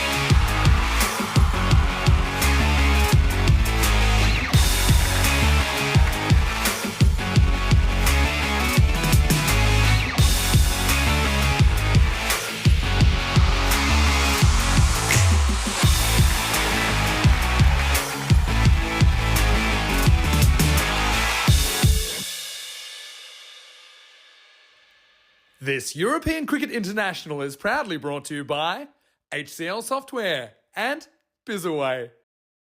Good afternoon, everyone. Welcome for the penultimate match here of this European Cricket International Series. It's going to be an incredible matchup. Sweden, they take on Hungary in this game, and it's again a close one. Of course, we know that Sweden can put runs on for fun. Again, well, they were on the wrong end of an interesting matchup against Portugal. They thought that they'd done enough. They clearly hadn't, as they ended up losing in that last ball thriller against the Portuguese side. So Sweden need a victory here if they want to, again, cement their position at second place here. And of course Hungary, they've got it all to do, haven't they? They're coming to the latter stages of their time here on the network here this time around, and again it's just not quite worked for them. They had of course had the one win yesterday, but this time around, it's apart from that, it's not been too impressive for me. A couple of little changes could make a difference, but only time will tell. So let's go to stand-in Sam Williams. He's out in the middle for the all-important coin toss. He's with the two skippers. Sweden to call. Tails. Tails is the call. It is a tail. We'll bat first. Good decision. Sweden have won the toss. They're going to have a bat. Over to the box. Well, Sam Williams likes the decision. He says, good decision. Well, yeah, it's a good day to have a bat. It's been a good day for batting, hasn't it? 675 runs we've seen today. It is fantasy cricket on the European Cricket Network. Let me talk you through what we've seen today. Match number 6 on day 2 of the European Cricket International. It went like this. Sweden, 162 for 7. Portugal, 166 for 5, winning. That was the second highest run chase that we've seen on the European Cricket Network, the highest international one. Would that record stand? No, it wouldn't. What did we see in the next match? Well, I'll tell you what we saw. Portugal, 173 for 7.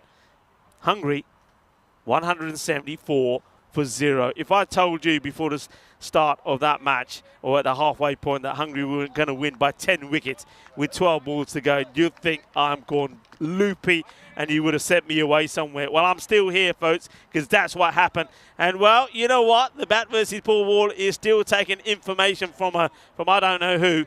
Because, well, they got Sweden to win this one, 114 to 102, which, based on form, okay, maybe. But the scores, 114 to 102? Well, I don't know. Well, I suppose we could have a relatively low-scoring match. Surely we can't be keeping up with the pace that we started on today. Welcome to everybody around the world. What a day it's been. Well, Vinny Sandu has been lurking. Well, Vinny Sandu, you might as well update those graphics because we got a new record. And how about that? I've never seen anything like that before. Highest chases ever in consecutive matches out of 3,000 plus matches. That's what Vinny's saying. It's been incredible. People cannot believe it. And a few people are saying that next game probably will be a low-scoring thriller. Actually, funny enough, I was saying the same thing. Maybe this one will be low-scoring. But you know what? I tell you what, Sweden, they're not thinking that. They're saying, we're batting, we're going to go. Well, if 162 wasn't enough, they're saying against Portugal, maybe you've got to get that 200 mark again. And I'm not joking. They did that against Hungary, remember. Wow. Some of the runs that we've seen has been absolutely amazing. It really has. You couldn't have written this as you got ready for this one. Match number, see this delivery first, played away. Match number 8 starting here now, gets tucked away. The two batters, they go with Iman Zuak, who didn't quite make the set impression that he wanted when he started, but still didn't stop Sweden getting a big score on the board. Sher Ali has been in great form though, hasn't he? And he didn't start well, did he? He started with a golden duck in his first match and then with just 6 runs, but then he scored that century, of course, yesterday, 116 to 31. Oh, a lot of swing here, but he plays this beautifully. It's a nice shot to play in the power play. And in the first match, Sher Ali made 31 of 10. That's the sort of rate he scores at. He doesn't hold back, and he's a good guy to have out there in the power play. So he wallops that away. The first boundary, the first of many, I'm sure, to come. And I know we're talking about all sorts of records so far, the runs that have been scored in 2 matches, the second highest run chase ever, and now, well, the last match we saw the very highest run chase. The number of sixes, I want somebody to have a look at the number of sixes that we've seen in the day so far, and that's going to be a couple of wides almost becomes a minimo, but the man is deployed out there, comes across, makes a stop. So wide is signalled by the umpire. Umpire Steve out there with Duncan. Namaste, assalamu alaikum, Sasri Akal, Aibo to all of our family in the South Indian continent. I know there's celebrations in Nepal today. Enjoy the festivities. But, well, I hope you're enjoying the cricket as well on what will become known as Supersonic Sunday. There's no doubt about it. Some of the things that we've seen here today are quite incredible. And we've seen in that match the win by Portugal over Sweden. Sweden giving away 5 penalty runs as well, which could have been key. We saw a bowler, Mohamed Sakhlain of Hungary, in the last match go for 61 of his 2 overs, and, helping Portugal get to 173. But then we saw magical overs going against Portugal as well, and Hungary were doing it with, I mean, like I say, who would ever have believed it when I said they'll win by 10 wickets with 12 balls to go? Nobody would. And you just can't write this stuff, and that's why it is fantasy cricket at the moment here. Sun is back out again. It's scorching, it's hot. Very little breeze for the players, the umpires, the production team, the scorers. But we keep going, and we keep bringing you magical delights. What a weekend of cricket we've seen here. In fact, what a series. The 2 series here have been absolutely amazing. The European Cricket Series, first off, 12 days of super duper exciting cricket. I was saying there that the Maximo count was unreal. And now this international series has been quite incredible. And the thing is, you know, it ain't done yet. It isn't. All that's missing, of course, is the golden ball. Dare I say it? That is all that's missing. We've had everything else. The one thing I know that Vinod Ravindran is saying is he's probably thinking, why didn't Portugal score another 20 runs? Because A, we would have got him, and secondly, he would have gone on and got his century for sure. This one is signalled as 4. So Steve is saying there is a bit of bat on this, so 4 runs signalled. And that will be the end of the over as well. So finishes with the boundary, 12 come off the first. Abhitash Prashar, as you can see, he looks up and tries to suck up as much cool, fresh breeze as he can. I just want to say the spectators that did turn up here, and a lot of them are cricketers from other clubs here in Hungary, aren't they glad they turned up? Because they were part of this history being made here today. They will remember this day. It's a huge day. I will remember it forever. I know somebody else will remember it, and that's Charlie Hunt. Charlie joins me back in the cube. Charlie, what a super Sunday we're having so far. I don't want a golden ball, because I don't think I could handle it. Honestly, I'm on the verge of sort of just slowly crumbling away and just becoming dust. We would, the heat and everything. we would want to dance with joy, but I don't know. We'll have the energy to do it. That's what I'm saying. I don't have no words. Good over though. 12 for none after 1. In comes Sakhlain, who well, that's a good start considering the last 2 overs he bowled went for 61. So not a bad start for him. Yeah, and I like it. Sakhlain, there's only one way to get back in it. It's like when you're learning to ride a bike. Yeah, you're going to fall down a few times, but you get up and you get going again, and that's exactly what Sakhlain is looking to do here. He has faith in his captain, who says, okay, get the ball, bowl. I know what you can do. So Marco Huja putting a lot of faith in the likes of Sakhlain here. He comes to Zuak, who hits this well. No ball has been called, so this is going to be 5.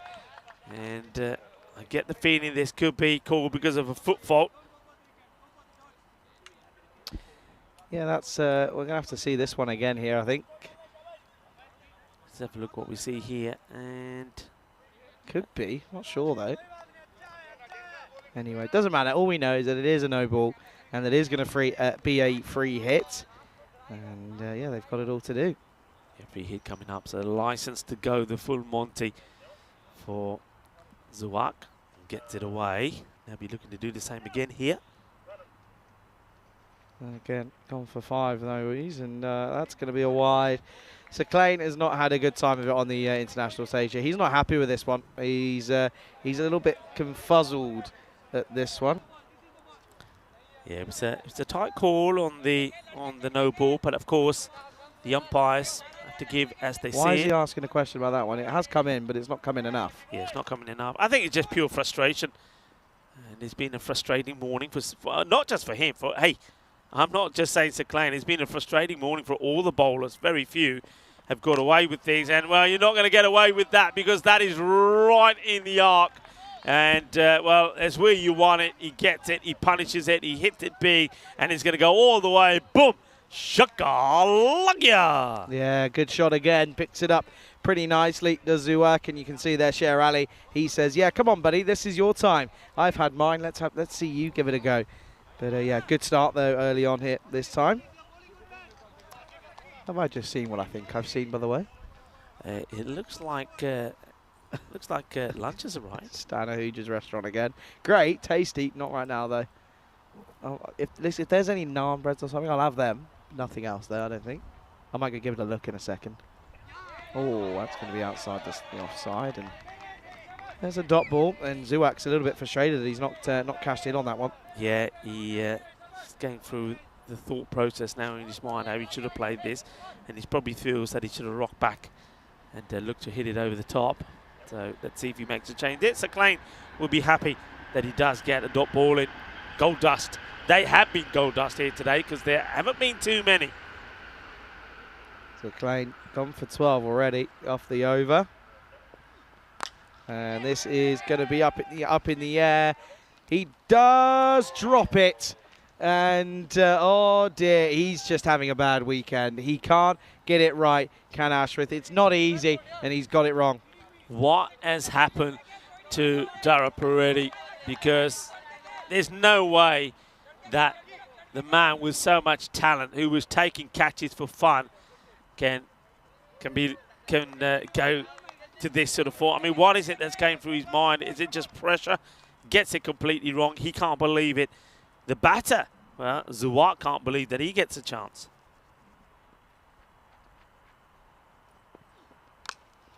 And, well, gets a full swing on the bat. This will go all the way. Bolle.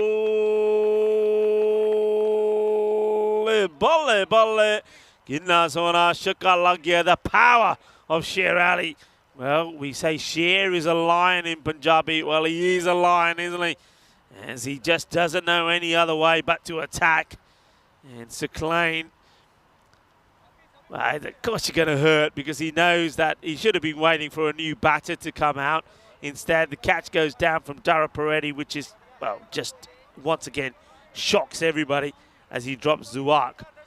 And then when he bowls the next delivery, Sher Ali punches it away for a 6 over third man. Third man has now been put back. Sir Klein, he's gone for 19. Went for a supersonic over in the last, to remember. And he gets this one through, so well bowled. And yeah, under pressure, Sir Klein. And it takes some guts.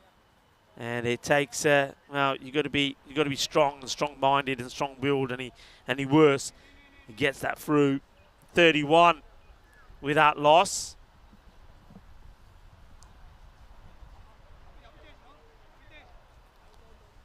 Just have a look at the standings. Now this is interesting. Let's have a quick look. I don't know how long that stays up there, but Portugal, 6 points.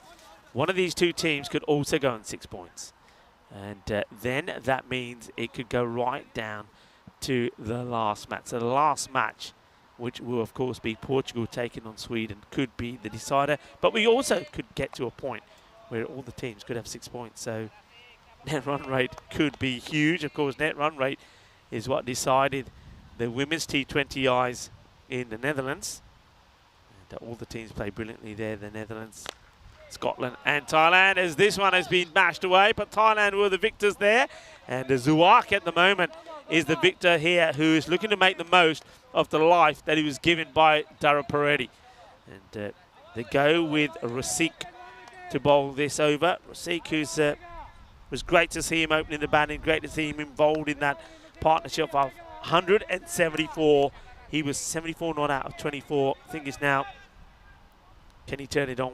Can he turn the style back on here with the ball? Rasik bowling to Zuwak.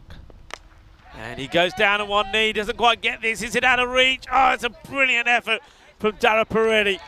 He goes diving with one hand, trying to get there. And the ball just eludes him. And I like that from Dara Peretti, despite all the woes that he's having in this international series. Does he give up? No. Does he keep trying? Yes. And he's just hoping that some little bit of magic, a little spark will happen and everything goes back to the way it was. Slower delivery, goes for it. This is a chance, huge moment. Taken! Nicely done. And that's a wicket. It's Yadwinder Singh who shows his quality in the field. I'm sure that some of the supporters from Buna Baghdadi will like that as well. It's a really nice catch. And, well, I say Buna Baghdadi because Parminder Singh is here and he is the daddy of the side. But, of course, it's a Buna Baghdadi. But what a good catch that is. And they get the big wicket, don't they? They get the wicket of Sher Ali. So no such luck for him as he will depart for, well, just 10 of 5 deliveries. But we know there is plenty of batting and plenty of powerful batting still to come from Sweden. Well done again to Yadwinder. He's taken 2 very good catches in the day. And also, well done to Rasik, who is making this a very good international debut for him. Another wicket to him. So, new batter comes out. And, of course, we know all about this man as well. He's a hard hitter, smashes the ball big, and he's in a fair bit of form himself, but he wants to go big. So they're going to try the likes of Abu Zar. So they could have gone with Saeed Ahmed. They don't, and this is why, because they're backing Abu Zar to go big as well. There's just so many options, isn't there? We have a look at that. There's the batting lineup. They could have gone, as I said, with Saeed Ahmed, who's been scoring runs for Sun. Samuela Romani could have come out there. They've also, I mean, there's just so many guys there. Nasir Baluch is there as well. But they go with Zar, and he starts with 6 runs. And, well, he doesn't start with 6. He starts with 2 of them because 2 balls, 2 sixes. This is the biggest of the lot. What a shot. Just has so much time, just waits for it and absolutely crunches it. And it's been that sort of day for the bowlers. Every time you think they've had a bit of success, the next guy comes in and whacks the ball for 6. One of those overs. We've seen so many of these. 6-1, wicket, 6-6. What next? What's to come? Well, I think Abu Zar knows what's next. He's thinking of 6 again. 50 on the ball, by the way. And he goes for another one. This is huge. Where's this landing? Close to us somewhere. And just behind us. That goes a long, long way. Well, Newman comes in. And if you had question marks about whether Abu Zar should come in next or not, well, quite rightly you could have when you look at some of the other guys in that lineup. But, well, all of a sudden, he's extinguished your thoughts because he comes in and he hits 18 of 3 balls. And that over from Rasik, that was looking pretty good, goes magical. Have a look at this. This is what we're harping on about here today.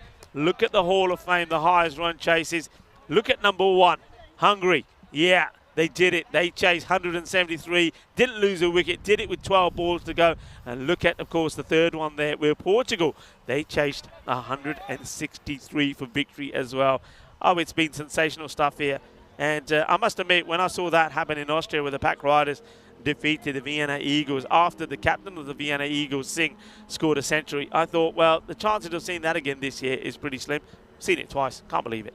Can't believe it. I can't believe what we're seeing here.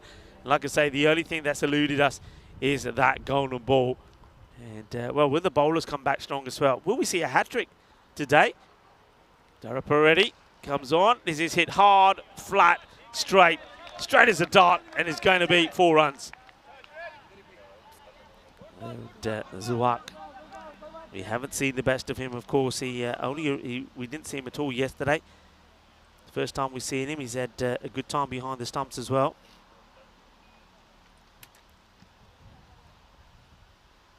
Wider, goes up. Has he got enough of this to chase it on? Yeah, he has. It's going to be 4 runs. And Dara Peretti goes wider because he knows that he doesn't want to bowl in the arc. But the thing is, though, how do you set the field? How do you set the field? Because you know if you go wider, this is the shot that's going to be on. Do you put a backward point back? And they do now. So it looks like Mohamed Saklain will be kept back there. They also have a sweeper out the offside. A long off is straight. Mid on is back as well as the third man. So no square leg, and that's why he tries to work it that way. In comes the throw, but they get there. Very good running, good backing up. As Abu Zar gets himself back on strike. Okay, he's had 3 balls and he's hit 3 sixes. You know what he's trying to do here, don't you? Dara Peretti is trying to put an end to the assault that we've seen so far from Abu. But once again, the scores that we have seen in the day has been incredible. Just have a look at the power plays that we've seen today.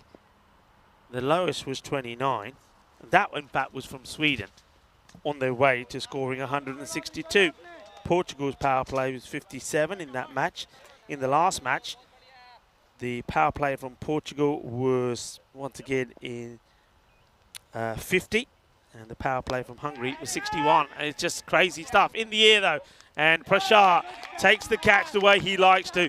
Gets himself into position and then leans forward. Takes the catch comfortably. So Zar, well, it was 3 sixes. He wants 4, but he's not going to get it. As the catch is taken by Prashar. And, yep, that's the way he likes to do it. Gets himself into position, then always gets that little dive forward as he nestles that ball into his palms. That will be the end of Zar. So a quick fire, 18. And he hit 3 sixes, and ball number 4 has been caught. Prashar takes the catch. The other thing, of course, that Hungary need to do, and, well, Hungary and Sweden, both these two teams need to do, is they need to keep an eye on their time. They need to be better with their timekeeping. Both teams have been guilty of that. Both teams have been guilty of penalty runs. Floats it up, he goes for the shot, and he's going to get it. It will go all the way. And, well, I don't know what Shub is doing. Narinder Singh is gone over him. Shub almost steps on his walkie-talkie, and that could have been disastrous. Let's watch this. Goes for the shot, doesn't quite get the middle. And, well, we're going to see 2 players go for it. Well, it goes over Yadwinder. I don't know Shub's story. All I know is that walkie-talkie has had better days. Dara Peretti. Oh, this is sweet. This is gone. Adios, pelota. Esa pelota no va. Esa pelota va por la playa. Es una grande. Que guay, que genial. Grandísimo. 6 carreras. And, well, Zuak wants this to be all about him now. It's time for him to turn on the style. Explosive stuff today. What a day. It's the end of the over. And, of course, we see another huge over. It goes magical, 22 from it. There was a wicket from it as well, though the same as Rasik's. He's went for 25, but he did take a wicket as well. Score 78 for 2 at the end of 4. Sweden looking to go big here. 162 wasn't enough against Portugal. Incidentally, you have to say that Portugal's bogey side has to be Hungary, because Hungary, the wins that they've had in this series so far have, well, on both occasions been up against Portugal. So Saklain coming back. Went for 19 in his first. Okay, he gets away with this one, but it's not the best of shots from Zawak. He's missed out on these a couple of times. He's looking to play the ball down into the deck rather than trying to go over the top. And when you look at the field set, I think he can go over the top. There is a big gap there between the man at backward point and extra cover. Let's see if he changes here, whether he uses his feet and tries to come down to Saklain. Saklain gets a dot in, though. And, well, he goes across, he gets a snick, and fair play to the batter. I'm liking that from Zuak. He knows he gets a little snick onto it. Tries to get himself across, but good bowling from Saklain. Keep the ball up there. It doesn't get thrown away by it, and he gets the edge. He gets a wicket. Well done from Saklain. A good comeback. He picks up a wicket. 1 for 19 he spells so far. And they get the dangerous Imal Zuwak, who is starting to look good, but he will go for 28. 28 off 16. Seclain, good comeback from him. And I like that. That shows a lot of character, doesn't it? And Vinov taking the catch behind the stumps. Yeah, it does take a lot of character. Like I said, it's not a stat that he'll want to be reminded of. He went for 61 of his 2 overs. Thing is, though, you know, isn't it nice that he can say, yeah, I did, but you know what? We still won the match. That's what he will always say. Yeah, okay, I did, but hey, we won the match. And he comes against a clean. Oh, that's a bad delivery to wide. This time I think the batter does put him off slightly. It is Samuela Ramani that comes in at number 4.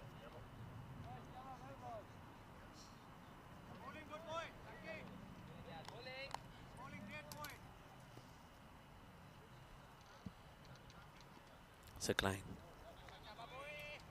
Can see what he's trying to do, trying to get the batters to play in that corridor outside the off stump.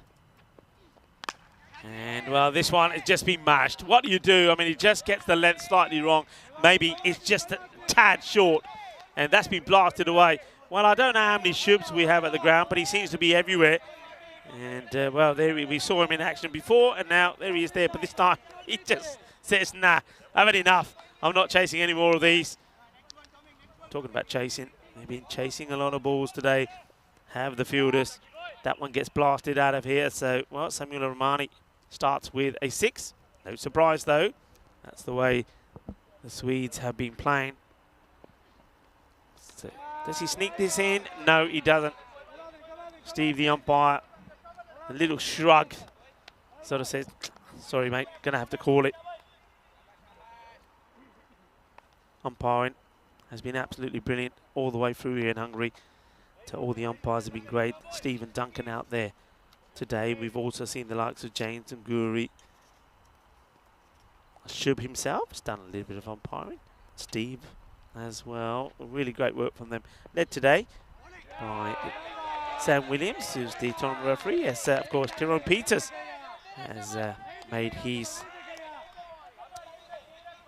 track down to Coimbra, where he'll be starting off the T10 night series on Tuesday.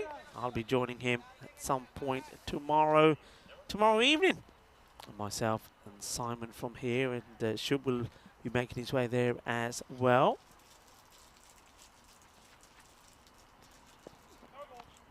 No ball called, and this one will go how far? And they wants to come back now. It's a good call. Why? You can't be run out of a no ball, so no ball. And so it's obviously come off the bat because no other signal, and you can see Steve there just indicating to the bowler, Seclain, that he does overstep and telling him exactly where he was. And a fine time to welcome back into the cube Charlie Hunt. Well, you're going to welcome me back, Rika, and I'm going to tell you to take 5 minutes. Do you know why? Because you've got a delivery, and if you don't eat it soon, it will melt. Oh, I see that. You're going to have to go pretty much now or never, because I've just had mine and it was starting to go already. So if you're going to have yours, you're going to have to go now pretty much. Yeah. Anyway, free hit coming up. Well, this is crunch. It's absolutely whack. Well, that is sweet out of the middle of the bat. Sweeter than a bowl of ice cream. Well, I see ice cream. It's time for me to go on a National Ice Cream Day in America. So I'm going to eat my ice cream before it melts. And Charlie will take you through the next few balls. Yeah, I certainly will. And, yeah, Rico's going to enjoy that ice cream because I certainly did. It was a nice little vanilla caramel kind of vibe. Had a bit of chocolate on there as well. And, yeah, listen, you're going to want to enjoy that. Because I just think it's too hot for curry. It's just too hot for me. I had the naan bread, but then there was a nice little dessert of the old ice cream that was brought to me by Deanna, and forever in debt to her after that now. But listen, ice creams on a day like this never go amiss. Never ever go amiss. What's he gone for? Rico's gone for. He's gone for the double chocolate. Okay, well, Rico, just be careful you don't get it down you. All right, because it's a nice pink shirt you got there, Rico, so don't get it down you, okay? Otherwise you... Oh, no. This is absurd. He's come in and he's firing, isn't he? And what a way to end the over, as it will, of course, go for a fair few. And oh dear, well, that bowler, Sir Clay, he's not going to want to come back. He's gone for over 100 runs in his 4 overs that he's bowled. And Sir Clay, at this level, I'm asking questions. It's 101 for 3 at the end of 5.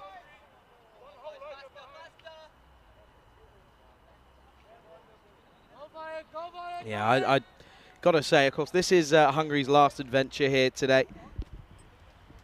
As we know, it's going to be, well, it could be an interesting matchup in the next game. Portugal take on Sweden in the last game of today's play, and well, Rico's going to take a first bite, and I reckon that's going to be melted already. I reckon.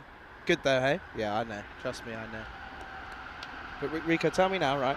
Off comms, I know you aren't, but too hot for a curry, right? Too hot, must be.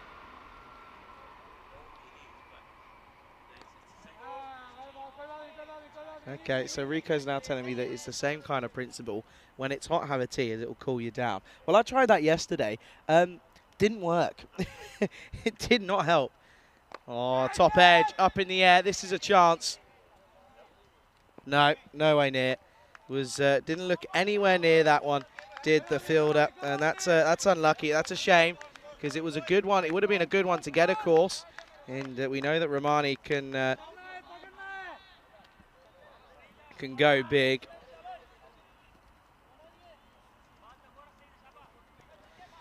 Yeah, so I've just been told that the official figures, though, I mentioned it earlier, of the 100, just been told the official figures for Sir Clay after his 2 over stints. That's another 6. Of course it is. What else would it be? It's Ahmed. He goes big all the time. What a shot once more, though.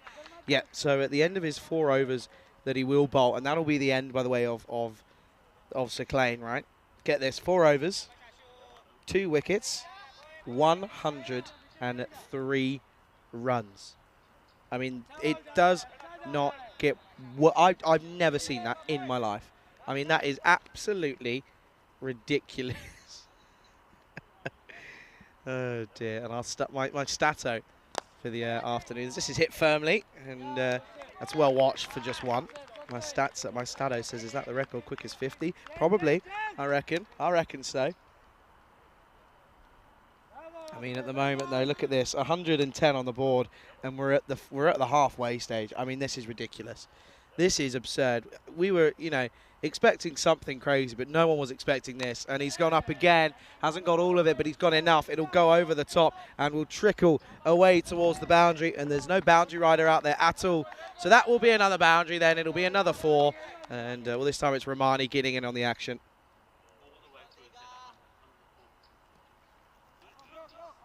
At the moment, we've seen some I think the supercomputer's had an off day today. He's turned around, or I don't know if it's a he or a she. It's fine, whatever. Anyway, 114 here in the 6th, and well, that's now 120. Oh my word, this is absurd, and it is getting to the point. Listen, it's been I've only been here for 6 days or so. Rico's been here for a few more than me, and it genuinely is. I don't want a golden ball because I have no energy. I don't have the energy to be able to call it. As a commentator, our job is to try and put words so that it's easily understandable for all viewers around the world. But at the moment, what we're witnessing here, this hitting, there's no words to describe it. I think Rico's just asked what the record. I think it's 222. I think it is. I think this is on here.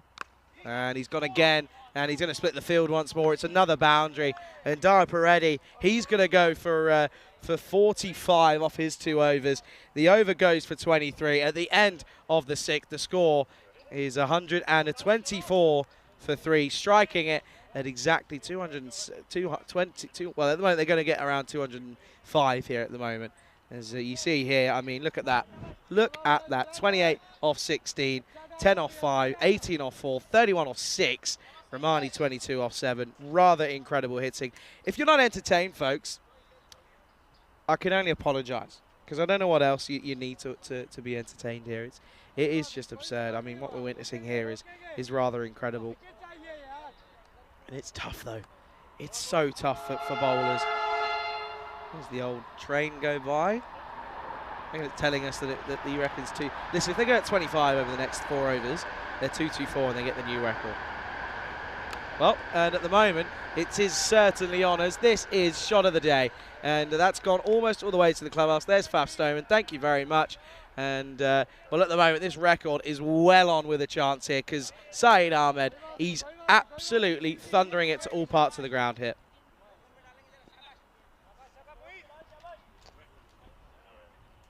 Rico, I can hear him. I can hear him to my left.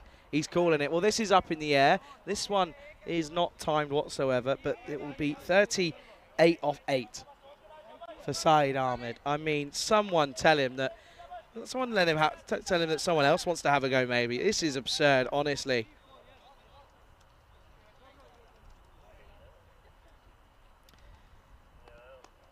Oh, Hassan then at the moment. He's gone for 7 off his 2. Well, now it's gonna be 13 off 3. Of course it is, because this one is gonna go all the way. And well, wow. I mean, honestly, the worst thing is you come to expect it now. You're expecting almost every ball to go towards the boundary. That's the tough part that you've got to deal with at the moment. And I mean, look at how many boundaries have been hit. I mean, Ahmed, all he is dealing with 6s. Romani's just hit his third. 15 already. 15 6s, that is, by the way. That's not just boundaries. Gundy sits up, pulled, but there's a man out there. And that will just be a single. That's a rare one as well. I mean, yeah, I mean, look at this, right? So 15 6s. And it'll be 6 4s. Rather incredible. 21 boundaries, and we're only in the 7th over. 138 on the board. It's just incredible. Rico, Phil, how was your ice cream? It was great. For the first time in the day, I actually feel chilled. This is blasted. Nobody's stopping it. What a hit. 4 runs. Oh, the hitting. You got to admire. I mean, there's probably people that are watching and saying, oh, the bowling this, the bowling. Yeah, maybe. Maybe there's been some bad deliveries. Maybe we haven't seen too many of those, the Yorker length deliveries that we need here. But you can't take anything away from the hitting. The hitting, not just from Sweden, of course, from all 3 teams today. Oh, it's Cloth. He's trying to overhit that. The over goes for 19 at the end of 7 score. Shock. It's 143 for 3. It's just absurd. Well, I mean, like I say, I don't even want to talk about what's coming up because at the moment, I just want to know what's going on here because I don't want to be anywhere else at this point. Yeah, the word that comes to mind is, I think we've used it, is fantasy cricket. It is Supersonic Stick Sunday. cricket. It's just unbelievable. And, you know, I think there's people tuning in from all around the world that just can't believe what we're seeing here at the moment. It's just been, and, you know, word's getting around. And the word that's getting around is, hey, folks, records are being broken all over the place in Hungary. Tune in and watch. So if you are joining us, welcome back, or welcome if you're joining us for the first time. And if you are joining us for the first time, well, send us a little message. Let us know who you are. Of course, that's the beauty of YouTube. You can get on the YouTube chat, tell us who you are, where you're tuning in from, and well, let us know your thoughts and let us know what you're thinking of this barrage of 6s. I mean, it's carnage. The bowlers are being torn apart here. They're being taken to the cleaners. Ajadana bowling Junge Shitterperea, and I tell you what, there seems to be no reply. That 150 now almost up. You know what? If we're going to see 222 beaten, it's going to be today. Yeah, absolutely. By the way, he's about to bring up his 50 off what would be his 12th delivery. So, Kumar, by the way, the last 3 overs that he's bowled, all of them have gone magical. Yes. All of them in the last 3 overs that he's bowled at the moment. Well, he's not got off to a good start. And, well, what's this going to come off then? This is going to be interesting here. They're going to come through. They're just going to come for the 1. It's going to be leg byes. Leg bye signalled. Let's see. Okay, a little bit of pad on that. As it gets past the man behind the stumps. That's Vinoth. Vinoth is probably thinking behind there, all right, I guess I've got to do it again. And he's probably having a look at Rasik and said, me and you again, buddy. We'll do this, no problems. Oh, well, I tell you what. It's just, that one is in the slot. It's slot bowling. Thank you very much. Sanjay Kumar doesn't get it right. I tell you who does is Samiula Romini. That will go all the way. The 150 now on the board. And, well, they're just smashing the ball big at the moment. 156 for 3. There's still 3 balls to come in the over. Kuma has gone for 12. What a way to keep the spectators quiet. They started nice and loud, and well, now they aren't exactly saying anything. In reality, I know Deanna walked through and said that you're gonna have to move back. You're too far near the pitch. As that's going to be a dot, a rare dot at that as well. Incredible. It's absurd. What do you got there, by the way? Little treats. No, I couldn't have one of them. Not after that ice cream. I can. I can't. While that ice cream is still inside me and it's still cooling parts of my body as it gently goes through my system, I don't want to make any change. Okay, well, there's no change coming from the batters either. It is sixes galore. Now, the last time that we saw them in action, I think they hit, what did they hit? 26s, somebody close to that. Where they're here now, 10, 15, 16, 17, 18 sixes in the inning so far. And, well, Samuel Romani, he looks like he wants to try and beat Ahmed to the 50. Trying to, isn't he? And, well, this will help his pursuit of this. This will be another maximum. And this is, I'm not even, yeah. That says it all. There's nothing, no Exactly, words. no. There's no words, don't need words. Listen. It's just an express train of sixes, an express train of maximos all around his ground. Sanjay Kumar, he said, well, he's making a record of his own. We've seen him bowl 4 overs on 2 occasions in the European Cricket Series. I think it was on finals day. He went for 20 and 20. And the 2 times that we've seen him bowl in this international series as well, he's gone for magical overs. So that's oh, he's going to get known as a magical man sooner or later. And just have a look at this. Yes, the scores just keep going higher and higher. We are now on 168. There's still 12 balls to go. And could we see something magical? All right, you got probably one of the best bowlers coming up to bowl. And time. Yeah, he's bowling over number 9. He can't afford to be bowling wides here because time could again be an issue. High in the air, it will go all the way. Bolle, bolle, bolle. And Zaid Ahmed brings up his 50. 55 of just 13 deliveries. It's exhibition hitting here from Sweden. What a hit this is. 6 runs, another half century. Bowling machine bowling. It's the same old every single time. It's so obvious. And on this pitch, you just have the confidence as this is going to be gone. And that will be a maximum there. And yeah, he goes back-to-back shock. And by the way, he's on 61 off 40. Full toss. I think it's supposed to be the slow ball. Hits down the ground. 180 on the board here now. 222. That's the magical number. That is the record. Are we going to see another record go down to here? Was that your darts impression? Yeah, 180. Was that a good one? Go on, you try it. Got to be quick. Right, you can still do it. It's still 180. Go on. 180. You singing a song or what? No, trust me. What was that? Trust me. I obviously haven't seen darts for a long time. Clearly you haven't seen that one anyway. I'm not going to... It sounds like you were singing in a choir. Used to. I bet you did. Yeah. I could see you actually dressed up. No, I wasn't dressed up like that. Oh, weren't you? No. I'm not that posh. The quiet one. I wasn't the quiet singing one in the back. I wasn't singing at the old weddings and funerals for all the royals. Not yet. Oh, no. That's got through everything. It's not going to go all the way, luckily so. There's no words.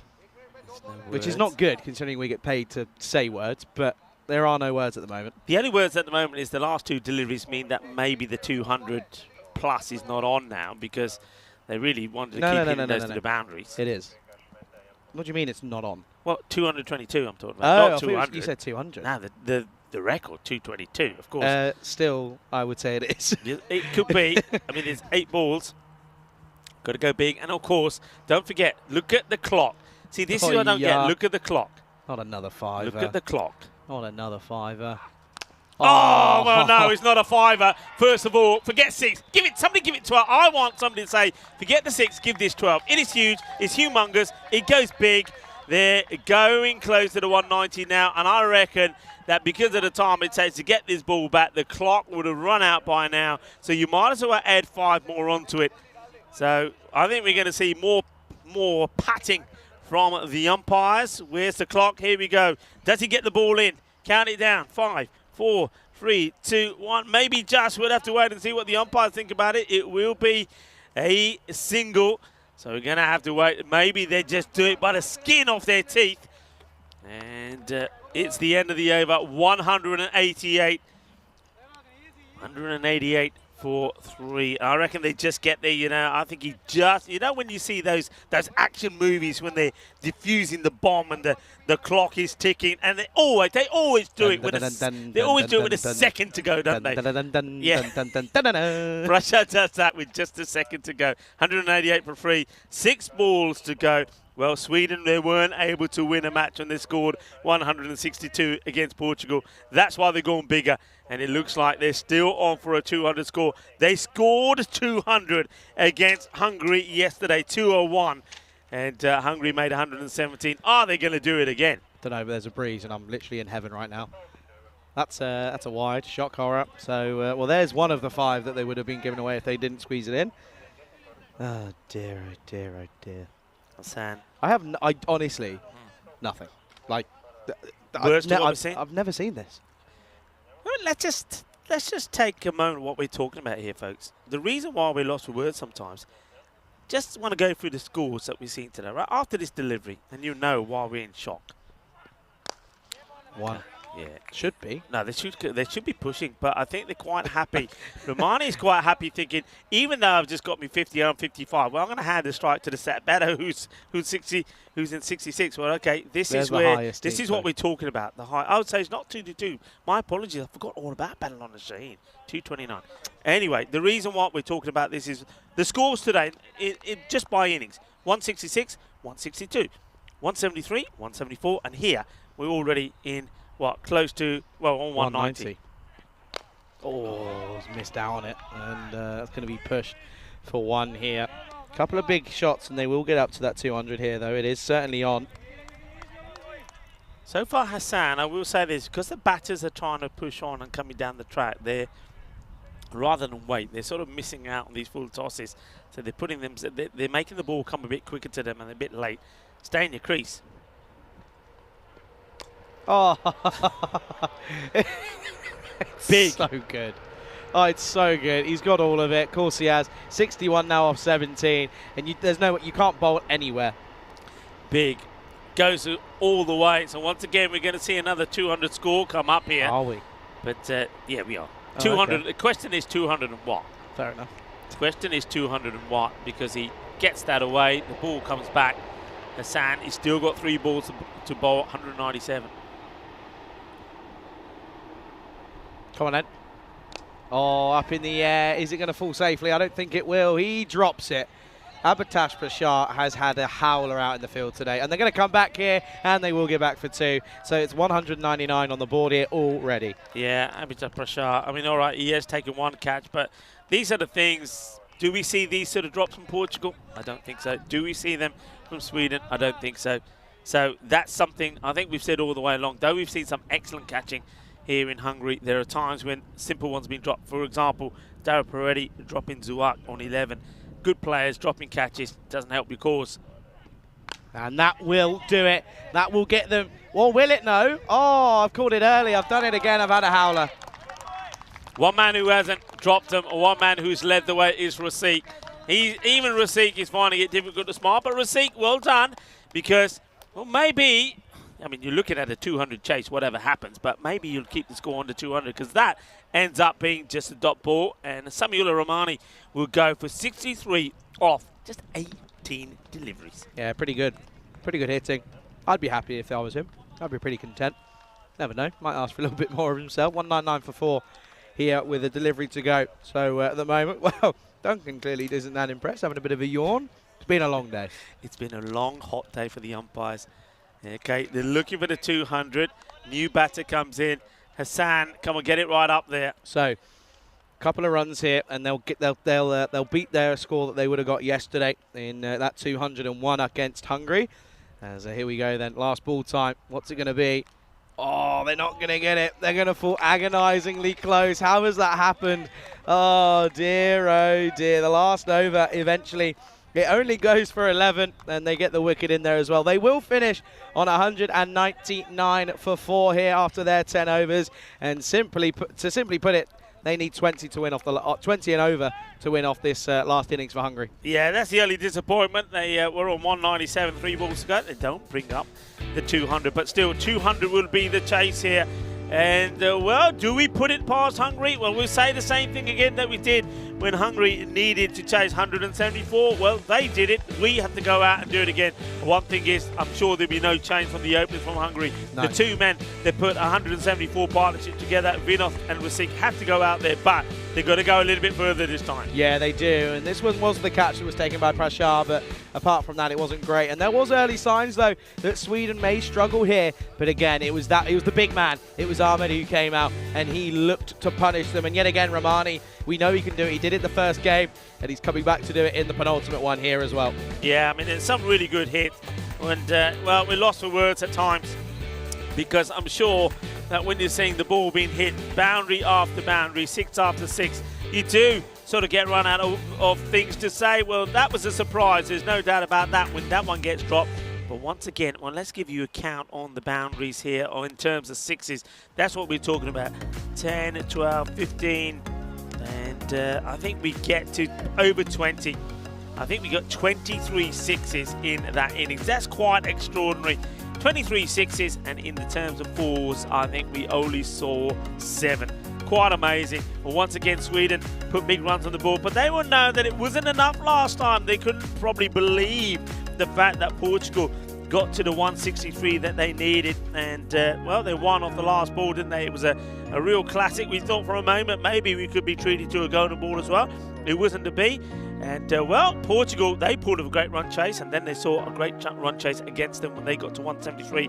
It meant that Hungary, they put their name in the record books for now, because they have pulled up the highest ever run chase that we have seen on the European Cricket Network when they got to that score, 174, without losing a wicket, and they did it with 12 balls to go. What that tells me is this: if they can get to 174 with 12 balls to go, can they get to 200?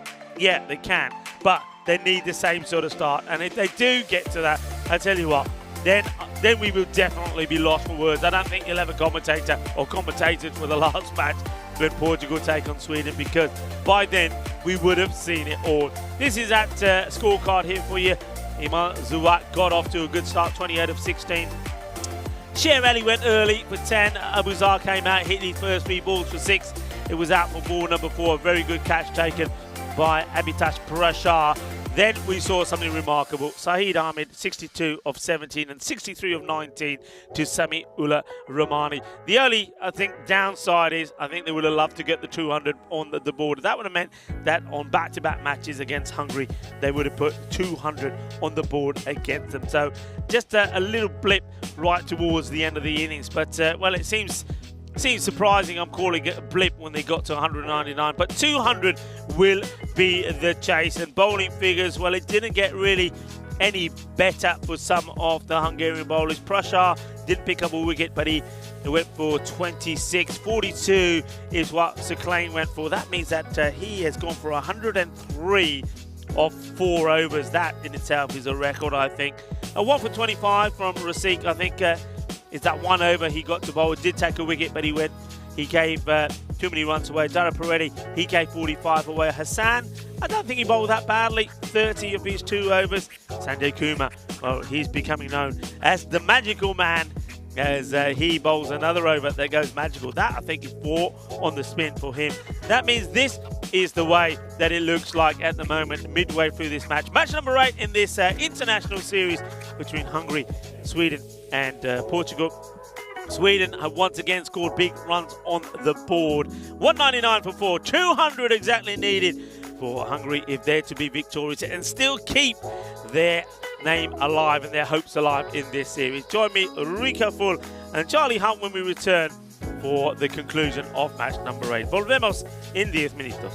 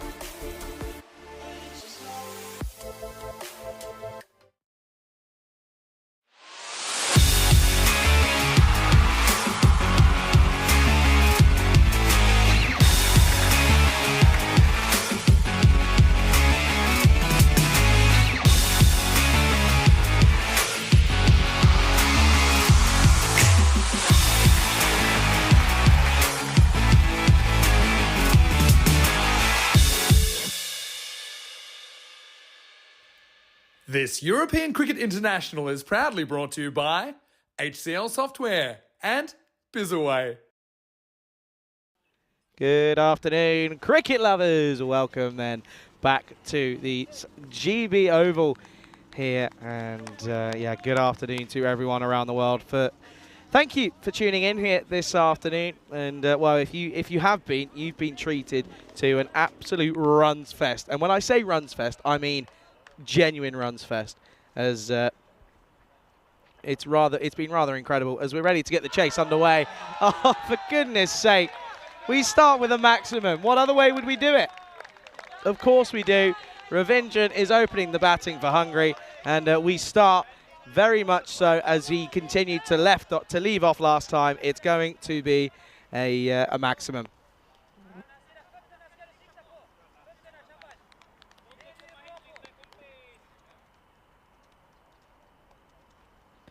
What's the response going to be then? Is this his Bullet? He's opening the batting. Oh, what a shot that is. That's again, I tell you what though, as much as we've seen some big hits, some sixes and some incredible shots, that, as timing goes, doesn't get any better than that. That is the best shot that you'll see being played through the offside today. That's incredible. 6 and 4, Hungary for more. Good start for the Hungarians here. No, it's incredible what we're witnessing here at the moment. I mean, it's just a runs fest, and there isn't really much more that you can do about it, as the bowling has not been great, in all honesty. It's not. A little bit of news though, by the way, in this fourth place playoff at the Valletta Cup, as the balls are trying to be retrieved, and we're almost ready. Good recovery from Luxembourg, as they were 95 for 7 at one point, and they got to 149 for 9. This one's down the leg side. They're going to take on a run here. That's good running, and they'll come through for 1. And that will be, what will that be given as? It's been given as runs, so he's going to be deemed to have hit it. No, it's not leg byes. There we go then, late call from our umpires. Of course, you've got Steve and you've got Duncan. A good afternoon to everyone, to Andy, to Vinny, who's lurking, I'm sure, and to Helix, to everyone that's been involved. You've witnessed something great today. You really have. Louis Bruce as well. You have witnessed something great, and it's going to be a day that no one on the network is going to forget for a long time. Rasik opening the batting again with Ravindran, and it's a good move. It worked last time. Of course, they got that record chase. And well, listen, if you were to change something that time around, after that, then you'd be silly. By the way, Rico's gone for the curry, as have Diana, and that is making me sweat, and I'm not even eating it. And again, just pushed, and that'll be 1. I mean, if they were to chase this down, this would be the biggest, most successful chase that we've ever seen. And of course, we know that Hungary have already done that here today once. They'll be looking to it again. It would be the first chase of 200 ever on the European Cricket Network. So they've got a lot of work to do, have the Hungarians. But Sweden, they'll be hoping that they've got enough runs on the board. But Ravindran at the moment, he is in a big, big mood. And that will be 6 yet again. And it's 6 to end the over. And oh my Lord. It's gone huge again. It's gone for 18. End of the first. It's 18 for no loss after 1. 248 now since a golden ball, of course. And, well, I mean, realistically here, it's just incredible. I mean, we almost had one at one point throughout the day, but this one, I don't think we're going to. I think this one could either go one way or the other. Again, Hungary could look to chase this down, and well, it's a good start, but even though they've got 18 off the first, they're still below the run rate. Needs to go at 20s. It's now up at 20.22, but yeah, good afternoon to Kroom and to James as well, and to Manav. And Manav thinks another record could be incoming. Potentially, you just don't know it. The way today's going, well, you feel as if anything could happen realistically. It's going to be Nazar Mohammed. He's going to have this second over, and he's going to start with a wide.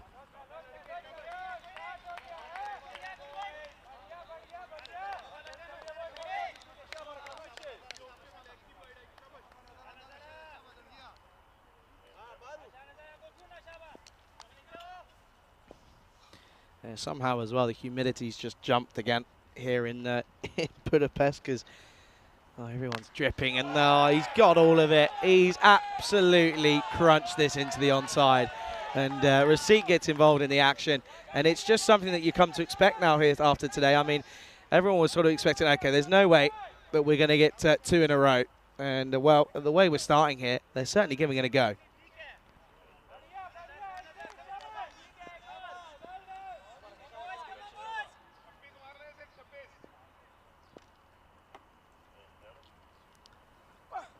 Now offside, straight to the fielder though, gone. Nazir Mohammed will get the last laugh. What a catch that is by the man at cover. Rasik this time will go. Doesn't quite get the elevation, but it's a good catch. First one to go, it's 25 for the first wicket.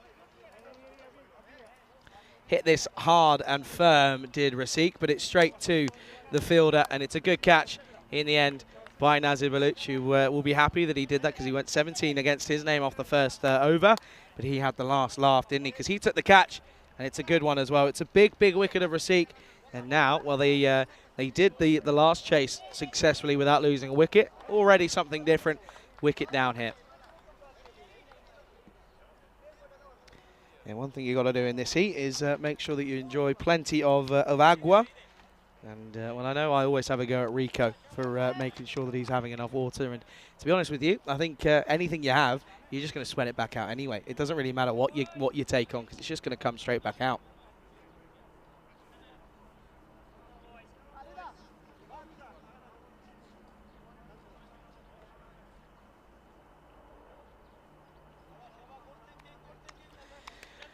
So Mohammed needs to find a different position here, doesn't he? It's not quite a good start from him. He kept the first one quiet, but the second one went for a big maximum. But well, then he ended up getting the wicket, didn't he? As that's going to be Safi, who is coming in at number 3. We've been seeing Dara already, but in all honesty, the form he's been in, not the best of idea, because Safi's going to go over the top then, and this is going to be a couple bounces and 4, and much to the happiness of the little spectators tent over there, filled with Hungarian supporters.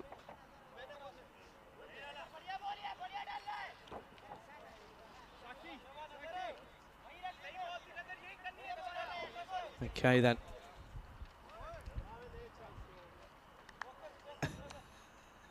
I think Rico's going for a swim. That curry's doing something to it, clearly. Safi, into the midriff, well bowled from Mohammed, and he's on it straight away. Not bothered about the fielding.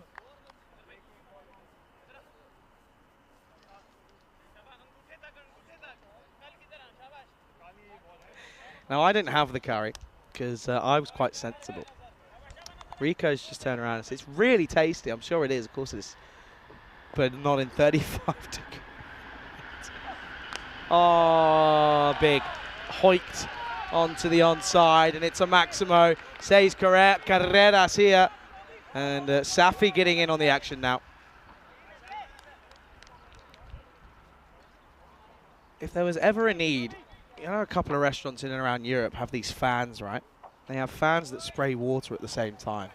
If there was ever a need for one of those, I'd honestly, no word of a lie, I'd pay my entire salary that I've just had over this week. I'd pay that just for that.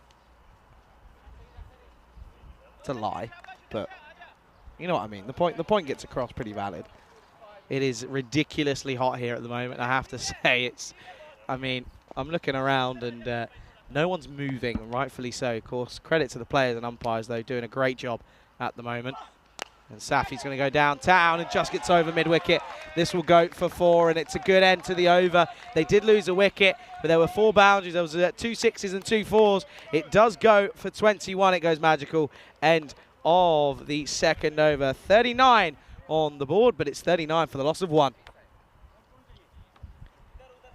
Sheikh saying if they lose wickets early, big problem. Yeah, I'd have to agree.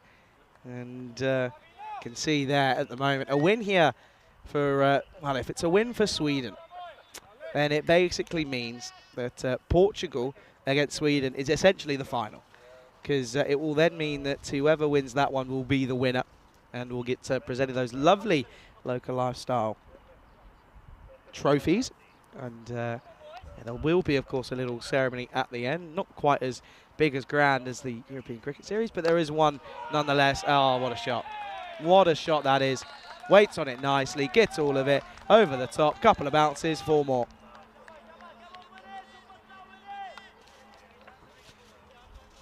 And in a really selfish way, it's almost getting a bit boring, all these runs. You're almost thinking, all right, let's have something different, but at the same time, it's so good to watch. Oh, he got done by the slower delivery from Zabi Zahid. What a delivery that is. And I tell you what, that you've got to have something about you if you're going to go ahead and bowl that very early on in the third over with fielding restrictions in place. That's not easy. Certainly a good bit of bowling.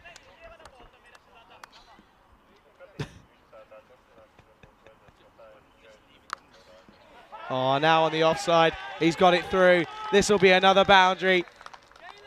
This time dealing in fours, isn't he? As this time on the offside, we know he's a good player. We've said that he struggles with the pull shot. He's mastered that. He's mastered the offside now as well. And he's looking really, really good at the moment. And they are at the rate in theory, aren't they? Got to go at 20 and over if they're going to chase this. But they've just got to get, again, another big over. I mean, every over's... This is the crazy thing. Every over's got to go magical, which is rather sensational. That's a wide. That'll help proceedings massively.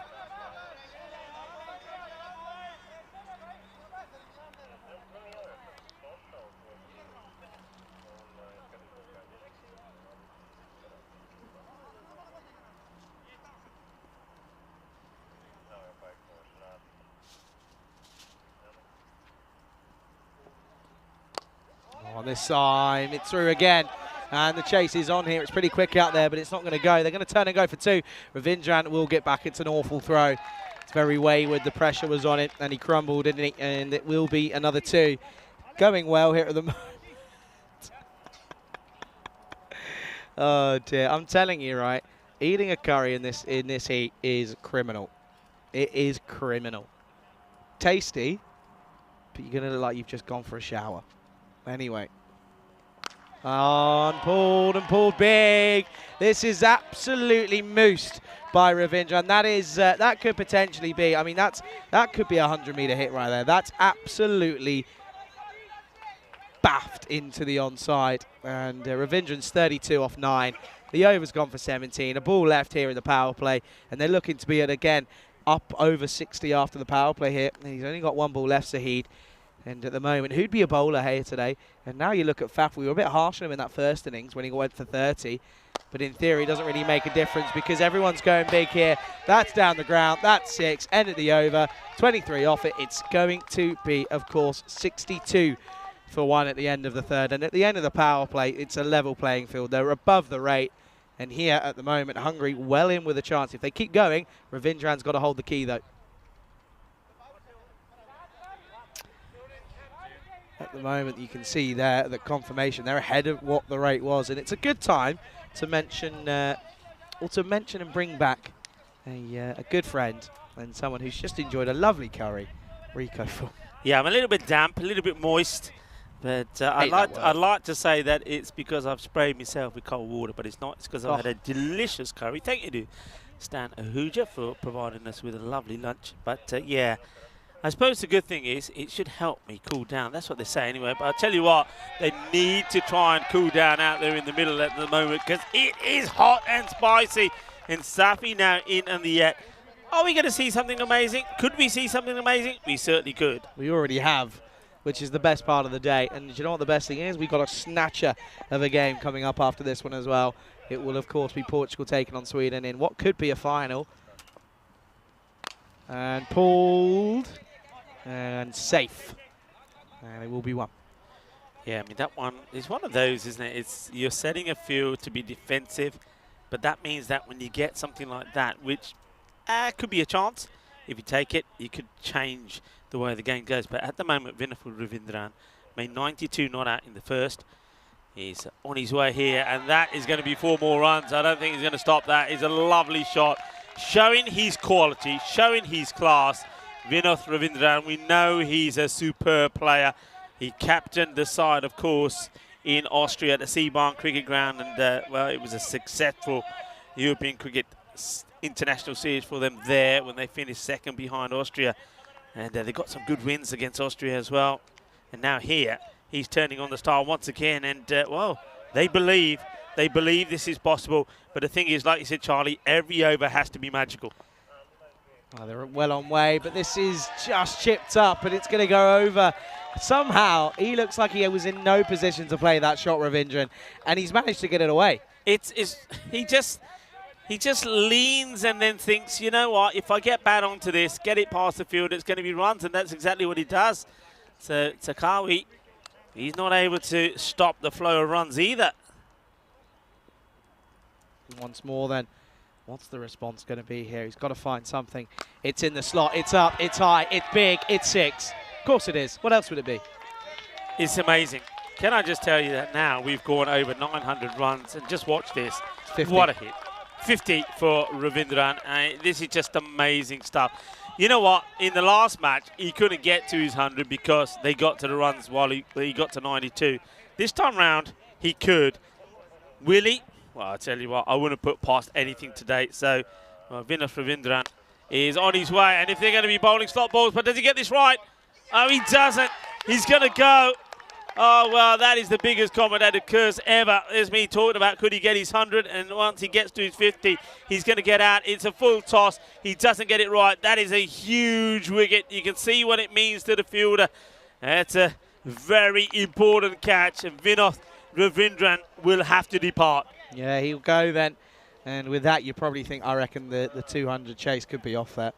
I think he goes big, and he goes early, though. And it will be 81 for 2 then here. And that's 81 for 2 after 4. Yeah, he's going to be disappointing, isn't he? Because it's one of those deliveries you'd expect him to put away. But just look at that from the fielder. He made sure, did Abuzar, that goes into the hands and stays safe. And a man who, when he went out there, smashed 3 sixes on the spin, takes the catch, gets the important wicket. And Abuzar gets the prize wicket of Vinath. But what a morning of cricket it's been so far. And you've got to say, what a day that he's had, Vinath. 92 he scored and then 50 here. But unfortunately, he falls at probably a crucial time. But I like the fact that they're going with Abhitash Prashad to come in at number 4. Yeah, I'm liking the move. It was only a matter of time for Abhitash. And, well, he's got a chance here to make a serious name for himself in cricket Hungary, isn't he? He could really do something for his side here. We know he's been able to get quite a lot of runs here for his side, but they haven't meant a lot. Well, now they would mean a hell of a lot. 81 for 2 after 4. There they go with Zahid. Good delivery, pitched up in the slot. Haven't seen a lot of that, to be honest, today. And that's been reflected on why so many runs have been scored. Yeah, massively. And, well, 2 young lads are having a go at you for your commentator's curse. Rico and well, Louis Bruce and Manav Nayak are both having a dig at you, rightfully so. I've actually not had it all day, all week even.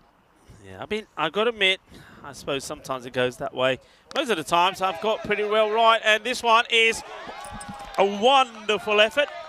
There you go. Oh, dear, out of nowhere.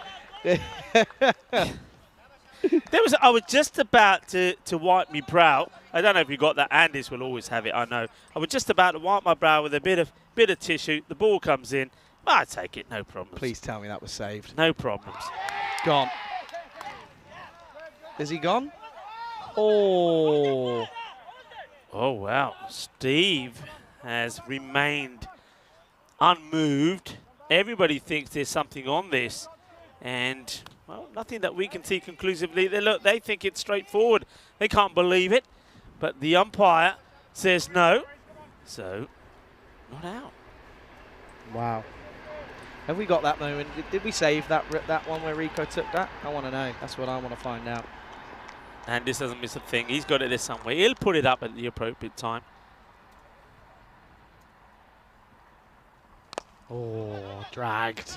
Safi was trying to come for a single, wasn't taken. This heat is a joke. That's why I'm laughing. It's a funny one. It's ridiculous. It's really hot. I don't think I think this is close to the sort of heat that I experienced once in Malta. This is huge. It's a big hit. And that's what Abhitash Prashad is there to do. Hit boundaries. This time he backs himself, comes down, hits it big. I just wonder whether the wicketkeeper here is thinking of maybe standing up. And hasn't made any signal as yet for the helmet. This one does get found. It's a big hit down the ground. So they've got to stay in it somehow, haven't they? They've got to stay in it somehow. At the moment, they're finding a way to keep getting that the 20 or so they need at the end of every over. Oh, that's unfortunate. Into the pads. If he could have got away from it, it would have been a wide. And well, obviously, that's the end of the over. What are we at here now? 94 for 2. So, hello, and welcome to everybody. Well, we always get some spicy action in the Comscam as well, and sometimes it's not always the curry. Well, here we go. This was me. All I wanted to do was to wipe me brow, and the ball comes in. I think we got there. I think Artur was saying he might have got this. Let's have a look. Well, this is the hit. Down it goes. I was thinking, yeah, okay, well, there we go. Thank you very much. Look, tissue in hand as well.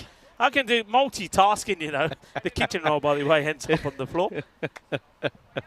Oh dear. This heat, though, I'm telling you now, I'm throwing the towel in. Well, Genuinely throwing the towel in. I threw the kitchen towel in as well. Hey, where did that kitchen towel go? I gave it to you. Oh, did you? Where have I put it? Oh, I don't know. It's there somewhere. All right, back to the action. Where has it gone? It tries to work this way, and every time you feel that the ball doesn't go for a boundary. Right in front of you, by the way. Yeah, I know. The heat. It is an absolute sizzler. Hello to everybody. Look, a lot of people on the chat. Yeah, Manav, you got me. I was talking century for Ravindran, and he gets himself out. Messed it up, you did. It's all your fault. I did. Yeah, but nobody said that when I called for Shirali to get the 100, and he did. Nobody said that when I said that these next two were going to be chased, and they did. So, you know what? It works both ways. That's all I'm saying. Something like that, anyway. Yeah. I did say, though, at the beginning of the day that we're going to have an absolute sizzler. There's going to be a lot of runs. Could have told you that for free. And can I also say, this is out of the middle. This has been blasted. This is sweet. This is big. Es una grande. Es una 6 carreras. Es un golpe muy dulce. Más dulce de tarta de chocolate. Big hit, 6 runs. Yeah, nice shot, this one. Do you know what I have a feeling as well, though? I have a feeling I'm going to get a blinder of a catch at some point.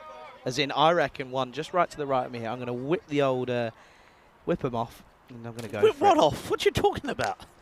Oh, well, that one could have been a good catch. As in me headset. Oh, okay, thank God for that. I was going to say we had nudist day the other day. That was a couple of days ago. Oh, no, not for me, thank you.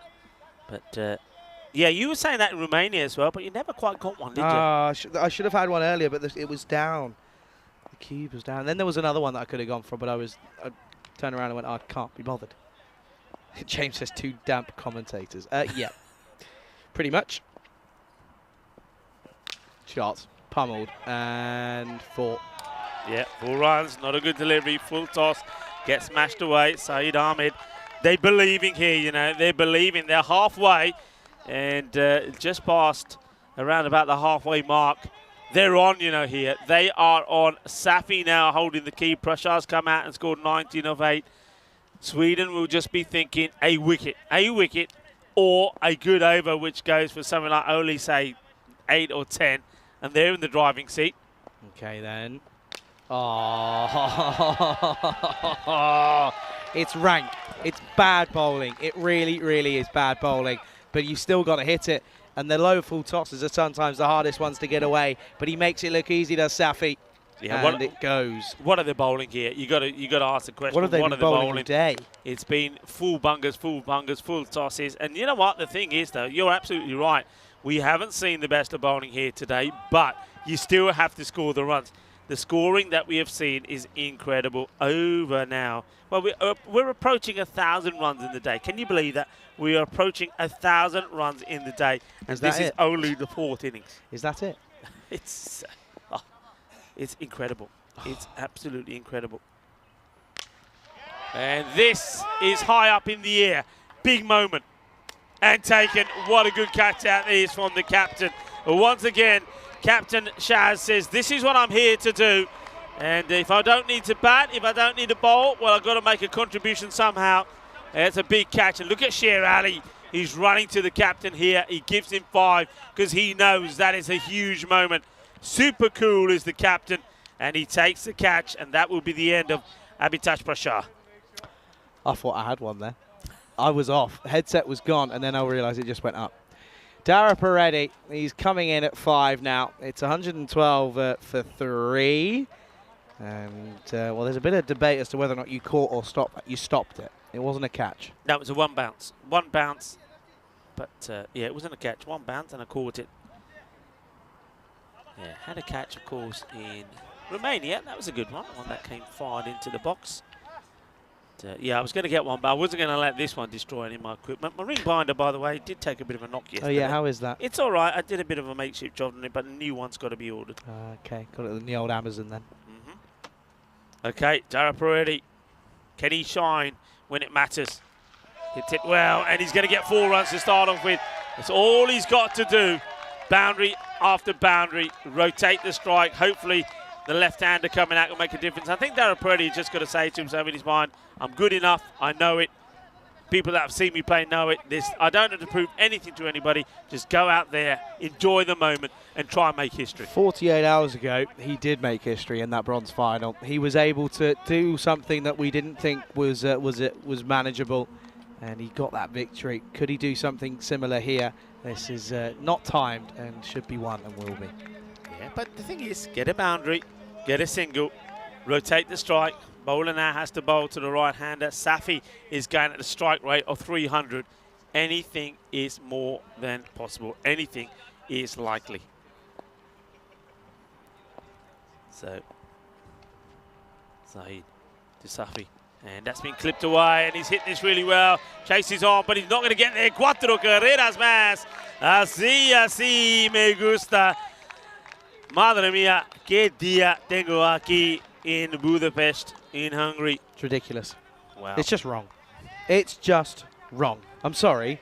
It's ridiculous. This is, it's like we've woken up in a dream and we are seeing cricket played at a level never seen before.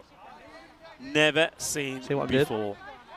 I'm surrendering. You're throwing the towel in. I'm throwing the towel in. I'm done. You're throwing the I'm towel addy. in already. I'm addy. That's got grass all over it now. That was a bad idea. Okay. 6? No. Dot ball. What are they? I don't know what that is. Well, there's not been too many, and that's a good one to get through. And it will be the end of the over as well. Or will it be? Will that be the end? No, still one more to come. Okay, jumping the gun. 121 for 3. He would love to finish with the dot. That'd be nice. I'd love to finish in a nice cold bath, but don't have the luxury, do we? Such is life. Oh. Oh, up in the air. Safe. Oh, why? Oh, why?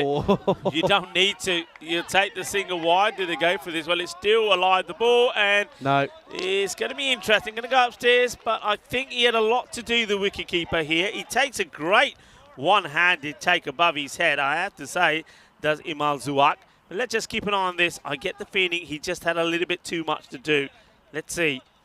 He jumps up, takes it well, but the bat. Oh, the bat plugs. Hang on. Now, does he get the foot down? No, but it's not the foot, but is it in hand as well? Is the ball in control? Yes. Oh, I think he'd be giving out here. Let's have a look. First, the bat doesn't get past the line. The foot, there's nothing goes past. The foot is in the air. This is out. Oh, the bat plugs. He's going to go here. I think this is out. They'll look at it again just to make sure. The bat doesn't get past the line. It plugs.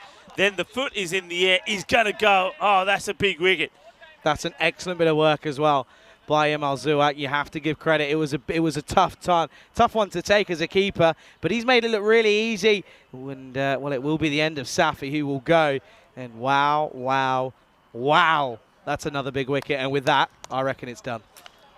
Well, okay, you're calling it, but don't forget there are still other players that come out, can make a difference. Who's coming out there now? I think it might be Marco Huja, but let's have a look at what's coming up next. This could be the decider, by the way, depending on how this match goes. Portugal taking on Sweden. Yeah, Sweden, a win here would put them on 6 points. Portugal sat on 6 points as well. So you can see there, Faf Stoneman back in the lineup, so he comes back. And, well, this was the run out here. You can see he takes a big jump off the pitch, and then Safi ball watching. How many times have we seen that here this week? Yeah, and in the end, the overthrows ends up being buzzers are good. What gets the wicket. So, okay, new batter comes out, goes for the big shot, and it's a miss there from Dara Peretti, who, of course, it was the end of the over. So that's why Dara Peretti is on strike. 122 for 4. It was at the end of 7. Oh, this heat is a joke. I'm sorry. But it's an absolute. I mean, this is the thing, right? You and I live in Spain, and you've lived in Spain for 22 years. I've lived in Spain for 11. This is absurd. Thing is, though, and this is the point worth making, and that's Dara Peretti could have just stepped inside of this, but he wants to. You see the need to get a boundary when you're needing 27 and over. It means that even these balls you play. Yeah, the thing is that we know that in Spain, when he gets this hot. Nobody's out and about. You just stay inside, AC on, you stay in the cool. But, of course, you ain't got that option here. You've got to work through it, and it's not ideal. Concentration becomes difficult, so big shout-out to everybody around the ground that's working here, the blue crew, the umpires. Oh, that's no-y. Gundy. That's a That no-y. is Gundy. Well, what is this all about? This is such a bad ball. But just when you get a dot ball in, what's the worst thing to do? Well, bowl or no ball. There's no way the wicketkeeper can stop that. That goes. Now, this is one of the things I really want to see change. How can that be given as buyers? That should just be no balls.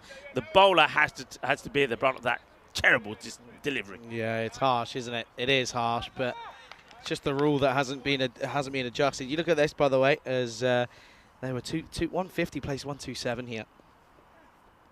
Slower delivery, so he'll get away with the free hit. And it's probably not a bad result for Sweden, as they now will be bowling to Mark Ahuja. But Mark, of course, he knows he doesn't really have time to get himself in here. From the moment he takes his guard, he's got to be thinking one thing, that is attack. Of course, the five there, I was going to say 5 was, but of course the 1 no ball on 4 buys, 5 runs certainly comes handy. Still a minimo. Still a cheeky little minimo. Yeah. Mark, come on then, Marky boy. Good delivery, great ball. That's He's got it wrong a few times, Baluch, but when he's got this right, there are very few bowlers that can execute this well. And Baluch has done it, and we've seen Abhitash Prashar do it a few times as well.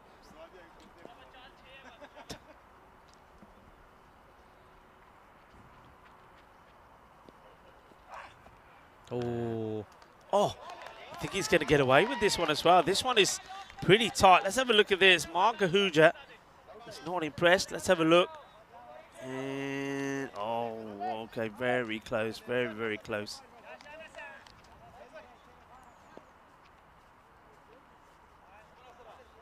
okay.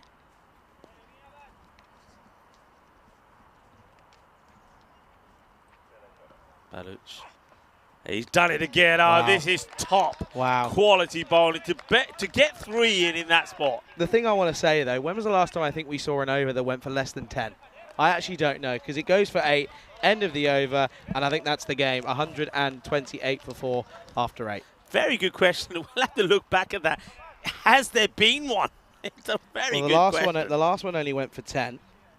I'm having a look here now. We haven't. Okay, that's the first one this innings that's gone for less than 10. In the last game, no. Yeah. In the last innings, I should say, no.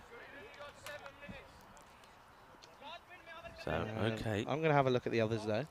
Yeah, I don't think there's been any when I've been just thinking of I don't scores. think there is. No, because we would have said, hey, that's What great games- over because what only. game's this? Game 8. So game 7 then. Let's have a look. Hits as well, and we'll get a boundary. So the only way now is attack because, well, they need basically Maximo, well, just keep going Maximos. That's what they need here. Any extra delivery, any wide, any no ball gives them a chance, but everything has to go to the boundary. Everything has to go to the boundary. So Dara Peretti, he's a man who pulled off the impossible the other day in the bronze final when he hit 31 of the last. Bit of I've worked it out, by the way. Oh, shot over the offside. That's so good. What a shot that is. Dara Peretti's back, and he means business, by the way. So I worked it out. Yeah. It was the 5th over of the first innings of match 7, where we had 2 in that one. The first over off of Apatash Prashar went for 8 on the first over. The 5th over off Dara Peretti went for 9. Okay. Since then, everything's been double figures. There was one over where it was the last one of the game, but it was 7 no ball, so it doesn't count. Yeah, don't count. Good Shot. hit, but he's going to go. What a good catch. And Samuela takes a good one, and Romani does really well. Good catch. I mean, Dara Peretti, though, even though that last ball went for 4, it was a great shot, and he knows that 4s are not enough. It's a horrible position to be in. You're hitting 4s, you're hitting boundaries, but he knows it's not enough. And after hitting that 4, he knows, well, that's it. Unless he gets a no ball, which he can pump to the boundary, that's the game done and dusted. And, well, you can see that with what they need here is 64 of 9 balls. It's been a tremendous effort from Hungary. I'm not taking anything away from it, but to try and get 200, to try and go at magical overs all the way through. You get 1 over where it doesn't work, and that's it. Yeah, the rate goes to 30. The pressure just comes on straight away, and then you're sort of looking at yourself and go, okay, can we do it? No is probably going to be the answer. New batter is Yadvinder Singh, who will come out then for the next well, he's in at 7. Mark Ahuja is on a 3-ball nothing at the moment. Oh, he's got him. And he will get 2 in 2 then. And well, Rico, one of the only things we haven't had is a hat trick. And all of a sudden, we're on with a chance. What a delivery that is first up. Full straight, Yorker gone. Yeah, and I got a feel for Yadvinder because that's 2 Goldens on the spin for him as well. So it's not the start he wanted at this international level. So unfortunately, he'll go. There's going to be a golden duck appearing on your screen. Well, we haven't seen too many ducks today. There's been a lot of 6s. But there's Goldie. Well, ducks are not on strike. And unfortunate for Yadvinder. So hat-trick alert. Zabi Zahid on a hat-trick. 136 for 6. No way. There's got to be no way that this happens. Can't be. New batter then is going to be Darshan. Darshan's a great batter. In the domestic game, he dominates big time. He's coming in here at what is number 8 here. And, well, we've had everything today. We've not had a chance, or we've not had 2 in 2 in ages. But we've got one now then. And it's going to be Zahid. Hat-trick ball coming up. Darshan on strike. Oh, well bowled, but well played as well, equally. Yeah, Darshan gets off the mark. Quite incredible, really, Darshan coming in so late when we got so used to opening the batting. But let's see. I mean, he's not going to have too much time out there. Let's see what he can do, what he can get. Only 7 balls left here. And folks, once again, we're fine for time. Thank the Lord. We're absolutely fine. Thank the Lord. 7 balls coming then here. And this will be 1 to end the over. And it will be 1-3-8 for 6 after 9. We haven't had too many periods like this. I think this is the first time in the day that we've had a period where we thought, yeah, it's done. You know, forget it. Up until it's the first time that we've seen this, like, you know, couple of singles, couple of dots, a few wickets on the spin where we thought, okay, that's it. The game's done. There's no way back. Up until this point, all the games have been alive. Big time. And, well, so much so, look, he's having a bowl.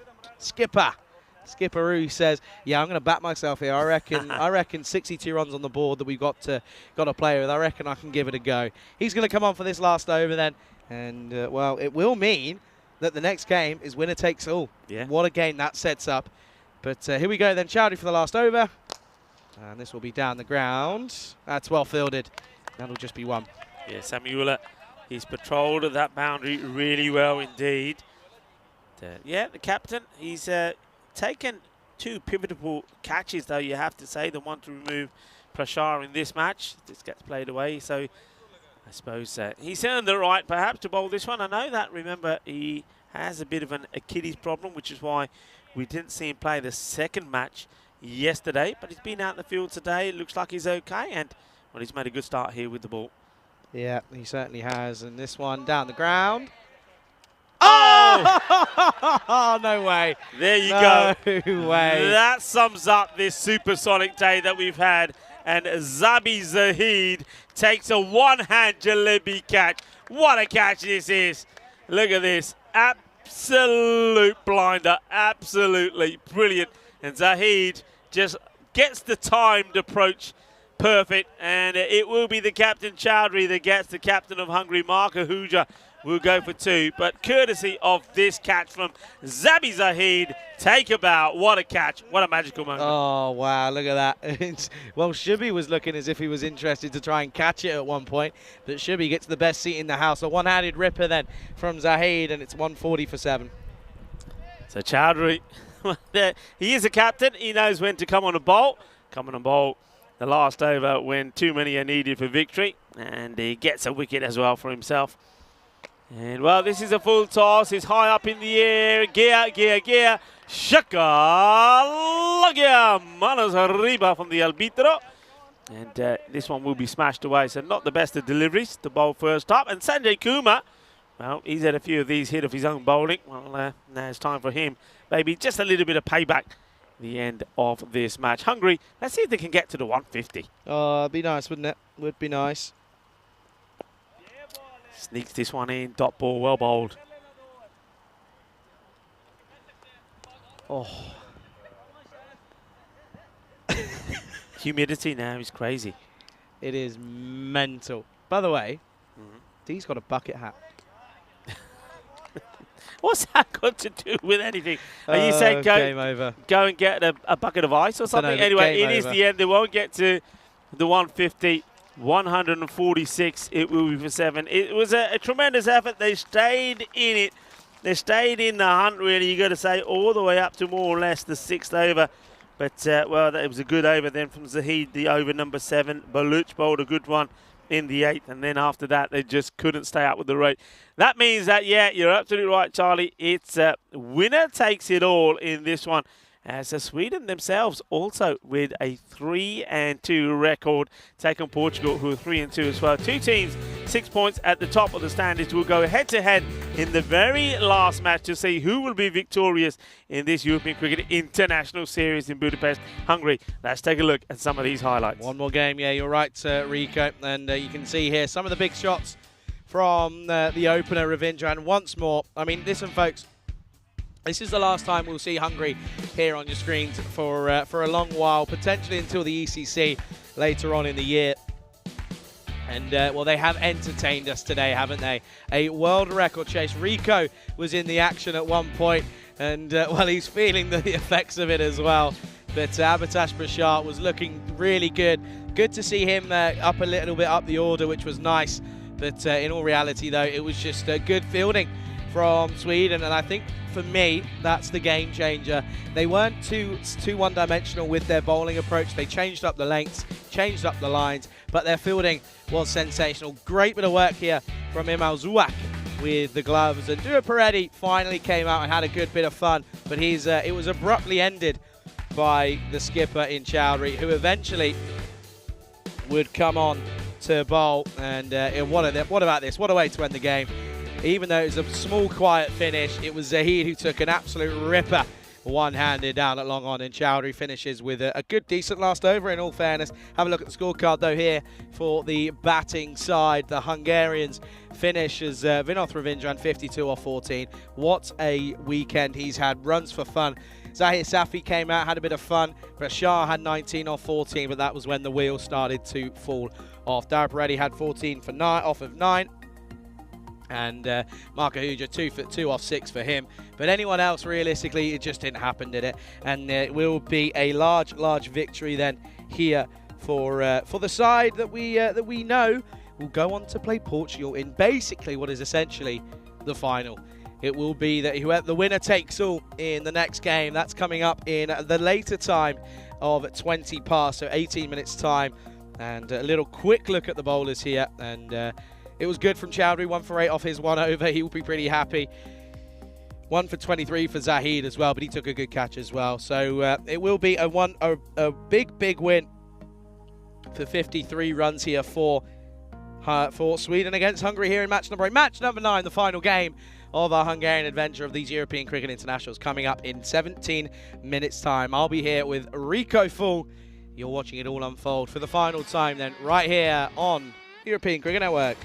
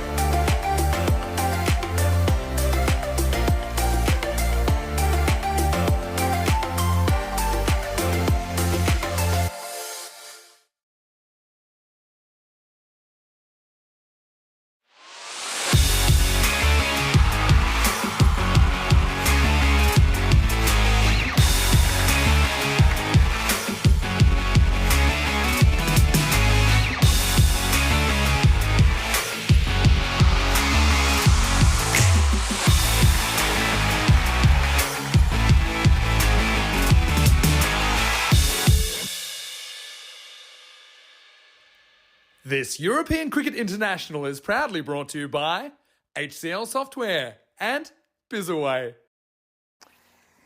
Good afternoon then everyone, welcome to this final match then here of this 2-week stint. It all comes down to this, it's going to be the final game here as Sweden take on Portugal in match number 9 of this European Cricket International Series here at the GB Oval here in Budapest, Hungary. We've had everything and today has just topped it off. I mean, the amount of runs we've had today is just absurd. I don't think it's anything we've ever expected here on the European Cricket Network. 2 records have already been broken, a couple of not so good ones from the bowling side as well, but we won't mention those. The batting has been incredible. Both these sides set records already here this morning, and of course Portugal, they got that record chase earlier on, and at Sweden they set big totals here. Of course, one already today, but one yesterday as well, one score in the 200. So both of these sides will be hoping that they can get a bat first, get as many runs on the board. But let's have a look and see what happens in the toss, as for the final time, Sam Williams, Stigsy is in the middle, and they're ready for the coin toss. Sweden's cool. Tails. Tails is the call. It's a head. Yeah, we're going to bowl. Portugal have won the toss and they're going to have a bowl. Over to you in the comms box. Good afternoon everyone, for the last time, welcome to this GB Oval here in Budapest, Hungary, and it's the last game of this European Cricket Internationals. Portugal take on Sweden in match number 9, and certainly looking forward to this one. Let's have a look at the 2 lineups then here. Sweden, they take on Portugal, and you can see there that the big ones that miss out here. No Chambers in the side for Portugal, and it is also that will be Parveen Singh who is out for Portugal. So in comes Faf Stoneman alongside Shahid Rahman, who will come back, and yeah, of course, you've also got the likes of Ahmed Ikram as well, and Ashraful Rupu and Suman Gimadi. I mean, look at the runs that he scored. It's been rather sensational. Golia hasn't had the best of times at the top of the order, but there will be the bowlers with the likes of Junai Khan, Siraj Nippo, Faf Stoneman potentially as well could be pretty key. Najam Shahzad as well is going to be likely to have a bowl here today. And they're up against Sweden, who of course we know are capable of hitting some big runs here. And well, it would be a great time to do so, as this is basically winner takes all in this last match. We know that they're level on points. We know that the net run rate will not be relevant. We do know that, of course, the winner will take the trophy, of course, in this basic final, essentially. And you can see there, no surprise, Junaid Khan, forever Mr. Number 7, possibly a Ronaldo fan, most likely. But a good afternoon to everyone tuning in around the world, to Dave Beat, to James, and to Kroom, and everyone in between. Thank you very much for joining us here today. And yeah, certainly looking forward to this last game of the day and last game of the 2-week stint here in Hungary. And of course, it's going to be Sher Ali opening alongside Imal Zuak for Sweden. Early wickets key for Portugal as they win the toss. They're bowling first. Here's Junaid Khan. And he's going to get pumped straight away. And that will be a 6 to start then here. And what a way to get the setting of the total underway, as this time it is, of course, Zuak who goes big. And what a 2 weeks it's been here. Of course, we had that mammoth Friday on finals day which was, of course, not that far ago, not long ago. Oh, now it's Fuller, but straight to the man in cover, Sean Gomes. He just says, chill, lads, chill out, boys. This is a big game. Whoever wins this wins the, of course, beautiful local lifestyle European Cricket International trophy. That will be coming, of course, that presentation will be coming up after this last game. We'll be able to have a little conversation. Little conversation to whoever the winning captain is, and possibly the MVP as well. This is a no-e, and it's going to go and tickle as Siraj Nippo will chase this one down. It'll just be one off the extra noble. Not too sure what this has been. I think it's going to be. Have a look at the replays, but yeah, not good from Junaid Khan. Dave St. James. How do you think Charlie and Corey would get on together in the microwave cube? It'd be an interesting one, I reckon. I reckon we get through it, though. Always professional. Talking of professionals, Rico Full back in the commentary box for the last time, Rico. And, well, not a good start. Free hit coming up and gets pummeled. Yeah, for the last time. Always a sad day when we have to wrap up afterwards. And I tell you what, I mean, because of the cricket that we've seen here, the entertainment, it's been a frenzy of action, entertainment and drama, and boy, today is a day that we will never forget. So it's going to be sad to say goodbye, but of course also going to be good to go back to Coimbra, where we start the T10 night series on the Tuesday. So looking forward to that as well. But yeah, this is what it's all about. This is the final, isn't it? This is it. Whoever wins this will be the winners of that magnificent trophy. Well, this is a blast, and that will go all the way. That is hit long and hard, and it's 6 more. The day has just been quite amazing. It really has. We've seen only 6 innings, and in those 6 innings today, we've seen 1,020 runs scored. The rate at which the runs have flowed today has been just exceptional. It's been incredible, and it's going to be really selfish, but I'm going to sit here and say that, do you know what I really want? I want a low-scoring thriller. I do. I'm being selfish. I want a low-scoring thriller. I want something that's different. Listen, I'm never ever going to say no to some big hits, but I might say that, you know, for once it'd be quite nice today to have a little bit of something else. Is that me? Am I being a bit selfish, a bit greedy? No, look, if it's a thriller, we don't mind a thriller. Although on this pitch, though, I don't think we're going to get. I was going to say, sometimes, as you know, we remember that from Romania. Sometimes what's my saying, Rika? The low-scoring thrillers are the big ones. Semi. Okay, I'll give you that one. Well bowled, well played though. Straight to the fielder though. So the low chases often cause the biggest problems. Yeah. Small totals, big problems. Yeah. Nice to see the umpires here. We joined with Shub Navjot Singh did some umpiring in the first week of the series, and Shubby's out there at square for this one. So James and Shub are doing the umpiring. That's actually quite upsetting, because I was really looking forward to him maybe having a couple of crowd catches. Oh well, beggars can't be choosers. Clipped over the top, and that's really good cricket, really good awareness as well. They've got mid on up, but long off his back, so he's happy, and you can't bowl there. It's too short. It's not too short. Sorry, it's too straight. Yeah, it's clever batting though, isn't it? I mean, it's good batting. He's looking at the field. He's just not playing shots at random. He's having a look at the field and say, right, I can go up and over here. I don't have to middle it. I don't have to crash it hard, and just like that. I mean, that will be the end of the over. I think the graphics are just taking a bit of time to update, so I'm not going to. There we go. I think we're going to finish. That would be a magical over to finish off with 22 of the first. I think so, and I reckon that's the heat. I reckon the heat's just everyone's just started. Listen, I walked around in that little break. I asked everyone, "Is everyone ready?" Everyone's just like, "Yeah, I'm ready." I had a chance to catch up with some of the players. We did a few bits for the social media. I can tell you that it was uncomfortable doing it. It really was, and that's not the best of deliveries. But it could be gone. Shub says yes. There's a little nod from Shub, and well, this is the wicket. Zuwat would go. I'm not going to say it's the best of deliveries. It goes down the leg side. He probably shouldn't have been playing at it, but he gets a little bit of glove on this, I believe. And well, Shub Navjot Singh says, "Yeah, you got to go." It's always the worst, isn't it, when the umpire is giving you a little nod and a smile. So that will be the end of Iman Zuwak. So he'll go for 7 or 4 balls.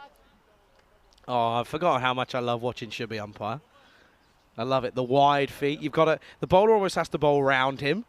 But yeah, a little tickle down there. And Faf in front of us turned around and said, "Oh, that's what I was getting wrong. I should be bowling some rank long hoppers down leg side."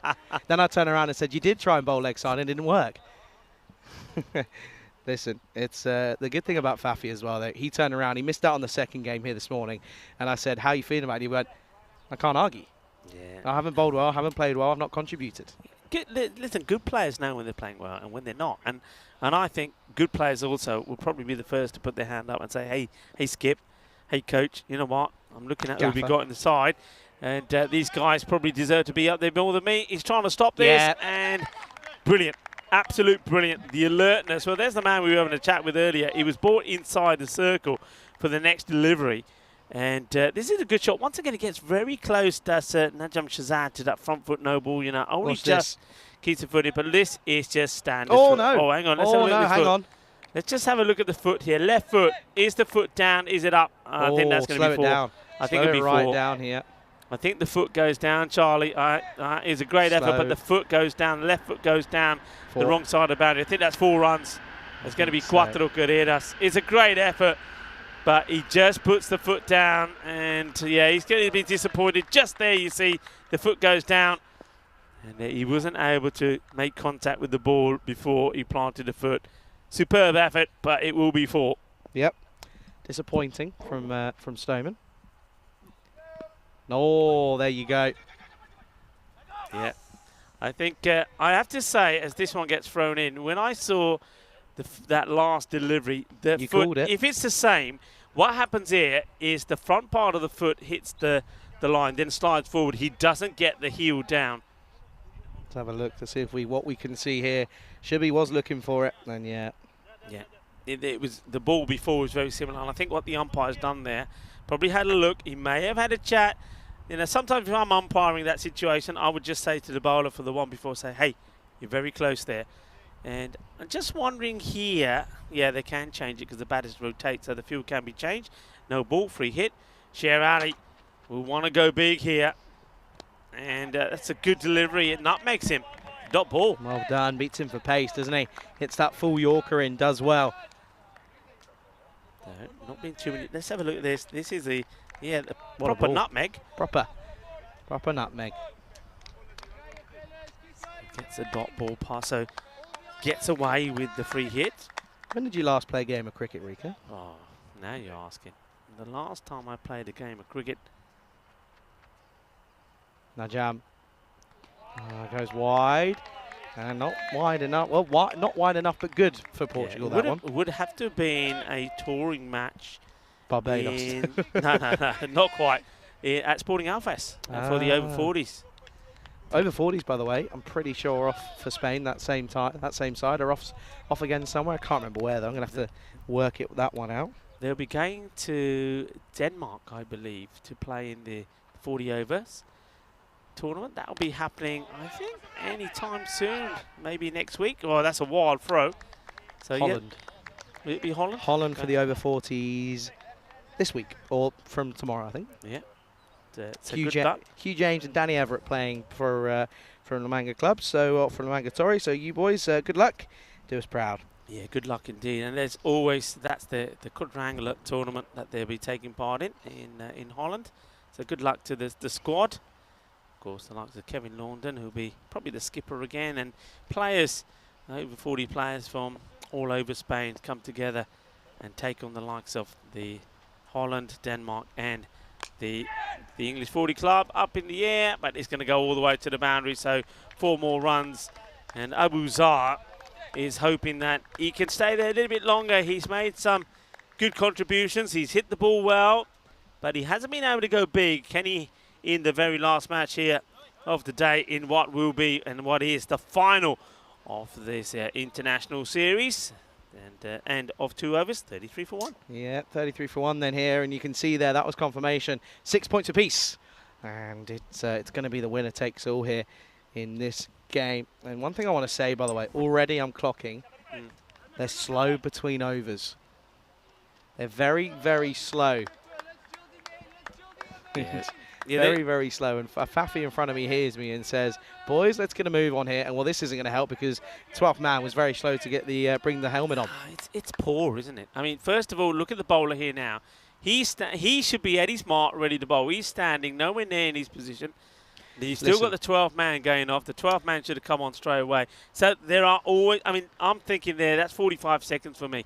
Thing for me is that they've taken... now the bowler does his run-up, look. Yeah, they've taken... This is poor. They've taken nearly 11 minutes to bowl the 2 overs. Yeah. That's not quick enough. It's not quick enough. And, well, finally, a bit of spin then for the last over of the power play as Rupu starts us off here with a dot. Yeah, Rupu, not a bad start. And of course, the important thing for Rupu is just to get that ball to pitch, to try and get it pitch going across the right-hander, not to bowl those full tosses. And this one is right under it. It will go all the way. And, yeah, that's the way they hit it. It's a little bit too full, half volley length, and it gets absolutely crunched. Can't bowl that. Faf was interested at one point, so was I. I thought that was coming our way, but it's Sher Ali. He hits them big. Yeah, Sher Ali. That's a 6 on any ground. That's yeah. huge. Well, the thing is, most of the ones we've seen today, Charlie, have been. How many of them? Now that's the full toss. What did I say? You can't bowl it full. It's a full toss. It gets hit straight. The man has got too much power. If he's hitting straight, he's not going to miss cue. It's a full toss. Gets it out of the middle. That is sweet. Goes all the way. Grandissimo. Seis más.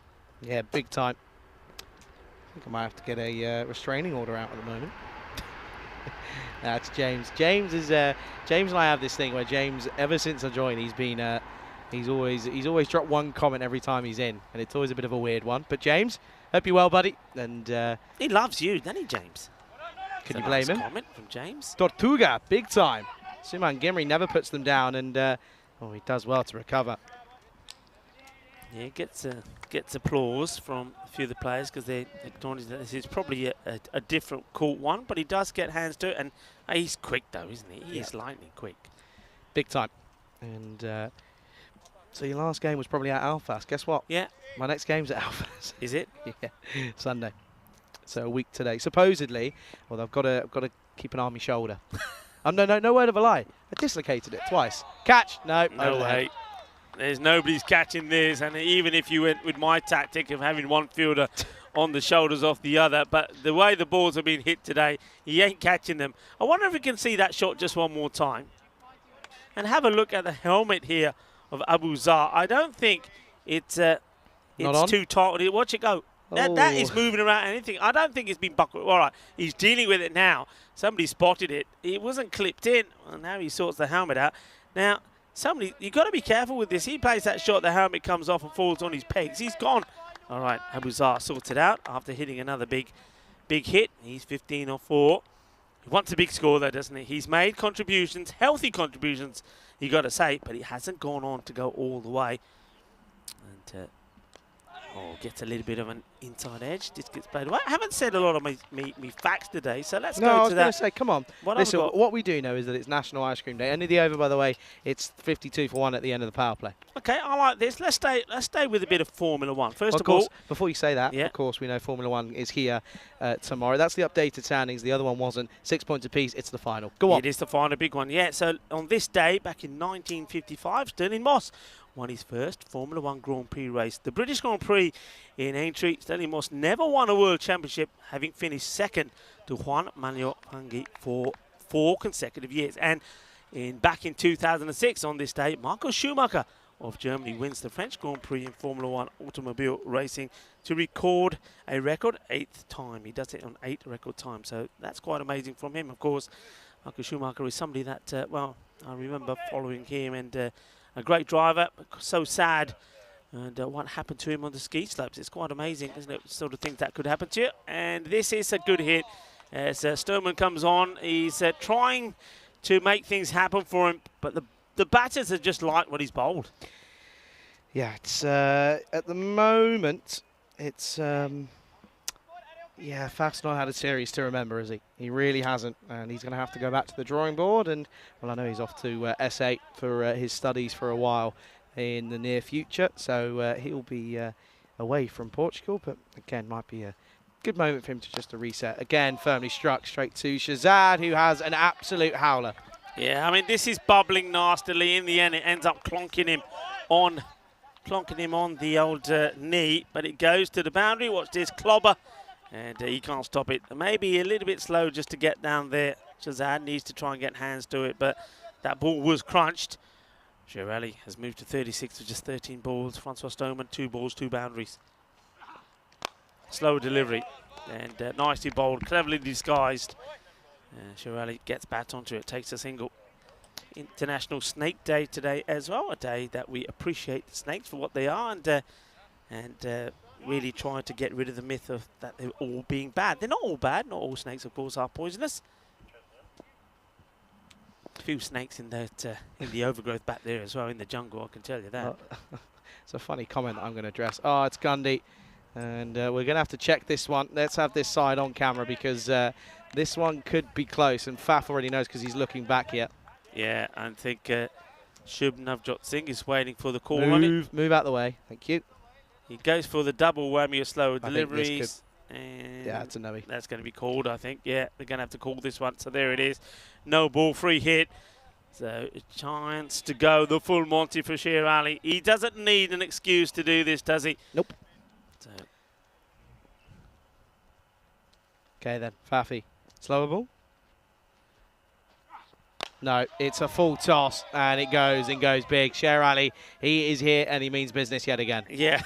But, I don't know who that we got. Is that Anil, who's all dressed all in white? Mind you, it's a good colour to wear in this heat. But Anil yeah. is going to be kept pretty busy there. Sher Ali, well, if you keep bowling that to him, he's going to keep him well busy because he's going to put a few more in that zone.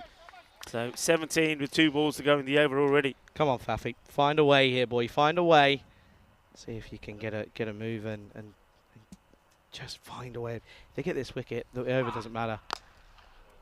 Well played. Flat batted down the ground for 1. Here's that slow ball. So the pace-off seems to be working from Faf Stoneman. Let's see if he can sneak a good one in here and prevent going magical. Magical seemed to be the norm today. Yeah, it's crazy. Do you think it's got hotter again? It got. I have to admit, it got very warm the last half hour. Yeah, I mean, the sweat is poor. It's like commentating from a sauna. That's what it is now. This is the sauna, not the microwave. Up in the air, gone, big 6. See you later. That's in the bush, and Fafi goes for 24. Yeah, 24 off the over. It's a good one, and Abu Zar finds the middle of his bat. That's a good shot because he waits on it. And, well, there's the ball boy. It goes over him. Now get in there where the snakes are on this International Snake Day. Thing is, as that's the end of the 4th, it's 76 for 1. That, in the context of the game, probably isn't that bad. I mean, every over, more than anything, is going to be going at probably around 20. That one was just the one that went a little bit further above. Yeah, and it is, of course, National Ice Cream Day in America. Yes, please, anybody listening, bring us some ice creams. We'll love it. It also is Fresh Spinach Day to emphasise the many health benefits that fresh spinach has. It's not a fantasy that Popeye gained Superman strength from eating spinach, because spinach is very good for you and very healthy. So come on, youngsters, eat your greens, eat your spinach. Okay, then. So it's going to be Rahman. He's going to come on then for this... this last over before the end of the halfway mark at 5. It is the 5th over. Here is Rahman, bit of lefty. And he's going to get slapped down the ground. Chases on. Has he split the field? No. Shazad comes round and does the work. Yeah, gets a hand on it this time. Doesn't get it past him, but good backing up also there from Mohamed Adnan. Once again, I think he will be key in the response. It's a big runs being put on the board here so far, though. 76 came off the first 4. To Rahman, what can he do here? Yeah, big time. Got to try and work something out here. They've got to try and break these two up. Zar 22 off 7. Ali, though, 45 off 17. Up in the air, high. Taken. What a good catch, and they will break up this partnership. It is Zar that goes, and that's a really good catch from Najam Shazad, because that had so much airtime on it, and it will be the big wicket of Zar, who will go for 22 off 8, and the score here is 77 for 2. Very good catch. It goes a long way up in the air, doesn't it? I think if you count while it's up, it's a good 7 or 8 seconds. It's a beautiful hit, but he goes high but not distant, and the catch from Shazad, absolutely brilliant. And he makes amends, really, doesn't he, for the misfield that we saw from him earlier. So, once again, Abu Zar not able to go big, though he does score very quickly for his side. But that's the thing that Sweden have managed to do so far, that they've always been those little quick-fire contributions which has helped them get to big scores. He departs, and Sahid Ahmed now comes in.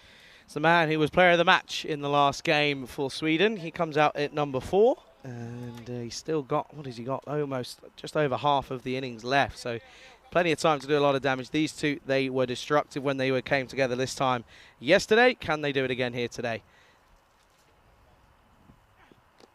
Inside tickle. Well fielded by Fafi. Direct hit. Oh, and he would have been gone, and would have been gone by a long way. But he survives here. And yeah, that's a good bit of work, this one. Yeah, Plays it. Yeah, if it was Ball. on the stumps, it would have been very close. Pretty rough throw. What are you looking at? What are you having to think of? You doing some maths? I'm doing some maths. And, What's your not maths? not in the head, because the head is just boiling over. But I'm just looking at the two matches that Sweden have played today. The scores that they've put on 361 runs. Is that it? And now you add this to it. You add the 78 to it, or whatever they finish here. Well, that's going to be 4 runs. And Charlie, he just can't move quick enough because he's just drained. But let's just add that the 82 to it. So far, up until now, they've scored 443 runs in this in 2 and a bit innings. It's a bit good. It's a bit good. It's a bit good. Thing is, though, they've also, just remember this, they have also scored 162 and lost a match. So you've got to remember that as well. So, yeah, it is good, but it just goes to show that other teams haven't been underperforming with the bat either. Nope. It's been a day of runs. I've never been so amazed at what I've seen here today. It's just incredible. What's the response? Oh, it's even bigger. That is moosed by Ali, and what a way to bring up another half century here. Sher Ali, he's got to be in there for the MVP. Oh, what a hit. Yeah, I mean, Sher Ali, remember, he was a centurion yesterday when he scored that century, 116 of 31 balls. The thing is here, I'm going to say it, and people are going to say, Rico, don't say it. The thing is here, I mean, he could quite easily go get another one, couldn't he? And the other worry here is when he scores centuries, the team scores 200. I don't want another one of 200. I want something else. Have you played a match where you've been on the boundary and you are constantly... You're a ball boy. Fetching the ball and bringing it back. You're a ball boy. The ball and have you ever been there? Yes.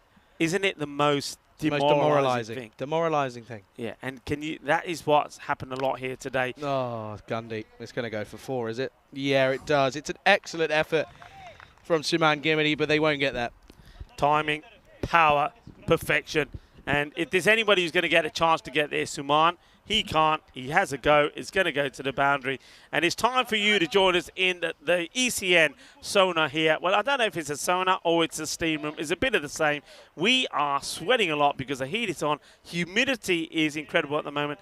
And I'll say this again, folks. I mean, we're finding it hot. The ECN crew are doing a great job. The scorers, Spring Productions as well, Andis, Arthurs, Karina, and our guests have been brilliant here. But the umpires and the players, shout out to them out there in the middle, time and time again. It's just amazing from them. So well done to everybody that's had to be out there in these extreme conditions. Yeah, big time. And look, you can see that the sun is coming in here. It really is. And of course, we know that we've got, what have we got? Probably 15 overs of cricket left here. And do stick around. We've got a presentation coming up after that as well. And then we'll shut off. And it'll all be about Malta and their final coming up after us. As this is short. And Nippo, is he about to get a wicket with probably one of the worst deliveries that we'll see? Yes, he is. It's a great catch. I think that's Mohammad Adnan out there. And I think it is. It is. And that will be a big wicket. As Ahmed, he can't add anything else to his runs here today, and he'll go. Yeah, he's going to go. He goes for the big shot, and not the first time, more height than anything else. And, well, the catch taken, a little bit of Kokaracha style, as he ends up on his back. So disappointment for the batter. That has to come and go. So Saeed not able to get the sort of contribution that he's managed to in other knocks. He'll go for just one of 2 balls, but of course, as we know, that's not going to stop the next batter coming in, going for the big shot.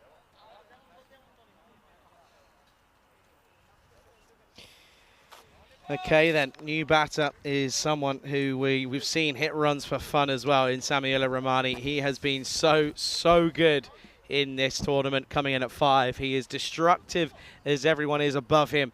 And this is the thing, it's not a let-off here, as in all theory. It could end up realistically get going again, though. Well, this one is a good start this time again from Siraj Nippo. And our man Anil has turned up next to us, and he's got the right idea, as he's wearing all whites, and I don't blame him. I've got to say, it's a long time since I've seen a European cricketer wearing the whites. I know. Yeah, actually, I mean, genuinely. Down the leg. Oh, gone, I think. I think he's got it. Oh, this could be unreal. Gordy Galea has had a really rough weekend of it here. Hasn't really done much with the gloves. Hasn't done much with the bat. Oh, this comes down to milliseconds here. So close, so close. But I'm still going to go my initial reaction, which is out. No, he's down. Let's Foot's down. see. Oh. Next one. Next frame. Yep, foot's down. Oh, that is so close. But that is lightning quick reflexes. Well, Anil thought he was gone. He's giving it out from here. I thought he was gone, but somehow, well, Samuel Romani, he survives and he's not going to be quacked off. So there's Derek. Derek has not been so busy today, has he, Derek? No, he's actually... Well, listen, when there's over 1,000 runs being scored, I'd be surprised if he gets used much. And he's probably thinking, it's too hot, I ain't coming out. Derek almost had to be called out. Me and you both, Derek. Me and you both. Oh, now he's going to go big on the offside. And that will be a Maximo time. And he's going again. And one thing I want to say, folks, time. 13 minutes left for only a couple of overs. It's not quite easy. It's not the easiest of run-ins for Portugal. Yeah, well, of course, the captain, Najam Shazad, is right in front of us here, so he'll know all about it as well. We'll tell him. I mean, well bowled. Oh, he gets a little bit unlucky. He's picked up a bit of dirt in his face as well. It'll just be one. Well, he's got more than just dirt in his face. Of course, the first time we saw Nipu, he got the ball in the face, and he had to go off for a while to get some attention in the very first match. It's nice to see that no scars have been left from Nipu, as we had a close-up there. But, yeah, he's not bowled badly. Only gone for 8. I say only because we're used to bowlers being going for 20s and 30s here today. But still 2 balls to go. Hit hard, hit up, hit all the way. And it's another masterclass stroke from the master blaster himself. Sher Ali goes big again. Oh, what a shot. I mean, it's just so much power. He's got power, he's got technique, and he's just brutal. That's the only way to describe it. He is brutal. 65 now of 21. Surely we're not going to see another century from Sher Ali. Well, have you jinxed it? Probably. I said it already, though. I said when he was in his 40s, is he going to get another one? So I'm just trying to do Portugal a favour, maybe. I'll say it again just to see if it works. So Sher Ali on his way to a century, 65 of 21. All the Portuguese fans are now going, go Rico, go. Keep saying it. But will it make any difference? We have no influence. Oh, it's again well bowled. And it's going to be stopped. Ooh, nearly. That'll be one. Ali keeps the strike. It's 107 for 3 at the end of the over. Yeah, it makes a stop there. Shazad has a look back there. I'm going to have a look when he comes in front of us. Did we see his trousers tear when he stopped that one? He's going to turn around in front of me here now. I'm going to have a look. I think yes. What's that? Either that or there's. I reckon he split his trousers. Has he split his trousers here? Look, that's one way to keep cool. Either that or the seam has almost gone. But anyway, that was the end of the over. The 100 came up as well. 107 for 3 at the end of 6. Yeah, end of 6. 4 overs to go. At the rate they're going, though, you can see they're looking about 180 at the moment. And that, well, you'd say yesterday that would have been enough. But here, I don't know. Here's Junaid Khan. He's going to come back for a second. Good start. Yeah, good comeback from Junaid. So they've held him back. Teams are trying everything, aren't they? I mean, I've already seen Junaid Khan, who would normally bowl the first and the third. They're holding him back. It's all about trying different things. What can work, what can't. So Junaid coming back here again to see if he can get a good tight over in. Of course, Sher Ali is not going to hold back as he's looking and on course for another century. And this is down the ground, and this is gone. Anil, that's another one for you. Off you go. It's 6 more. And now into the 70s, 72, and still going strong. Yeah, it's big time. And, yeah, good shot. I don't know what's happened there. What's going on there? What's that? Bit of wind somewhere, but it's not here. Something by wherever that microphone is. Either someone's playing a trick on us, or it's a bit windy somewhere. Have you ever seen that video of an F1 game or an F1 race, and someone found one of the microphones that was along the along the track, and it was in America, and someone ended up going sort of live on broadcast, right? Yeah. They're racing around. Someone goes up to it and just goes meow, meow, and it just for about 30 seconds was just going and going and going. Oh dear, it was a good one. F1's here next week, by the way. I was at one point looking at tickets, by the way. Oh, up again, chance. And you've done it, Rico. You have done it. You Portuguese fans, you've got Rico to thank, but you've also got the skipper to thank because he's taken another good catch at long off here. Yeah, okay. Thank you to all the Portuguese, and well, I might have made friends with the Portuguese, but I think the Swedish army is going to be after me. But yeah, Sher Ali, he will depart, and he knows that he was on song, and now he's saying that's Rico's fault. He's saying, oh, Rico ne mino kedita sensi minoni maudo yet. But anyway, yeah, he doesn't quite get this right. He loves you. And no mistake there from Shazad, who's well being assisted with a bit more freedom in his trousers after he ripped him a bit earlier. And it makes all the difference, you know. It makes all the difference when the air is flowing in the right direction. Oh dear, can't wait to do my washing when I get back. TMI? A little bit maybe? Good luck when you open the suitcase. Oh, yeah. That's a long day of travel as well. Up there? No. And there'll be one. Oh, could be a second. It's a good throw. Nippo is looking at the at Shub saying, how's that? Come on, look upstairs. Not out. Train's gone past again. Not as frequent over the weekend. Have you noticed that? It's Sunday, isn't it? Sunday timetable. Yeah. Yeah, and? I suppose you're thankful they're actually running on a Sunday. In a lot of places they wouldn't bother, would they? Do they have aircon on them? I want to find out. Oh, yeah. I want to know if the trains have aircon, because that would be horrible otherwise. Like the tube.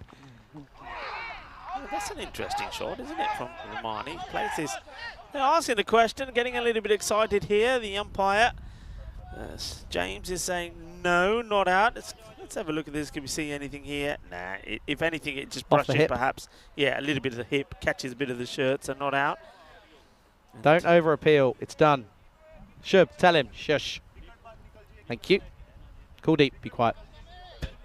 They can hear me. They've got speakers out there. Did you know? Well, they can hear. I don't think they can hear us. Trust me. We can probably hear them. Trust me. Actually, they could hear us. They can hear us. Yeah, they can hear us. They can hear you. And this will go all the way. Watch out in the tower. Oh, that hits the tower just below Andis, probably about a metre below him. Andis is now shaking. Well, his knees are shaking and his hands are weak as he can't seem to stand up on his own 2 feet. Well, Andis, are you okay? Of course he's okay because the camera is nice and steady. And, well, this one blasted into the tower. 120 comes up, though, at the end of the 7th. Once again, you've heard me say this before many a time. They're looking for 150 here and 150 plus. 71 days to go to the European Cricket Championship. The Euros of cricket happening in Spain. That's where we live, Charlie. And well, let's have a look at this. I tell you what, there's a few countries there that are having a look at Group C, where Sweden are. So the likes of Italy, Denmark, Serbia, and Estonia. They're having a look at where Portugal are in Group F. Scotland, Germany, Luxembourg, and Norway. And also where Hungary are, and that is in Group D as well. I'm thinking, you know what? Ooh, we're going to have some stiff competition because we've seen some good cricketers here. This is the thing, is I have a feeling that a lot of these groups could have some upsets in them as Siraj Nippu is going to come back. And he's going to bowl well. This is a quicker one outside the off stump. Yeah, I think a lot of those groups have got upsets in them. I think there could be some tricky ones to deal with. I think, you know, Ireland 11, Scotland 11, England 11. They're not all dead set. We saw England 11 struggle, but eventually get through, as this is pumped for guess what? It's gone for 6. This one is just, you know when the old phrase, use the long handle? Well, he uses the long handle here, doesn't he? And the rest. And it's clobbered. Lovely jubbly style. That would go all the way. Captain Caveman style. 6 runs. Nippu just got to go a bit fuller. Should be fine for time, maybe. Oh, he does go fuller and gets dragged on the onside. Should be one. Sean Gomes, for once, he's not taken a catch in this game yet. Yet. He's in the good area to do so. He's in the right area, isn't he? Yeah, it's Shazad that's been doing all the catching at the moment. The captain, Nippu, come on. Wants to get fuller. Can he get another breakthrough? And he can. He gets through and he's loving it. Loving his moment is Nippu. Jagade Fatte style as he gets the quicker one in there. And Samuel Romani goes for the big shot. Gets it wrong. Hits the top of the stumps just where Corey likes it as well. So well done to Samuel as he misses one and he gets out. And, well, that's delight now for Portugal, they're starting to pick up a few wickets, starting to pick some dangerous batters. So Nipu gets another breakthrough. It's a good comeback, isn't it, considering what they at one point they were looking at 180. They're going to struggle to get to, well, it's not going to be easy to get to the 150 here. They'll probably try and get there, though. But, yeah, good wicket to get, though, as it will be 127 for 5. Thing is, though, as we say, one goes, another comes. So you can see Samiullah Rahimi, he was a little bit disappointed that he has to go, but it's an opportunity for someone like Nasir Malouch to come out and smash some. Do you reckon this is the hot... No, I know I keep going on about it, but I've got to ask, you've been here for longer than I. Is this the hottest day? I think so far, because it's got this hot so early, yeah. Yeah, I think normally by the last match, we're getting that a lot of humidity and heat, but of course today it's come a lot earlier. It's well just bowled, always Nipu. there. Like, I've not stopped sweating since I got to the ground. Yeah. Not stopped. I have to admit, having the curry probably Didn't help. didn't help. Bad idea. Yeah. So I that think so. whole I think I did the wrong way around. Eat something makes you sweat, cools you down. Rubbish. Yeah, I think the wrong way around. I think I should have had the curry afterwards. Well, that's a nice shot. He gets a bit of width there and he gets it away. And, well, that's the two Ahujas. Just going through a few things over there. Stan Ahuja didn't play here today. Mark Ahuja, the captain. They can do a bit of fielding out there. Good hit to finish the over. Nipu once again. That's the one thing about Nipu. I've noticed that a lot with him. Sometimes he starts with a boundary, but quite often finishes with a boundary. That's something that he needs to address. As the score at the end of 8, 133. 133 for 5 at the end of 8 with 2 overs left, and they've got just about 4.5 minutes if they're going to get inside this this 40-minute limit. You can see there, 4.5 bang on. Najam Shazad is ready, but the question is, though, can he keep it to extras down to a minimum? 2 overs to go then here in the first innings, and he's going to start by getting hit nicely in the onside, but that's... Oh, Sean Gomes never, ever has a nightmare, but this time he's made it look really, really difficult. Yeah, this is just exhaustion in the heat. He gets a hand to it, but he needs to try and be pushing the ball forward. Almost like all the energy's been sucked out of him, and he couldn't get the push on it, and the ball just rolls backwards and gets past the rope. 4 runs. Okay, what's the response? Down the ground, miscued. Should just be 1. Little chip, little 9-iron down the middle of the fairway. You're right there, Rico. Yeah, I'm patting yourself. just patting myself down. Yep. Well, just you know, wiping the brow, as they say. Oh dear. I need to wipe everywhere. It's just everything is just wet. Go on then, Najam. Top edge. Gone. And the good thing for them as well is that will be an extra minute added on as it's the 6th wicket to go. It will be 138 for 6 as Bullock goes for just the 6 runs. And yeah, really dragging themselves back into this game here, Portugal. Yeah, they are. I mean, Sweden would still be wanting to get that 150 plus score. You get the feeling that they should, but they're starting to lose wickets. That means dot balls as well. So a new batter is making his way out. That's a really good delivery from Shazad. What he does there, he follows the batter. So you can see that Malouch was trying to give himself some room going to the leg side, and Najam says, well, okay, you want to go down there, hit me over the outside the off, well, I'm going to follow you, and he tucked him up, and it's just a simple catch that has been offered to the fielder, who makes no mistakes. So Rahman takes the catch. So Zabi, and this guy can hit a ball. He said he can. And there you go. That's why you don't bowl short to him. And this is going to be 4 runs. And he's got that one completely wrong. That's not what you want to offer to him because he will laugh it up. I mean, he's got pace, and that jumps Shazad, don't get me wrong. So I suppose it's not a bad option, but he bangs this one in. It's a short ball. And, well, Zahid says, hey, Skip, pitch it up, will you? Otherwise, you know what I'm doing. I'm taking it to the cleaners. It's a good clean hit from Zabi. And the boundary straight away. So 142. It's still a couple to go in this over. And if they can get to the 150, once again, we're going to see an incredible chase, potentially from Portugal. Yeah, still got 2.5 minutes, so they're going to be fine for time. As this is, again, onto the onside for 1. Adnan does the work. He's fielded well today as Adnan. Have to say I'm quite impressed with his fielding. I'm always impressed with Portugal's fielding. He's had a good day. I mean, yeah, his fielding's been good. He's not been bad with the bat. Higher up the order as well. That's one thing that has worked for them.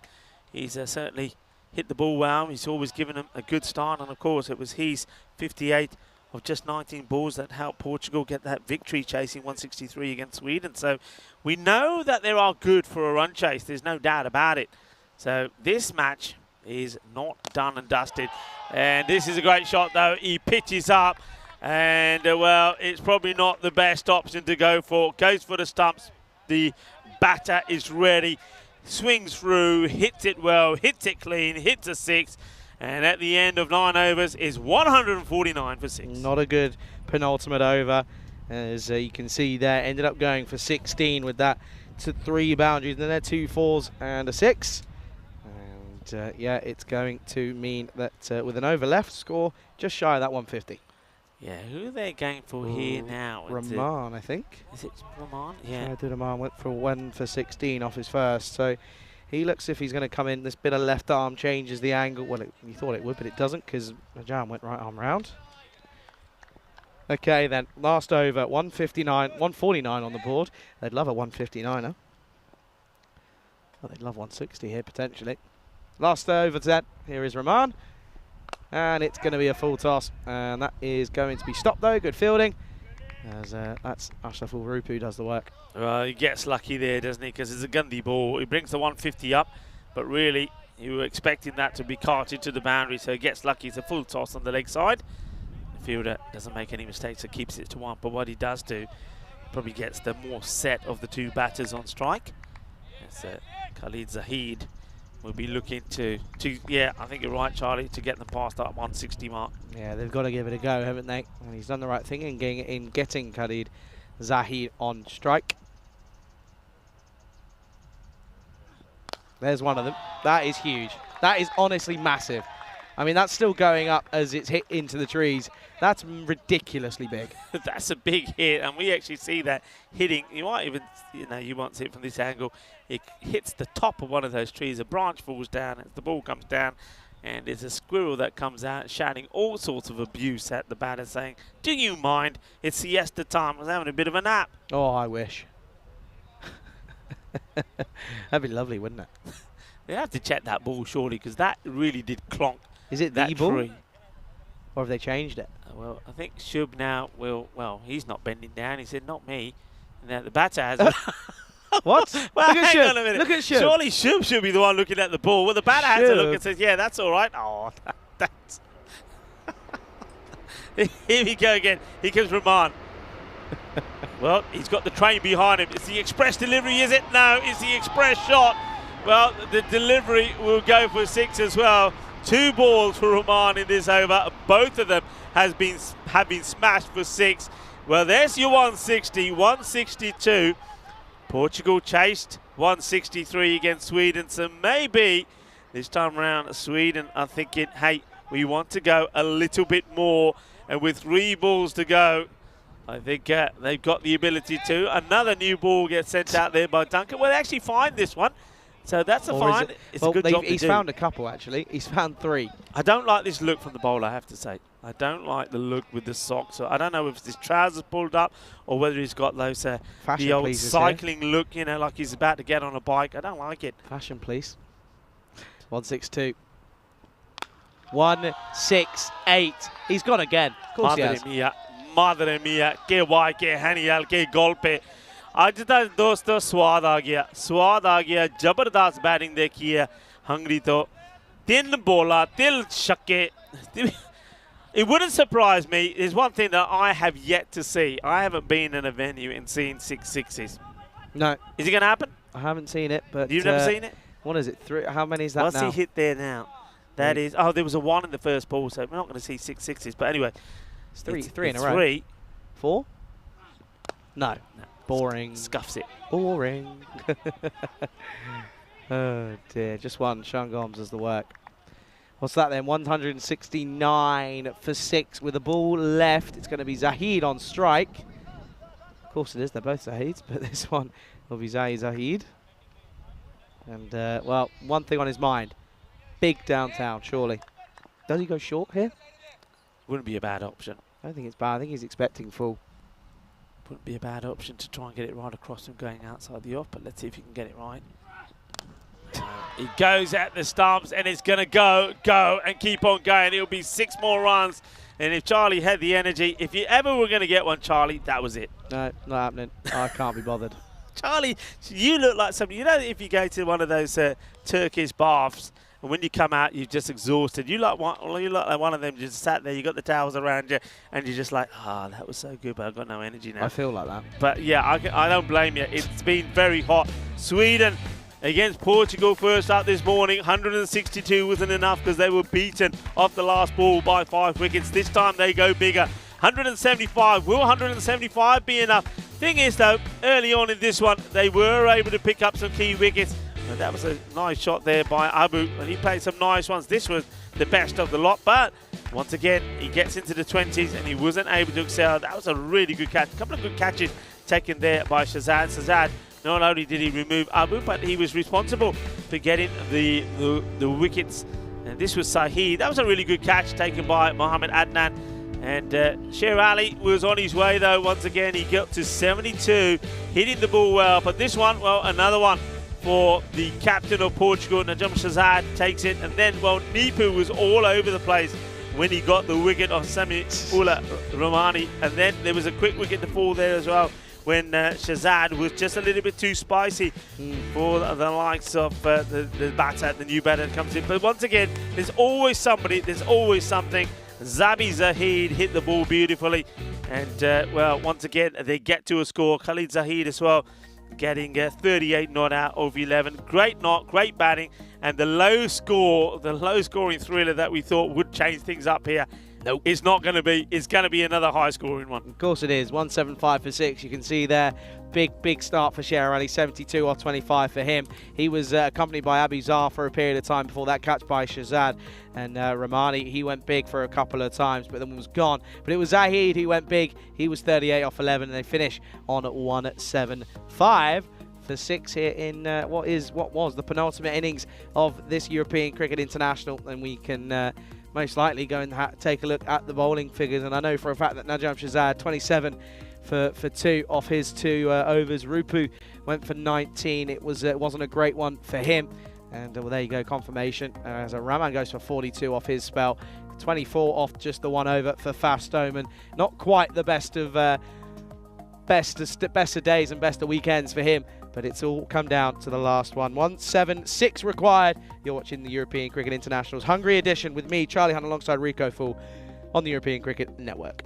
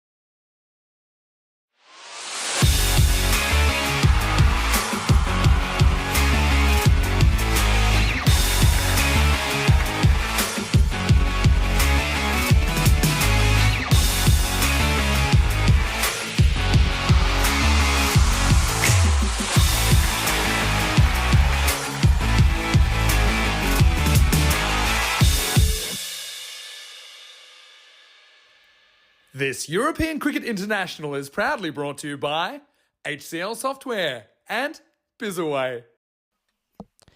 Hello, cricket lovers, and welcome back to the final innings of this, European Cricket Network Hungarian adventure. What an adventure it's been. Well, it might have started off being an adventure. Well, it ends up being a fantasy, because what we've seen here today is nothing short of fantasy cricket. It's been quite unbelievable, with an innings to go, and it will be, of course, the 8th innings of the day. 1,195 runs have been scored. I've never seen runs being scored like this before. It is unprecedented, I have to say. And you know what? The sort of day that it's been, I'm not going to turn around and say that this run chase is not. And I'm not going to turn around and say we have already seen the highest run chase ever on the European Cricket Network. And it was when Hungary chased down 174 for victory. That means that if Portugal do this, then they will take that record. And I'm not going to put it past them. I'm not going to put it past them. I'm just working out the calculation here, because I just want to know for myself. And I think what we're going to see here is that today, the average runs for innings, this is just unbelievable. I'm having to double think, and, well, is it going to start with a boundary? Probably, yeah. Well, that's no surprise. The average runs for innings today has been 170. That is just, yeah, absolutely, people. That is just unheard of. I've never seen or witnessed anything like this before, and quite right, as you'd expect, the first ball does go for the boundary. So Kuldeep, is it Kuldeep? No, he's not. Mohamed Adnan starts off with the boundary straight away. So here comes the bowler once more. It's Nasir Baluch. And he'll go for another one. Absolutely drilled. What a lovely hit. He goes for the pegs. Nothing wrong with his delivery, by the way. There's nothing wrong with his delivery. It's on the stumps, but it's just been that sort of day. Anything that's been on the stumps, anything that hasn't been full on Yorker length has been pelted. And Nasir Baluch will now again try to get those pitched up deliveries just inside that wide line, because he's probably saying, right, anything on the stumps, Adnan is on it like a flash and smashing the ball to the boundary. Perfect start from Adnan. That's what he has to do if he wants to keep the team in this. He's out there with Kuldeep. Kuldeep Gulaya is the non-striker. Gets a dot. They're very excited. I have to say, how the man at fine leg can be appealing for this. It's quite crazy. The batter wants a wide. They all want something. The fielding side want a wicket. The batter wants a wide. The umpire stands motionless. Let's have a look. It's nowhere near the bat, by the way. The bowler not appealing at all, so I don't know what the wicketkeeper and fine leg are on about here. But it ends up being just a dot. In comes Baluch once more. And get the ball. It's going to be a wide, so we'll get stopped. And I think the batter there, Adnan, just looks at the keeper there, to Imak Zuak, and says, well, are you going to appeal on this one? Come on, let's hear you appeal. Well, the guys, I've got to say, credit to them, they've remained pretty cool in extremely hot conditions for now. Let's see if they continue to. Well, this is going to be a wide. You can see, though, he does try and squeeze that ball inside that wide line. When he's, when he's got it right, he's been able to execute it really well, but he needs a couple of goes to try and do it. That's been his go-to ball, Baluch.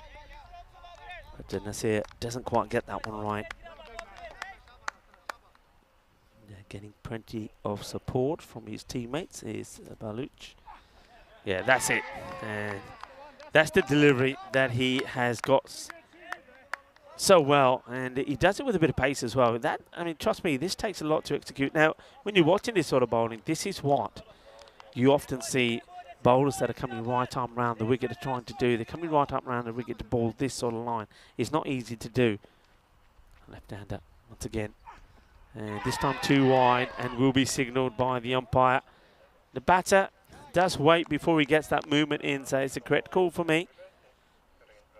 Looking not to get that, give that length delivery to Adnan, because as soon as they're there, Adnan is pounced on it. Does he try the same again, or does he do what I mentioned before when he's bowling, get the surprise delivery in, which is sort of that the off-stump Yorker. No, it's not a bad delivery. Slows it right down. I think it catches a bit of the pad, and the batter wants a wide, but that's naughty from the batter. He's got to know that he's got something on this. Yeah, that cloths him pretty high up, so that can never be a wide. So, and I don't like to see that. And we've seen two sides of players don't like the fielding side appealing for nothing early on, and now the batter wanting the wide. It is not, of course. Good delivery, genuine dot. Gets beaten by pace. It will be the end of the over. And 13 off the first. And 249 matches without a golden ball. Well, if this isn't one, it will be 250. That's what they will start off with when they start proceedings in the Czech Republic tomorrow. And end of the over, a bit of talk from the captain to his bowler. You can see there that Shaz is having a chat with the bowler. So it will be Khalid Zahid to bowl, and a fine time to welcome back into the sauna. It is the sauna cube, and I'm not talking about sauna because it's pretty. I'm talking about sauna because of the heat. It's Charlie Hunt. Welcome back, Charlie. Yeah, good evening, everyone. Good afternoon. And yeah, for the final time. And well, this is Gundy, and it's going to go for 6. You can't bowl there. Can't be bowling these low full tosses, Zahid, because you'll get pumped. And it's Kuldeep Golia, who hasn't had a best of weekends with the bat. So it'll be a great time to come through with it now. Yeah, this is overpitched. It's a full toss. Helped on his way. Will go all the way. The question there from Nick. He's asking who will be the commentators tomorrow. Well, it will be Vinny Sandhu and Danny Hudacek. We'll be talking you through the start of the matches at the Czech Republic. So Vinny Sandhu will, well, he's got some travelling to do, hasn't he? Yeah, he certainly has. Bottom edge. And that will just be a dot. Good comeback. Yeah, I'm guessing that Danny Hudacek will start proceedings off tomorrow. Vinny Sandhu will probably get there at some point tomorrow. Maybe he'll be starting fresh on the Tuesday. So it might be Danny going solo to start with there in the Czech Republic. Zahid to Kuldeep. Oh, and again, a low full toss. This time doesn't get underneath it. And they're going to take it at the striker's end. Oh, he survives. Well, how does he survive? It's a howler from the keeper. I think the keeper gets this terribly wrong. Let's have a look. I mean, it's not a bad throw. The keeper, I think he cocks his up. That's the easiest way to put it. Yeah, he does. Gets his wrong. Sunday fun day, clearly. Makes a mess of it. And this one will be out, and it will. And a bit of uncertainty between the two batters, maybe getting themselves in a little bit of a mix-up. And next thing you know is Kuldeep Gulai. Well, you said, Charlie, he just hasn't had the best of times with the bat. And he gives his wicket away. Well, talk about messing things up. He's properly messed that one up. And yeah, it's an end to a disappointing tournament for Kuldeep. And the thing is for him as well that he knows that he's capable of big, big things for Portugal. Not this time, though. He'll go first wicket down, 19 for 1. Yep, it is. It's that older 19 for 1. Kuldeep Gulai will go. The good thing is, though, we always say this, if you're going to go early, don't chew up too many deliveries. And Samiula is a happy man. He takes the catch. Does Ramani, and Zahid gets the breakthrough. New batter then, someone who probably in reality is had his pads on pretty much straight away every time, because he probably knows that, well, he's going to be in pretty early on. It's Suman Gimadi. Nick's come in with an interesting comment. Have a look at that, Rika. What's he said? Hang on a minute. Oh, Nick, what's going on here? Ah, Nick, I thought you were my friend. What's happened? Well, how we upset you? What's happened? What have we done here? Anyway. Here is Suman, and he starts with a 4. What a shot that is. Rides the bounce nicely. He's not the tallest of men, but he gets that one away nice and, well, right out of the middle. I think Nick's trying to wind us up. He knows we're cooking in here, and he's trying to wind us up, trying to get us hot under the collar. But, Nick, you're welcome. Yeah, but, yeah, you'll have Vinny Sandhu, Danny Hudacek. But, Nick, you'll have me in the night time, so be nice to me. Yeah, listen, nearly, well, if we don't get a golden ball here, it'll be 250 heading into tomorrow. And, well, this is up. Oh, It's a wow. big opportunity, isn't it? put down. And in reality, at this this level, you've got to be taking these. Watch this here. It was a full toss. He went for the check down the ground, but he's got to be taking that end of the second, 23 for 1. Takes his eye off it, doesn't he? Takes his eye off it, turns his head to one side, and as a result of that, the catch does go down. And 23 for 1, and well, only 10 of the over. Talking about the 250 up for after today for the golden ball counter. Where were we when we ended that massive drought of 405 last year? Where were we? Well, it was you, wasn't it? Was. You were. Where were you? You. Think about it. Think about it. What's coming up? Where were you? You were. Oh, I can't think. I'm sweating buckets. Let me wipe my brow first. Right, I'll give you one ball. Edge. Outside edge, and Gap will run away. So Adnan, he's going to swing and swing hard. Throws everything plus the kitchen sink at this one. Come on. Where was it? Was it a night series? Yes. It was a night series. Portugal. Yeah, you were in Portugal the night series. Yeah, Coimbra. It was the Lisbon Capitals up against Gorka 11. What were the scores in that one? Oh, I couldn't tell you. Not a clue. 90 odd, I think. 90s? 90 odd, potentially. And but the best thing was that oh, big. He's collected that one and waits for it beautifully. And he's gone boundary. It's 4 and a 6 straight up here. Yeah, well, this has been smashed. And, well, what a pickup this is. The thing is about this one, it's a crazy shot because if he misses it, you're LBW. There's no way you're surviving it. So I think Baluch will be saying, well, actually, that was a pretty good ball. The batter was saying, yeah, it weren't bad, but he went for 6. So if you bowl it again, I'll do the same. And he doesn't do the same. He does bowl it again. And this time it gets through. And that's why you got to stick to your guns sometimes. The ball before there wasn't a bad one. Sher Ali likes it. And Sher Ali says, Aja Mundia, then a Japi Pama, because this is a celebratory moment. And look at the way that Sher Ali comes over to Nasir Baluch and says, Yar. And there you go, Japi time. And it is a grisly delivery that knocks him over. Yeah, early wickets, both openers back in the shed. 33 for 2 here. Yeah, it was Lisbon Capitals. That was the thing as well. That was their only win in the entire tournament off that golden ball, which was rather incredible. What a ball that is, by the way. Shapes in nicely from Baluch, so he will get the last laugh. That's the last we'll see Mohamed Adnan in this tournament. Yeah, this is a good wicket to get, isn't it? Because he's been dangerous. And it just goes to say, yeah, you're right. Look, as a bowler, let's face it, I think a lot of people, I know that was my thought when I first went to Sporting Outfest and watched the first T10 series there when things started off, and I thought, oh, this is definitely a batter's game. But as a bowler, you've got to stick to your guns. You've got to get the ball up there. You've got to be a little bit clever with your variations, maybe the odd slower one. Try and do different things to get the wicket. What I like about Baluch there, he sticks to his task. He sticks to going for the stumps. Even though the ball before was whipped away, which wasn't a bad ball at all, he goes and does the same thing again. The batter goes for the same shot, gets it wrong, and he bowls him. So well done. And also, Nick, no problems. I know that you're always just having a little bit of a laugh and a joke with us and with everyone else. And I like it. That's what the chat is all about. He's saying he's the Irish wit in him, and we know that. And we love having you in the chat, and we love your comments. Huge thanks to everyone that's been in the chat over the last few years. Over the last few If that doesn't explain to you how we're both feeling, I don't know what does. You know what will happen? I'll end up saying the wrong name for the MVP or something just to top it all off. I know you won't. James Stewart is saying Rico and Knight, Wolves and everything else. Yeah, I've got to say, we did have some fun in that night series. We did some interesting intros at the time as well. I remember it well. It was inside edge, run away. That'll be 4.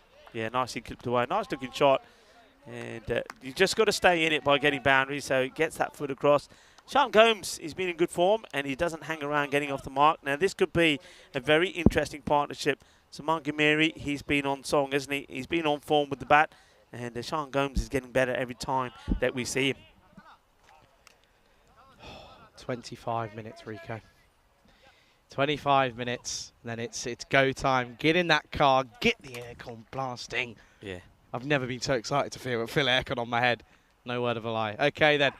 But before we do that, we've got a game to play. Sher Ali can't get behind this one, and it plugs. Wow, that has plugged big time. I don't know if it's because Sher gets a little bit on it. We'll have to watch it again. It was an unusual looking dive from Sher Ali. And I don't know if we catch anything on this, whether he does get a little bit of something on Don't this think or he not. does.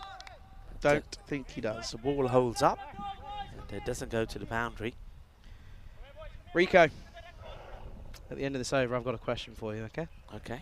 No pressure. Last ball of the over. And it's pumped. Oh, Gomes is he's meaning business here. He wants to break another record here, doesn't he? He wants to try and take Portugal to the top of that list. What a way to end the over. It's 46 for 2 at the end of the power play. Rico, best moment of Hungary. Oh, wow. And this is impossible for me. Being so many, and you're asking a question which is very difficult to answer because there've been so many things. I didn't think that something would compare to that bronze final victory for United Chalad of Budapest, which was something sensational, just the way that match went and everything that happened in it against the Royal Tigers. But yeah, I mean, what we saw, the highest run chase ever, was spectacular because I don't think anybody thought it. But I'm going to stick to my guns. I think that bronze final victory, that's the moment for me because so many good things happen. You know, 3-wicket maiden, the 31 of 1 over. Yeah, I'm going to go with that. Fair enough then. Here's Ahmed into the pad, going down leg. They'll come through for a leg bye. Obviously, you got your thoughts. What are your thoughts? What's your One big one for me is the Falcons getting their first win. That one was a nice moment. No one really thought they were going to have any chance, and they did it, and it was rather impressive. Yeah. Another one for me, the final. I think that's one of the most highly contested finals I've seen in a while. Yeah. Going down to the last like that, the way it did, the catches, the fielding, the shots, everything. Yeah. And the celebrations as well. There's this one into the offside. Cut off. They're going to turn and go for the second. It's a great arm. Just over the keeper, though. What an arm that was, though. It's a bullet arm, wasn't it? Yeah, and then you look at today. Today's incredible as well. Yeah. Today's really surprised me. Yeah. I mean, yeah, finals day, and like I said already earlier, I think this finals day that we had in that European Cricket Series was just incredible. But then the day that we had here, I suppose, finals day of this international series, this Supersonic Sunday, has been just as good. Shots over the top, though. Man out there doesn't go for it. We'll just keep it down to 1. Oh, will he? No, he won't. He will, sorry. Yeah, I think the thing is, though, and the thing that tops it and the fact that makes it for me is that finals day, every member of the Blue crew that I asked was asking the same question. Was that the best finals day we've ever seen? That's what was being asked every time. I think it was, without doubt. 3 out of 4 highly contested matches. Yeah, without doubt, it was the best finals day that we ever saw. This one's, well, it's a super delivery because it's a dot ball. Yeah, I mean, that finals day, remember how it started. I remember it. The Royal Tigers going down to Cobra with 2 balls to go, 114 to 115. That was quite outstanding, quite unbelievable. Then we saw the one sort of one-sided game, didn't we, where it was the United Chalad Budapest losing out to the Blinders. Blinders get themselves in the final. Well, that will go to the boundary. That'll do nicely. But yeah, that bronze final, never seen anything like it. It was quite exceptional. Dara Peretti turned on the style, player of the match performance with 81 not out in the partnership. Great partnership there with Vinod Ravindran, 154 to 153. But it was the way it was done, 31 off the last over, and doing it with the ball to go as well. Shub's taking all sorts of evasive action, as always. Had no idea what that was. And Shub always liked to do his ballerina bit here. And then, of course, the final itself was something terrific as well. Topsy-turvy. And, well, what we're seeing here in this final as well, that Portugal, they're not giving this up. All right, there's a few people that would be saying, hey, look, that point of no return has been reached. How can you say point of no return is 18 or 19 on a day when average of 170 is being scored per innings? I mean, forget that. That's out the window. That doesn't exist here in Hungary. No, end of the over. 4 overs down. 60 up on the board at 60 for 2. Going at 15s, but they're below the rate at the moment. They are below the rate, but once again, I'll repeat, the sort of day that we've had here today, and you've got 2 batters that have been in form. It's they're in this until that rate gets to around about 22, 23. They're in this. Big time, absolutely. One thing I want to mention, by the way, and I know we take quite a bit of time in this last innings to sort of thank a few people, as this is downtown. Has he got enough on it? Yes, he has. Just though, he was interested the entire time was deep mid-wicket, but this one just sails over his head. That will be Maximo time. So that's Abi Sahid who's come into the attack. One thing I want to say, we thank our partners at Spring Productions all the time, and rightfully so. But folks, one thing you're going to have to remember, when we're finished packing up everything here, these guys have got to do the camera work and take all the wires in. And that's a good 2.5 hours, 3 hours potentially. And in this heat, it's a big ask. And this is even bigger though. And Sean Gomes is going large here at the moment. He's trying to keep them in with a shout here. And this is a brilliant shot. Yeah, this is superb. Back-to-back sixes. And I'll repeat, until this required rate gets to around about that 23 to 25 mark, this game is not done. 2 batters in good form. And what I'm liking here is that Sean Gomes is starting to turn on the style here. And this will go as well. And yeah, that's not a good delivery. But just look at the way he executes this. It's not a slog. He waits for it and he puts it where he wants it to go. That's a delightful hit. Timing, placement, perfection. Look at the wrist work on that as well. What a start to this over. It has gone for 16 off just 3 deliveries. This is the over that could change everything. And maybe, just maybe, swing that balance back in to Portugal's favour. Oh, into the pad, and no, not out. Ridiculous appeal. Awful it has appeal. to be said. Awful appeal. But yeah, no, credit to everyone that's been involved in this tournament. It's been a great one. Loved watching the first week. Loved being a part of it here the second week. And well, I will say I will enjoy my time off, but I know for a fact I'll be biting at the chomp to get it to be getting out to Dresden when the time comes. And again, that's a good comeback. This has been a good comeback from Zahid after being pumped for a couple of boundaries. This time though, he's keeping it down to a minimum here. Yeah, so if they wanna keep making a dent in that the rate required per over, then this is a very important delivery. If Sean Gomes can put this to the boundary, it'll mean that once again they get more than what they needed in the over, and the rate that was at 1 point just under 20. Go to 18 point something, and well, he hits it pretty well. The fielder is the captain, of course. Chowdhury was out there, and he makes a stop. So only a single from it, and I say only a single. It means that they get 18 of the over, which is just slightly below where they need to be. Another run would have been perfect, so that means that that rate just goes up a tad to about 19.5. Remember, you can stay in touch with us, and you know, do get in touch. Tell us what you thought of this finals day here in this international series. Tell us what you thought of this series in Hungary. I'd love to hear from you. Do you agree with us that it's been one of the most exciting? Do you agree with me that I believe that we've seen more sixes in this series than we have anywhere else? And I'd like to put that question to the people that work behind the scenes of the European Cricket Network, to Ravi Shahzad. I'd like some info on this. I want to see just how many sixes we've seen in the 14 days of cricket here. I reckon that we have broken all records. I really do. I believe we've broken all records. We've certainly broken all records for the internationals here with the number of runs we've seen scored in the 4 matches we've had here today. Sher Ali gives chase here and will eventually get down, but he won't even be the one that does the fielding. And one thing we haven't picked up, Eric, and we haven't mentioned in this game, there is no Shakal. He didn't come in, and you can't really blame them. Yeah. Takabi will be the mainstream spinner. Should have been from the off, but he starts with a bit of a drag down, but he doesn't get punished.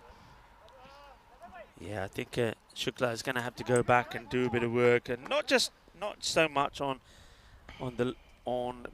what he was bowling, but the way he was bowling. This is up in the air. This is an opportunity. The captain hasn't dropped anything that comes his way, and the bowler Takawi knows it as well, because as soon as this is up in the air, he's already celebrated. And one thing that Shazi, the captain, has done, he's taken everything that's come his way. He's got a good technique. He's got safe hands, and he takes a catch, and he gets the important wicket there. And well, I just get the feeling that maybe Suman Gamiri just didn't get too much of the strike, and when he did get it, he wanted to go after it straight away. He scuffs it a little bit, doesn't he? Doesn't get it clean out the middle. So catch gets taken. Nicely done. Yeah, it is a good one as well. And that's it brings out Najam Shahzad.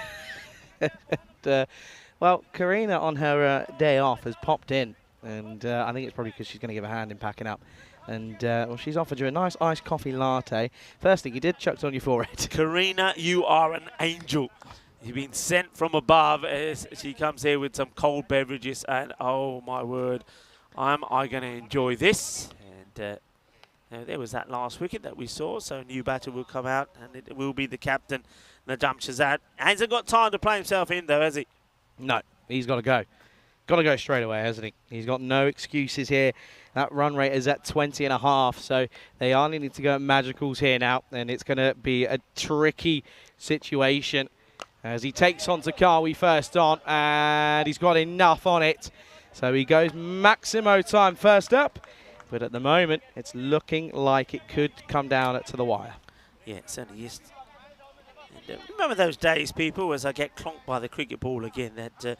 well, I'll tell you what, that's why it's so difficult for the bowlers to bowl out there, Charlie. Sweaty palms. But anyway, remember the days when a new batter used to go in and he thought, he's going to play himself in, he's going to block a few, bring a few men up, put some pressure on him. Those days are gone, aren't they? They don't exist anymore because the batters come in and, well, especially today, they're hitting boundaries straight away. How about that for somebody work that out for me, the percentage of what the first ball has gone for from a batter to coming out here. How many? What's the percentage that the first ball's gone for 6? You're asking but for isn't that a lovely stat to have?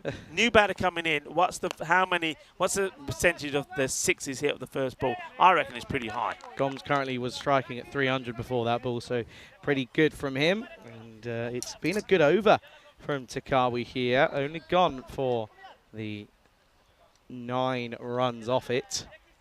Is there something else that's going to come about this here? Is there some last change? This ball really has got to go big.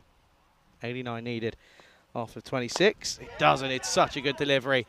Takawi has really impressed me once again. It's the second time I'm seeing him live and in person. And I have to say I'm very impressed with what I've witnessed. 89 for 3 after 6.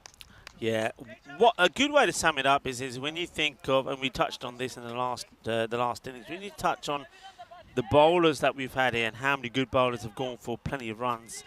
When somebody bowls and bowls an over like that and it only goes for 10, and when the team are going to be going after for you, that tells you how good you are. So well bowled indeed from Zaka Takawi. And yeah, I think we're going to see a lot more from him. 89 for 3 at the end of the 6 overs, and now that rate is around about that 21 mark. Got to go brutal here, got to go big, got to go supersonic. In the air, high up, and it will go all the way. Volley. Bring it on. Is the captain going to turn on the style here? Najam Shahzad, the captain of Marlow. And Marlow, of course, a team that have won everything in the domestic scene in Portugal. And he's looking fit as well. And can he do something sensational here? We'll have to go again. He hits his hard. It's... oh, yeah, baby. Yeah, baby. Superman is in the house. Takes a brilliant catch. And Nasser Baluch diving in, flying through the air. Takes a humdinger of a catch. It is the end of the captain, Najam Shahzad. What a catch. What a moment. That could be the decider. That could be where Sweden will be winning this series. What a great catch that is, because you just remember that Shahzad is one man that can get you the 22 runs you need per over. That is a great bit of cricket. Nasser Baluch comes flying through the air and takes an absolute corker of a catch. And you can see what it meant to the captain, who comes up behind him and lifts him up and says, "You're the man." Oh, yeah, he's the man. And he says, "Superman has got nothing on me." Charlie, what a moment that is. What a great catch. Yeah, big moment. And you just feel as if that one could have been where the game has now ebbed and flowed. And, yeah, rightfully so. You can see that's going to be that's a big changing moment in this game. It's a big moment. What a catch it was. He's been so good. As in comes the new batter. That's Rupu. This is up in the air then. Here we go. Oh, he's put it down. How? He takes an absolute snare down at long on and then puts this one down. Do you know what? I think he had too much time to think about it. Well, you can only be a superhero for so long. He was Superman one moment, and now, well, he's back down in the gutter. As he thinks he has it. He gets a second chance, but he weren't able to take it. That one is a lot easier than the last one. You know what it is? Time. He's thinking about it in his head, and the catch goes down. this one will be a wide. The bowler's bowling from pretty wide here. I don't think there's any issue with that return crease. He's just got to make sure he keeps his back foot inside. Not had any issues with that over the 2 weeks, have we? No, none at all really. And I think it's because the way this pitch is, if you're going to go there. Oh, hang on, let's have a look at this first. And it's another one that goes down. Chowdhury not so happy with the attempt there from the fielder. I think that's Nazir Mohammed who's patrolling the boundary out there. He tries to take this in an awkward way. I think you just get the feeling here that Sweden believe that the wicket of Sean Gomes is the one they've got to try and get here. Get his wicket, and then I think they will start to feel comfortable. There's the signal from the umpire, 4 runs.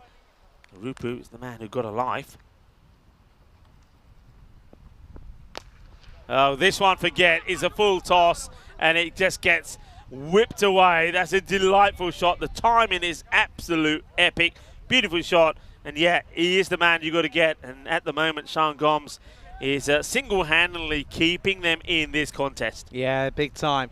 He is keeping them within a very slight chance, isn't he? But at the moment, that run rate is still rising. Now sat at 21.78, so just under 22s at the moment. Gomes is 1 hit away from his half-century. It'd be nice for him to get one, wouldn't it? Yeah, it would be. I think he's improved with every match. It won't be this time, as this is hit nicely, but oh no.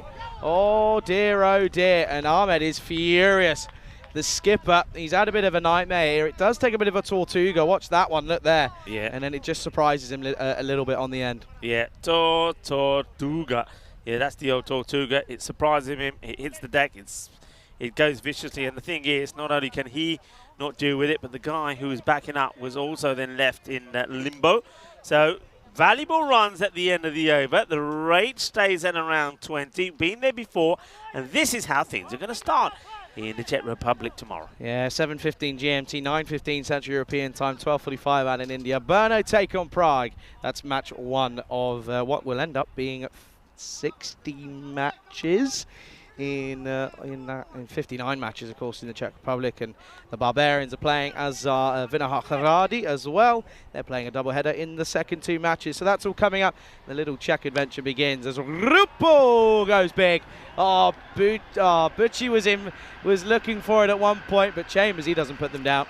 Chambers just says, that's nice and easy. I'll take that. And, nice catch taken. So Rupu looking to reap the rewards of being put down. And, well, that's a gundy ball. It will be a wide. Have to be bowled again. Look, this ain't done and dusted here yet at the moment. Keep an eye on things. Look at where Sweden were. They were 120 for 4 at this point. So you can see this game is very much alive. Also, keep an eye on the time as well. This should be okay. But if there's too many extras, that could play a part as well. High up in the air. Fielder gets there and takes a delightful catch. And, well, that's a lovely moment for Zar. Abu Zar, a good catch. Big smile on his face. Just for a moment there when he takes a catch, I said, Abu Zar, don't milk it. Don't put any mayo on it. Because if he rolls here, he wanted to roll to make it look spectacular. And then he thinks, hang on a minute, there's a rope over there. I better not go that way. So that's a good decision for Abu Zar. It's a good catch taken. And, well, Rupu did get a life when he was dropped. He was dropped on 0, but after smashing 1 big 6, he will depart for 7 on 3 balls. 6 wide and out for Rupu then. And yeah, 118 for 5 here in the 8th over. And as these wickets keep tumbling, you just think, I don't know. But Junaid Khan, he had a good time earlier this morning. He is someone that can go big every delivery. And if he does, they're well within a shout. Ask me a question. All right, you're in this situation. If all the players that you know who could come in at this point, wagging the tail and get you important runs, this man's name always comes to mind because he's a sweet hitter of the ball. So Junaid comes out. He knows it's a tall order, but when he's coming out with the bat, usually it's to pull off impossible chases. This one may be an impossible one, but the man who's coming out there is the man who achieves the impossible. Can he do it?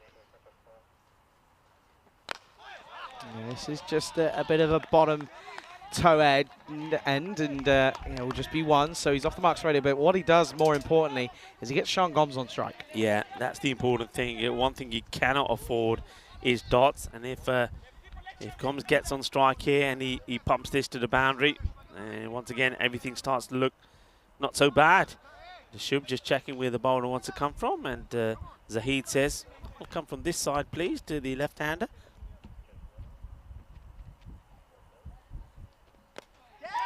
Okay, this is a chance. He doesn't get this right. Huge moment, and that's the catch. That's the one they needed, and that's an unfortunate way for Gomes to get out. I'm so disappointed. So I guess will he be that he doesn't get to his 50, because it's a real soft dismissal. He doesn't really try and hit this well. He just tries to paddle this away. He thinks he's going to get enough on it to get it past the fielder. He doesn't. He offers the simplest of chances, and now you've got to feel that really that is got to be it. Is there going to be any fight left in Portugal now? I know Junaid Khan is out there, but can somebody come out there and score at the required rate here now, which is, well, literally you're looking at sending 4 out of every 6 balls to the boundary. Yeah, big time. As that looks as if it's Ikram. He's going to come out then here at number 8. And, well, it's now or never, isn't it? These have just got to go big. You've got to try. You've got to die trying, haven't you? Don't go down without a fight. That's what you never want to see. As, yeah, at the moment, though, 1-9 for 6. Yeah, great knock, you don't have to say, from Sean Gomes. You knew he was going to get better and better as the series went on. He makes 48 of 16, 4 sixes, 4 fours, but he offers an easy catch to Nazir, and Zahid gets him. Yeah, it was an interesting dismissal, wasn't it? I mean, just sort of got big on him and just got short up on him. So, yeah, not great. By the way, look at that time. It looks like they're going to probably have about 4 minutes or so to bowl that last over, as this is whipped away through the onside. Bit of work to do, and almost has a bit of a tumble as Abuzar, but that will just be 1.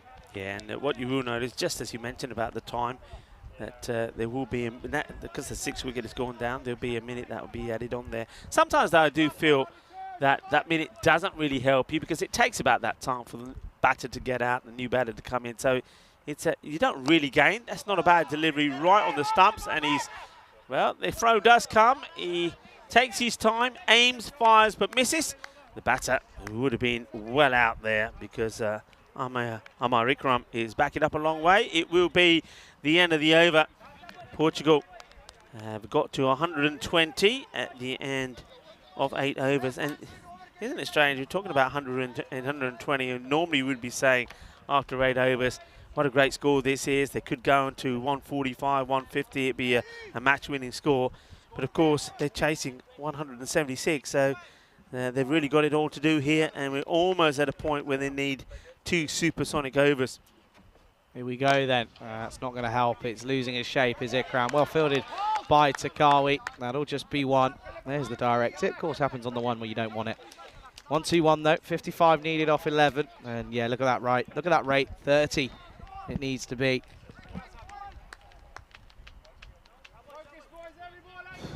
Tell you what, somehow it's got hotter. Or is it just me? I just think you got to the point now. I got to a point where I think it couldn't get any hotter. I think this is it. As this gets hit away, and Shaz gets right behind this, makes the stop with just a single. And he's going to be very proud of his man, and obviously look out for an interview that I had the opportunity to talk to all the captains, and I know that Shaz was telling me that this is going to be here he is again in action. He was telling me it's a good moment for some of the key players, the core players in the side, such as, of course, Sher Ali, to perform, and then also some of the newer players coming into the side. And he'll be extremely pleased with the performance of his side. I think Sweden will go away from this very, very happy with the way things have gone. And even when you think of the match that they ended up losing, you know, they performed well in there. They've just been sort of those sort of, well, this is cricket, is what can happen, that sport. The likes of Portugal as well, they'll take a lot of spirit away from this as well. They've been very competitive. This is smashed away, and Chowdhury again makes the stop. He's getting plenty of camera time towards the end here. But yeah, Portugal will be very happy with their performance as well. Remember their fantastic run chase when they beat Sweden, 162 to 166. What about Hungary? What are your thoughts on Hungary? I mean, there'll be some lows, but of course, there'll be some highs, because don't forget, in terms of record run chases, they've just put their name right at the top. Yeah, they have, and this is the thing. There is positives to come out of it. And, well, talk about camera time. Chowdy will get even more so, as he'll probably end up collecting the trophy for Sweden. As it's 51 needed off the last here. Portugal 1-2-5 for 6. Yeah, I wonder if he's going to bowl the last, or whether Sher Ali will say, hang on, Skip. No, Chowdhury. Of course he will. And, well, when you said he's going to want more camera time, I know what you were thinking about the, of course, trophy presentation, so you'll have him up here. He was thinking about having a bowl. I'm thinking he's going to get more camera time because he's going to have a bowl. Will he pick up another wicket? 126 for 6. Yeah, I mean, talk about Hungary. One thing I think Hungary will, I mean, I like what's happening with cricket in Hungary. I know they're making some changes. They've got new players coming in and a wealth of very good new players. I think they just need to decide that, okay, this is our squad, this is what we need, these are the batters we need, this is the keeper, these are the bowlers, and then the people you're selecting fit into that role. I think at the moment they've got some really good players, but they're heavily loaded with opening batters when they need to be thinking about batters that come in at number 3, number 4. Yeah, it's a selection nightmare really, isn't it, as we'd say, because they're not exactly short on talent, it's just talent in the right areas is the issue. And I think you are right. I think they've got a lot of batters that would love to be sort of at that opening position. Oh, hello, that's big. That's really big. Wow. Yeah, that is big. And, of course, the other thing, I mean, we haven't focused too much on it because he hasn't been playing, and we don't want to be talking about players that don't play. But, I mean, for whatever reason, I'm guessing for work reasons, there was no Zishan Kukihill playing. Now, he's one man that could have made a huge difference in the side as well. But it meant that there was opportunities for others, as we see another one that is blasted out of here. So manos arriba from the arbitro. And, well, Chowdhury, the captain, he wanted more camera time, and he's getting it. But the thing is, there's more camera on the ball being hit over for 6 than him actually bowling it at the moment. And Sher Ali is saying, boo, thumbs down. Probably because Sher Ali wanted to be, Sher Ali wanted to be bowling this one. Well, Sher, you better support the captain and say, well bowled, captain, unlucky. Otherwise, you won't get the last over. Yeah, there he is. He's saying, well bowled, skipper. You're unlucky, well bowled. Just before this last ball, huge thanks to all of you for tuning in. Thank you so much. And listen, I'll be back. I'll be taking a month off, but just before we go, and I just want to say huge thank you. Last ball time, and it's going to be 6 runs. Sher Ali gets a hand on it. He was looking for his big moment, but it won't happen. But Sweden, they will be your winners of both match number 9 and also of this European Cricket International Hungary's edition here. And it's not due to any fault of their own, because it's been incredible from them. They've been so dominant in multiple different ways in all forms of the game. And, yeah, credit to all of them. And rightfully so, the celebrations begin. Yeah, celebrations do begin. And first of all, first thing I want to say, a huge congratulations to all of the players from Hungary, from Portugal, and also from, of course, the eventual winners, Sweden, because the cricket that we have seen has been nothing short of spectacular. And you have certainly flown the flag for European cricket. So all 3 teams, your players, your coaches, your captains, well done. You've been absolutely outstanding. I think we've witnessed some amazing cricket here today. We really have. I have never seen anything like it. I think cricket in Europe is strong, and this highlights it. Cricket here in Hungary is strong as well. But this is absolutely magical. So well done to all the players, but of course a big well done to Sweden, as they are the winners of this European Cricket International Series between the likes of the host nation Hungary, Portugal, and of course the winners Sweden. But Portugal, you knew they were going to fight, but this was good bowling from Balut.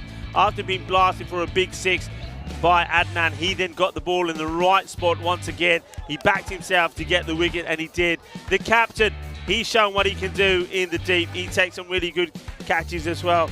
But Portugal, their efforts and the way that they go about their cricket, well, that will be remembered as well. That was a great catch. The first one, of course, from Balut, but the one he puts down, well, he can't believe that's how quickly he can become a hero and then a villain. Well, nothing villainous about that catch from Abu Zar. That was brilliantly taken by him. I'm so glad he didn't decide to put some mayo on it and go for a little roll, because he would have then been in a spot of bother.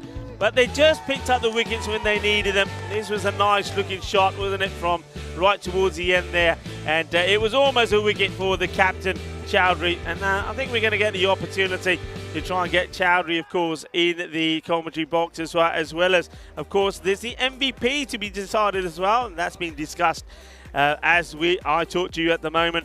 And of course, Charlie Hunt will have the pleasure of presenting the winner's trophy to, of course, the Swedish captain, and also he will be presenting the MVP. So look out for that presentation coming up. But let's have a quick look, first of all, here at the scorecard. So you can see that there were always little starts, weren't they?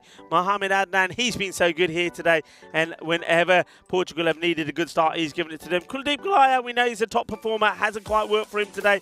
And Suman Gamiri, he's played his part in sensational performances from Portugal. Sean Gomes getting better all the time. Captain Najam Shazad with ball and bat has been absolutely fantastic. Junaid Khan, it wasn't quite able to get the firepower that he needed towards the end there.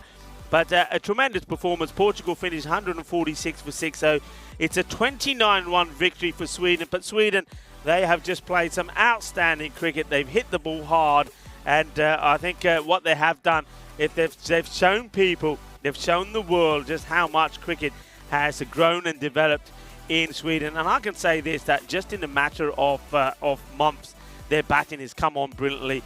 Khalid Zahid, 3 for 19, a wicket apiece there for Baluch and also for Sahid Ahmed as well. And Zaka Takawi, he's somebody to watch out for, and certainly bowling some very good spin as well, and just getting wickets at the right time as well. Always a sad moment, isn't it, when you have to start to say goodbye to a player, certainly when you've had so much good cricket here. We've had 12 days of the European Cricket Series, and then also we've had fantastic 2 days of the European Cricket International. It has been absolute blast, and I started yesterday by saying that we're going to see a fiesta of international cricket this weekend, and we have not been disappointed. The three teams were always going to provide us with spectacular moments. Didn't we see him here today? We saw a record run chase, the second highest ever, when we saw Portugal defeat Sweden, getting to the 163. That was the second highest run chase we ever saw. It was the highest international one that we saw. And then in the very next match, Portugal were the team that scored 173, and then it was chased down by Hungary. And they did it. They won by 10 wickets, a partnership of 174 by Vinod Ravindran and also the likes of Sheikh Rasik, who scored, well, Vinod 92 and Rasik 74. It was quite amazing. The cricket's been exceptional, and then, of course, this match here was amazing as well. And, well, don't forget match number 8, where Sweden almost put 200 ball on the board again. They set the target of 200 for Hungary. Hungary fell short in that one by 53 runs. It's been amazing. It's been a sensational day of cricket. I know that Charlie will be on and giving his thanks to everybody later, but on behalf of myself, first of all, I want to say thank you to everybody. Thank you to the Federation. Thank you, of course, to the umpires, to our Blue Crew, to Spring Productions, who have been absolutely brilliant, and of course to you at home, wherever you've been tuning in around the world. We are blessed to have the best cricket fans and viewers in the world. You guys have been absolutely brilliant, and of course I look forward to seeing you when I'm in Portugal doing that night series coming to you from Coimbra. So for now, I'm just going to take a short break, but remember, the presentation ceremony will be coming up. Please do join Charlie Hunt back in the cube when we go to that presentation ceremony, and we'll come back with that. And of course, Charlie will be presenting to the winning captain the fantastic trophy, and that of course will be the captain of Sweden, and Shaz Chowdhury will be a very happy man. And then we will have the MVP as well. And well, what are your thoughts on the MVP? I know what mine is. There's a couple of people that come to mind, with two particularly, but it's going to be a very tight one. Be interesting to see what our team in the background are thinking about that one. But what a difficult decision to make. So for now, we're just going to take a short break, and remember, Charlie will be back with that presentation ceremony. So join him back in a few moments' time.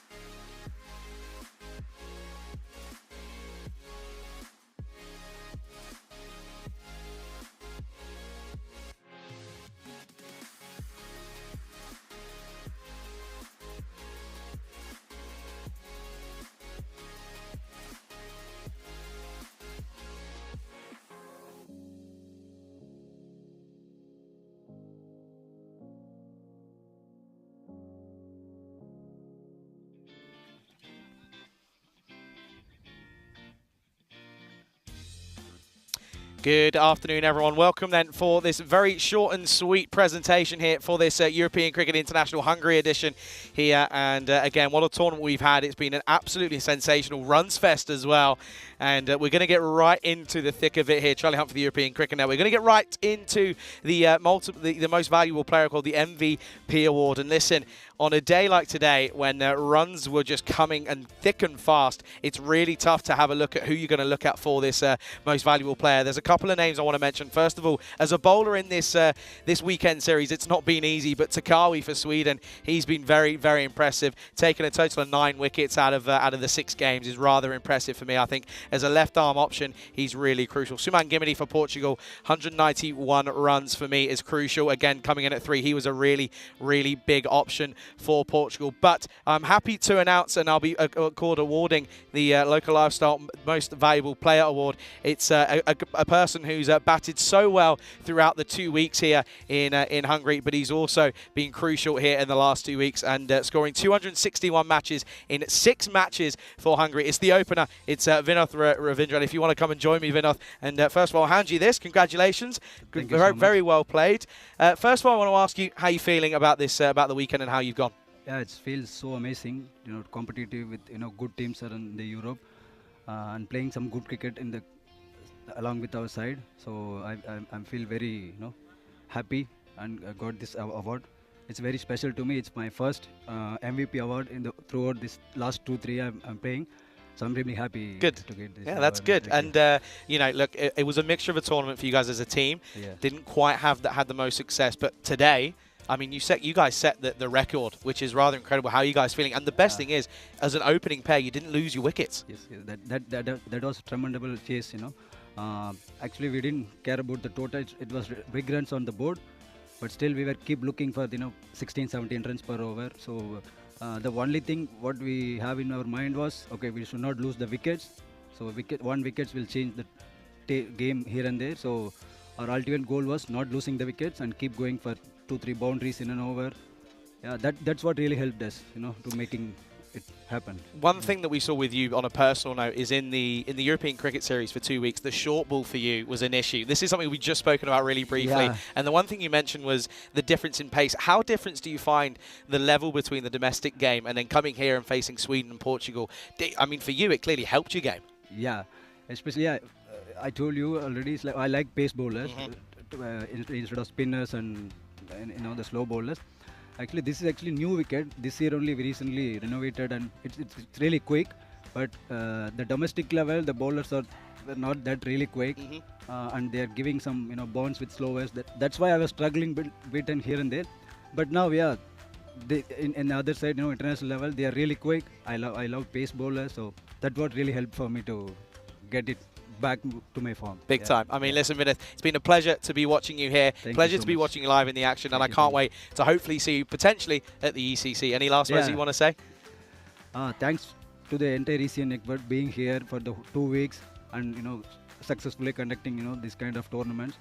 We really keep looking forward to come back and do the wonderful job here again more and more. Listen, it's been an absolute pleasure. Thank you so much. Thank you so much. And if you want to, what we'll do is we'll get you to pass your headset over to the winning captain who's going to come in here. It's going to be, we'll take your headset off for you. There we are. And Shazib is going to come in then here. And Vinith, thank you ever so much. Shazib's now talking to someone else, trying to organise something else. But he's going to come on here and he's going to have a few words. Of course, the winners here for this European Cricket International Series are Sweden. Of course, it went down to the last. It was a big game that they were waiting for, and it was an absolute mammoth total. And listen, Charles, you're going to come in here now. First of all, congratulations. I don't have the trophy. Here it comes. The trophy's coming, and well, there you go. Look, I mean, look, it suits the colours here. And how are you feeling? Yeah, I've got 2 of those now. So doing pretty well, clearly. How are you feeling? First of all, as you mentioned, it's the second one for you guys. Well, I didn't really get to do much because I had a bit of an Achilles niggle, but the team, look at them. They just performed when it really mattered, and I'm super happy and super glad about that. And this is second one in a row.